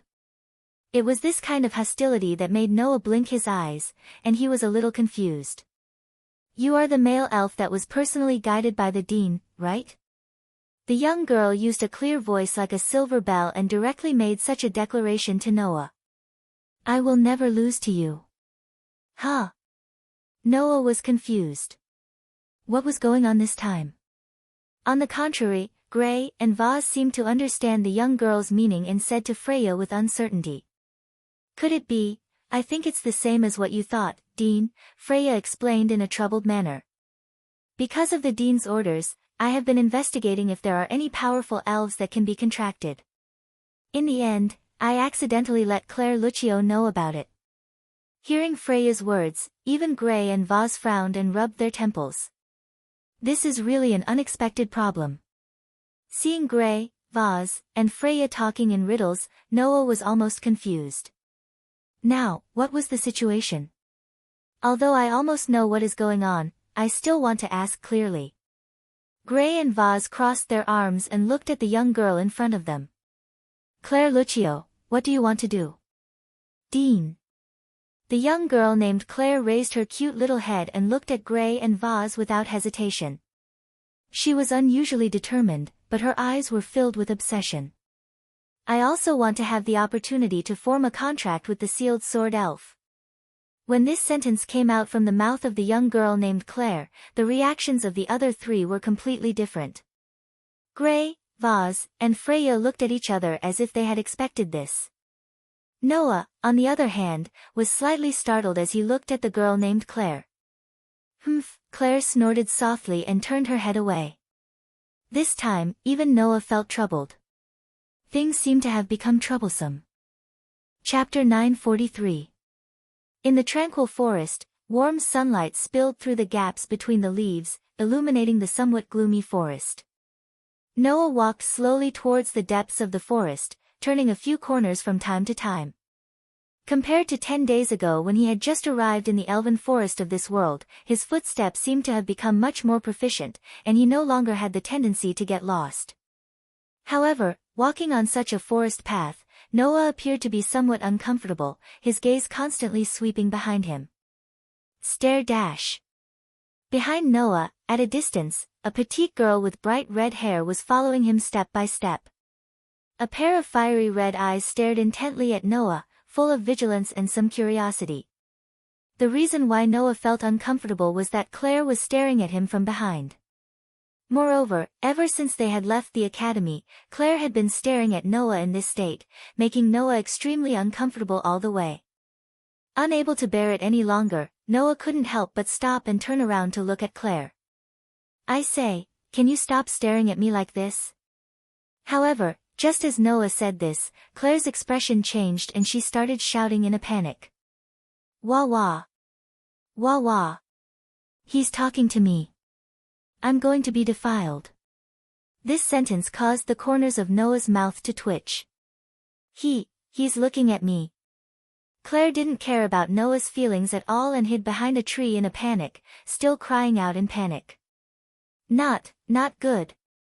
I'm going to be pregnant." This time, even Noah's eyelids were twitching. Intuition told Noah that if he didn't make things clear here, he would definitely lose something very important. Immediately, Noah rubbed his temples and walked directly in Claire's direction. Claire, who had just poked her head out from behind the tree, happened to see Noah walking towards her. Her cute face stiffened, then she panicked and closed her eyes, crying out in alarm. Don't come over here." The moment she finished speaking, a turbulent wave of air surged out from Claire's body. Clang! At the same time, on the back of one of Claire's hands, a complicated, entirely red engraving lit up. "That's..." Noah stopped. "Elven engraving? Elven engraving." That was an engraving that would be branded on a certain part of the elven user's body after forming a contract with an elf. That was the proof of forming a contract with an elf, and also a door that could connect to the elemental elf world. Through this door, the elven envoys could summon the elves who were in the elemental elf world and had formed a contract with them to their side at any time. That was to say, Claire was currently summoning a spirit. Hum. Accompanied by the sound of air trembling, a flame suddenly condensed in the palm of Claire's hand with the elven engraving, turning into a long whip burning with flames. It was the elven device. Who? Without any hesitation, Claire fiercely swung the elven device whip in her hand in Noah's direction, causing the long whip burning with flames to turn into a red shadow. Like a sword light flashing through the air, it slashed towards Noah's direction. Noah, who didn't expect Claire to suddenly attack, was stunned on the spot, but his movements didn't have any hesitation. He dodged in a flash. Pa! The long whip burning with flames hit the ground with a crisp sound, leaving a scorched mark. "What's wrong with you?" Noah said in exasperation. "Why did you suddenly attack me? How did I offend you?" Woo! Claire tightly grasped the long whip of flames, staring at Noah with tears in her eyes. Because you definitely want to turn into a wolf and eat me in one bite." Noah only felt a lump in his chest, almost suffocating him to death. It wasn't easy for him to calm it down, as if he was suppressing something, forcing a fake smile. "Can I ask you, why do you have such thoughts?" Don't think you can hide it from me." Claire glared at Noah. "News of what happened to you has long since spread throughout the academy." Hearing this, Noah calmed down. That was true. As early as 10 days ago, Gray and Vaz announced that Noah, a male elven envoy, would be transferring to the Elven Academy. The entire academy, and even the entire Ordesia Empire, received the news. In history, apart from Noah, there was only one other male elven envoy. The Demon King, Solomon. The male elven envoy who had once brought an indelible disaster to this continent. As a male elven envoy like the Demon King, it was natural that he would attract the attention and fear of others. Claire was probably scared too, right? However, just as Noah was thinking and calming down, Claire mustered up her courage and said loudly, "Don't worry, I'm going to kill you. Everyone already knows that as long as a male elven envoy speaks to you, you will be defiled." Noah almost fell to the ground. "Also, as long as a male elven envoy looks at you, you will get pregnant. If a male elven envoy comes close, he will turn into a wolf and eat us in one bite." Claire seemed to have seen through the truth and pointed at Noah. "That's why I'm telling you, don't think that you can hide your terrifying ability to corrupt witch just because you've become the dean's disciple. Even if you defile me, impregnate me, and turn into a wolf to eat me, I will never admit defeat to you." Although she said this, the corners of Claire's eyes were filled with tears. It was as if Noah had spoken to her and looked at her by Noah. She was doomed to depravity and could no longer maintain a pure and sorrowful appearance. Noah suddenly felt like he was an idiot for being so serious with Claire. He felt like he was being treated like a demon king, like an evil person in other people's eyes. Only an idiot would have the idea of being an evil person. Claire's words also let Noah know what kind of existence he was in the eyes of the students of the Elven Academy. As long as he spoke to the girls, he would defile them. As long as he looked at the girls, he would make them pregnant. As long as he got close to the girls, he would transform into a wolf and eat them in one bite. This was the first time Noah knew that he actually had such terrifying abilities that others couldn't help but ridicule him.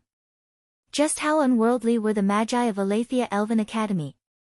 No matter how pure they were, how could they view a boy like this? "You win." Noah could only turn around in despair. "Then, if you don't want to be defiled by me, don't want to have my child, and don't want to be eaten by me in one bite, then don't get close to me." After saying this, Noah dragged his heavy footsteps forward. "Wait! Wait!" Claire finally reacted and hurriedly chased after him, shouting as she chased. You defiled me. You actually want to leave." At this moment, Noah was really glad that he was in the elven forest where there weren't many people.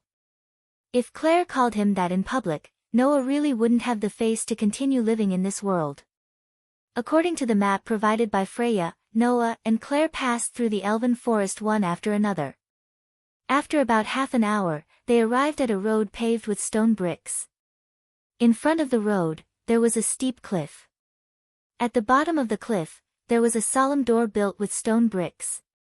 On both sides, there were stone lampposts used for worship. Noah, who was the first to arrive at the door, raised his head and looked at the solemn stone door. Is this the ancestral hall that enshrines the sealed elf of the sword? Relying on his sensing ability, Noah felt that the stone door had no door. It was like the entrance of a tunnel, and there were waves of obscure fluctuations reverberating from it. That was a barrier. Looks like I didn't find the wrong place. Looking at the continuously fluctuating barrier at the entrance of the ancestral hall, Noah's eyes flashed. Let me see what the legendary holy sword that killed the demon king looks like. Chapter 944. Solomon. The only male elf who was crowned as the demon king. The existence of this demon king could be traced back to hundreds of years ago. After hundreds of years, although the demon king's deeds were still widely spread, most people only treated it as a legend. And there was another person who was passed down along with this legend. Hundreds of years ago, she defeated the demon king who brought disaster to the continent, and was called the saintess who saved the world. Alicia Edith. The saintess who killed the demon king and saved the continent. The Alicia Elven Academy was named after this saintess. And the weapon used by the saintess who saved the world to kill the demon king was also widely spread as a legend. That was what the world called the sword. Demon Slayer. Some people said that the sword was just an ordinary weapon. There were also people who said that a sword that could kill the demon king that the entire continent was helpless against was definitely not an ordinary weapon. Therefore, the most convincing explanation was that the saintess was also an elf envoy, and the demon slayer she used was the elf magic device transformed from the great elf envoy's elf. No one could give a definite answer as to what the truth was, because it had already become a legend. However, the information that Freya gave Noah mentioned it. The demon slayer was enshrined in the elf forest's ancestral hall. As for whether it was referring to the elf or the sword used to seal the elf, it was unknown. Even whether it was true or not was unknown. Hey, at a place far away from Noah, Claire was still hiding behind a tree. Facing Noah, she was a little anxious and impatient. Do you want to go in or not? If you don't want to go in, then give me the elf. Hearing Claire's words, Noah sighed. Because Claire also requested to form a contract with the elf, the helpless Gray and Vath could only let Noah and Claire compete fairly. After all, this elf was only sealed in the elf forest. It did not belong to the academy, nor did it belong to Gray and Vath. As long as one had the ability, they were qualified to fight for it. It was because of this that Noah and Claire had stepped on the path here together. "Don't tell me you don't know how to remove the enchantment," Claire said in dissatisfaction, her voice carrying some anxiety and impatience. "If that's the case, then stay away and let me remove it." "No need." Noah sighed again. "Enchantment or whatever, it has no effect on me." After saying this, Noah directly stepped forward and slammed into the enchantment without doing anything. The enchantment touched by Noah's body began to twist and undulate like a boiling water surface. Then, it suddenly froze. Bang! Like glass being smashed, the enchantment that sealed the entrance of the ancestral hall exploded. Seeing this, Claire's little mouth opened cutely. Ignoring Claire, Noah's footsteps didn't even stop. Under Claire's gaze, he walked into the dark passage. Wait for me." Claire hurriedly chased after him. As soon as he walked into the ancestral hall, a dark and damp passage appeared in front of Noah. In this passage, there was even a musty smell in the air. It was obvious that no one had visited it for a long time. Noah couldn't help but frown, lightly covering his nose and mouth. So smelly, and so dark. Claire, who caught up from behind, also covered her nose and mouth and stretched out a hand. Flames, illuminate the darkness. What came out of Claire's mouth was an incantation that was hard to understand. It was a language called Elven. In the midst of the incantation, a faint divine power surged from Claire's hand and turned into a small fireball, illuminating the surroundings. That was the most elementary flame Elven magic. Seeing Claire use the flame Elven magic with his own eyes, Noah couldn't help but speak. "Since you can use both the flame Elven equipment and the flame Elven magic, it proves that you have formed a contract with a flame Elven, right?" "Yes." Claire's mind didn't seem to be on Noah anymore. She raised the small fireball in her hand and looked into the depths of the passage as she answered indifferently. "Can't I?" "Since you already have a contract with a spirit, why do you still need to form a contract with the sealed spirit here?" Noah asked doubtfully. "If I remember correctly, dual contracts should be very difficult to control, right?" Simply put, the so-called dual contract was to form a contract with two spirits at the same time. Although there were differences in strength among the spirits, if there were a lot of them, even the weakest strength would become stronger. Moreover, they could also complement each other's weaknesses. However, under normal circumstances, there were almost no benefits to forming a contract with multiple spirits. This was because the contracted spirits would affect each other, causing them to be unable to display their original strength. It could even cause an imbalance in the spirit's divine power and make it impossible to use Elven magic. If one didn't have a certain amount of talent, it would be impossible to control multiple spirits at the same time. It was already very difficult to control a double contract, let alone a contract that was more than double. Even Gray and Vaz had only formed a contract with one spirit. One could imagine how difficult it was. Not to mention, sealed spirits were very difficult to control in the first place. Adding on the fact that it was a dual contract, it really wasn't wise. In response, Claire's fiery red eyes began to flicker as she spoke in a low voice. She said in a low voice, "I must obtain a powerful spirit, one that won't lose to anyone." Leaving only this sentence, Claire no longer paid attention to Noah and walked into the depths of the passage. Looking at Claire's slender back, Noah scratched his cheek. "Really?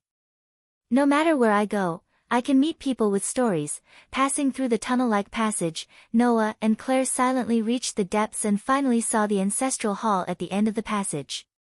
It was surrounded by rock walls. In the vast open space of the ancestral hall, there was a path made of stone. And at the very front of the ancestral hall, there was an altar. On the altar, there was a sword engraved with very delicate patterns. The entire sword was emitting a faint arc of light. It looked like it had been there for a long time, but it didn't have any wear or tear. It was inserted upside down on a stone platform that had been carefully polished, rendering the atmosphere extremely sacred. Gazing at the sword, Noah and Claire glanced at each other. I heard that most of the sealed elves are sealed in famous weapons or props, right? Noah asked. Let's not talk about whether that sword is the holy sword that killed the Demon King. The sealed spirit we're looking for is undoubtedly sealed in that sword, right? That's right. Claire stared closely at the sword, some nervousness appearing in her eyes, but more of it was unswerving determination. No matter what spirit it is, I must make it obediently become mine. From Claire's words, Noah heard a sense of mission. Then, Claire dispelled the fireball in her hand and looked straight ahead, speaking to Noah. If you don't plan to make a move, then let me go first. Gray, Vaz also said that we will compete fairly, Noah said indifferently. You go first. If you fail, it's my turn. Don't worry. Claire took a deep breath. There's no place for you to fight here. After saying that, Claire stepped forward and walked with powerful steps to the altar. The surroundings were deathly silent. Under Noah's gaze, Claire reached out her hand and tightly grasped the hilt of the sword in front of her, closing her eyes. Proud spirit sealed in the ancient holy sword, you shall serve me as your master and form a contract, then I shall be your scabbard. When the elven incantation flowed out of Claire's mouth like a song, the holy sword hilt in Claire's tightly gripped hand started to blossom with light. Wang! Suddenly, within the vast ancestral hall, a gust of wind swept out in all directions with the altar as the center without any warning. Chapter 945. Whoosh! An astonishing gale swept back and forth in the ancestral hall. Like a powerful storm, it blew in all directions, causing sand and dust to fly up. Noah, who was standing at the entrance of the passage, raised a hand in front of him. He looked at the sword on the altar that Claire was holding tightly. Its entire body was radiating light, and it even set off waves of wind. His expression was a bit surprised. What astonishing divine might! The spirit sealed in that sword is definitely not an ordinary spirit. After understanding this, Noah started to worry. Can that girl successfully form a contract with such a spirit? Noah wasn't worried that Claire would steal his powerful spirit. Rather, he was worried that with Claire's ability, if she failed to form a contract, she would be injured by the runaway spirit. Recalling Claire's resolute gaze filled with a sense of mission, Noah could only smile bitterly. I hope that girl doesn't act recklessly. Unfortunately, things didn't develop as Noah expected. Goo! Claire, who was tightly holding the sword, let out a small, bitter groan. She could only feel the enormous divine might from the sword rushing through her body like a substantial attack. I command thee to form a contract with me. Even so, Claire still didn't loosen her grip on the sword hilt. Instead, she gripped it tighter and tighter. Waves of divine power began to fluctuate in her hand, pouring it into the sword in an attempt to communicate with the spirit sealed within. Hum! At this moment, the sword in Claire's hand trembled violently. Suddenly, it blossomed with an astonishing light, bursting forth with a powerful impact. Bang! With a muffled sound, Claire's petite body was directly sent flying by the impact from the sword. Ah! Immediately, the young girl's scream echoed in the ancestral hall. Whoosh! Almost at the same time, a figure leapt into the air and caught Claire, who was flying backwards. Then, with a powerful kick to the wall, the figure spun around and landed steadily on the ground. Moreover, it was in the form of a Princess Carrie. Claire, who was prepared to receive the impact, opened her eyes. Then, her face flushed red. You. What about you? Noah rolled his eyes. If you want to thank me, wait until after the matter is over. What do you mean after the matter? You beast. Claire's face was red. With tears in her eyes, she pounded Noah's chest with her small fists. You finally revealed your true nature. Are you preparing to turn into a wolf and eat me? What kind of circuit is in your head to have such thoughts? Noah almost collapsed. Is this the time to care about this? Wah! Are you saying that my purity isn't something I need to care about? No one said that, right? Release me. Beast. Pervert. Woo. Are you really going to hit me? Just as Noah and Claire were wrestling, a ray of light suddenly shot out from the dazzling altar in front of them. It cut through the air and shot toward Noah and Claire with a sharp sound of wind. Claire, who didn't notice this scene, was still pounding on Noah's chest with a red face. She struggled and shouted at the same time. Noah, however, noticed this. He could only ignore Claire's pounding and struggling. With a step, his figure nimbly dodged to the side. Whoosh! With a sharp sound of wind, the ray of light shot past Noah and Claire's original position and landed in the air. It drew a beautiful arc and rose into the air. At this time, the main body of the ray of light was finally revealed. It was a sword. It was shining with dazzling light. Its appearance was extremely luxurious and looked very gorgeous. That's the spirit sealed in the sword just now. Claire finally stopped her unreasonable tantrum and looked nervously at the steel sword floating in the air. It really is a sword spirit of the steel attribute. Besides, it isn't an ordinary sword spirit.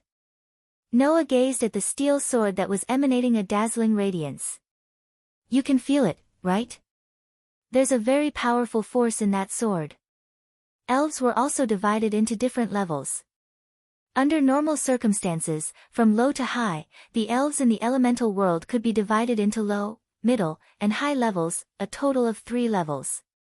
However, elves of the same level had an extremely obvious difference in strength. And this sword in front of them, from the divine might and pressure it released, didn't look like an ordinary spirit. It has to be at least a high-level spirit. Noah's eyes flashed. And it has to be one of the top high-level spirits. It seems that your contract failed. Not only was the spirit sealed in the sword released, but it also seems to have entered a state of losing control. Noah gently placed Claire on the ground and patted her little head. Since you failed, it's my turn now. After saying that, Noah was about to step forward, but Claire hurriedly grabbed his sleeve and said excitedly. Who said I failed? I'm just about to start. Hey. Noah narrowed his eyes and cast his gaze on Claire. Are you still going to force yourself? That's none of your business. Claire lowered her head and bit her lip. I must obtain a powerful spirit, one that won't lose to anyone. After saying this, Claire took a step forward, her fiery red eyes staring unwaveringly at the steel sword floating in the air. Be obedient and become mine. Sword spirit. A vigorous divine aura turned into a wave of air and rose from Claire's petite body. Guardian of the red flames, the hearth keeper who never sleeps, the spirit imprint on the back of Claire's hand flashed with intense red light. Here, fulfill the blood contract and listen to my orders. The valiant divine might and the blazing red elven imprint entwined tightly together, setting off surging flames that landed on Claire's palm. Let's go. Claire yelled and threw the burning flame in her hand fiercely. Scarlet. The scorching flame thrown into the air by Claire directly exploded and turned into a cat. It was a fire cat with a red body and burning flames all over. That was the flame spirit that Claire had formed a contract with.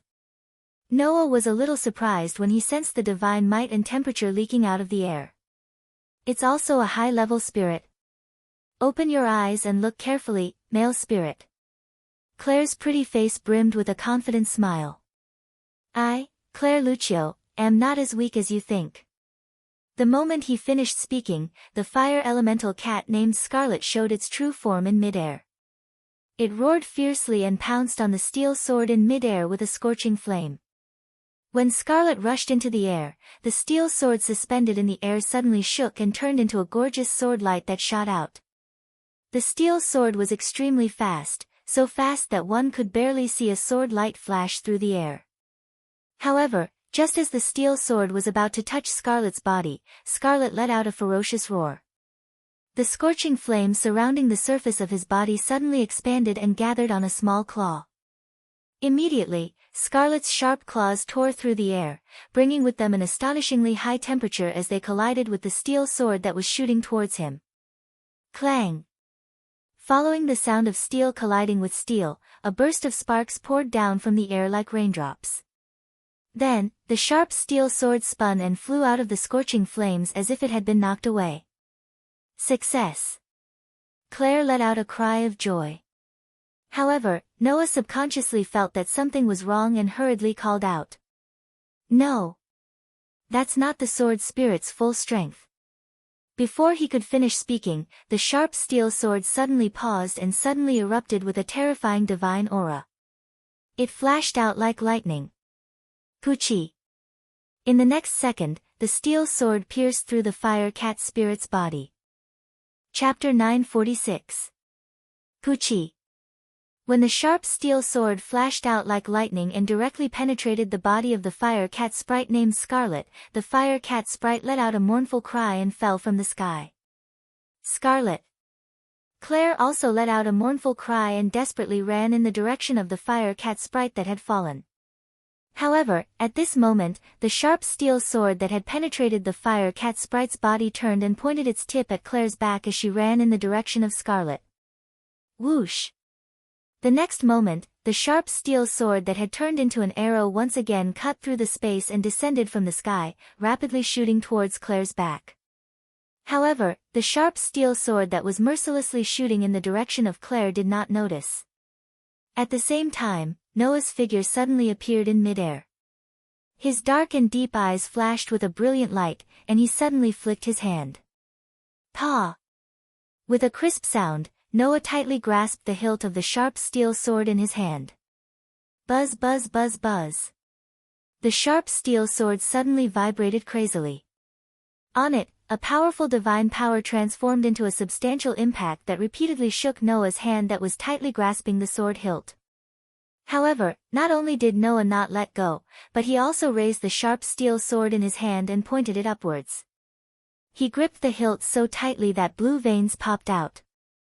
Suddenly, Noah's LV, for strength, forcibly stopped the crazy vibration of the sharp steel sword.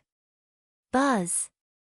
At the same time, an incomparably fierce divine power shook from Noah's hand that was tightly grasping the sword hilt. Like a stormy sea, it continuously poured into the sharp steel sword. As a result, the divine power that was more turbulent than the sharp steel sword actually pushed back the divine power that was repeatedly shaking the sword toward Noah. Buzz buzz buzz buzz. As if really enraged, the sharp steel sword erupted with even more ferocious divine power amidst the vibrations in the air and space. It turned into an impact that shook the divine power that was attacking Noah. Boom! Thus, the two incomparably terrifying divine powers collided with each other using the sword as a bridge. It was as if an invisible bomb had been detonated, stirring up an astonishing shockwave that spread in all directions. It's a lie, right? Claire, who was hugging the dying fire cat sprite, tried her best to stabilize her footsteps. Her fiery red hair fluttered wildly in the wind, but it still could not conceal the shock in Claire's eyes. How can that male sprite's divine power be so strong? Little did she know that Noah was also in surprise. However, what surprised Noah was not the strength of the sprite's divine power, but the strength of the sword sprite's divine power. There's actually a way to be a pure energy that is equal to mine. One must know that Noah had an unlimited source of magic power.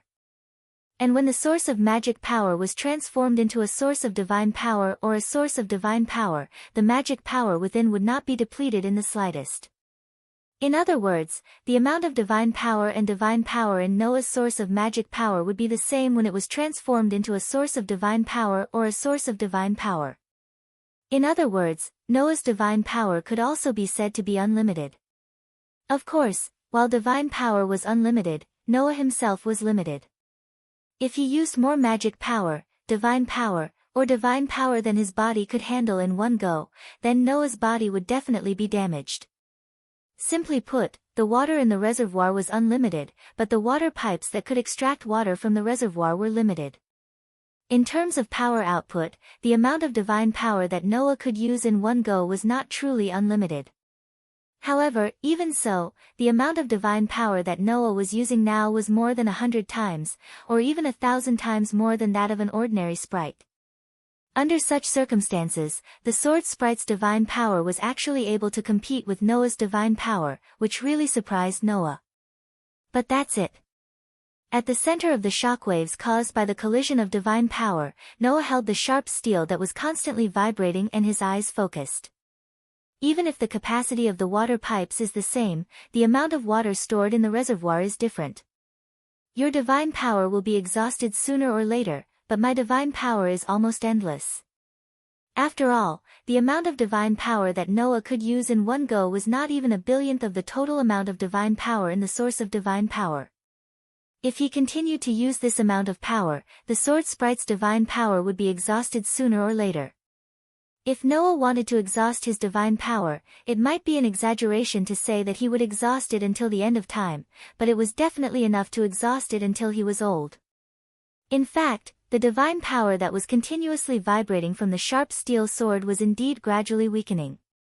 With an almost unlimited source of divine might as a backup, Noah's divine might continued to pour into the razor-sharp steel sword with the greatest amount of power. Over time, the sharp steel sword was starting to be unable to support itself. Just as Noah confirmed his victory, the sharp steel sword suddenly trembled and blossomed with a frightening light that covered Noah's palm.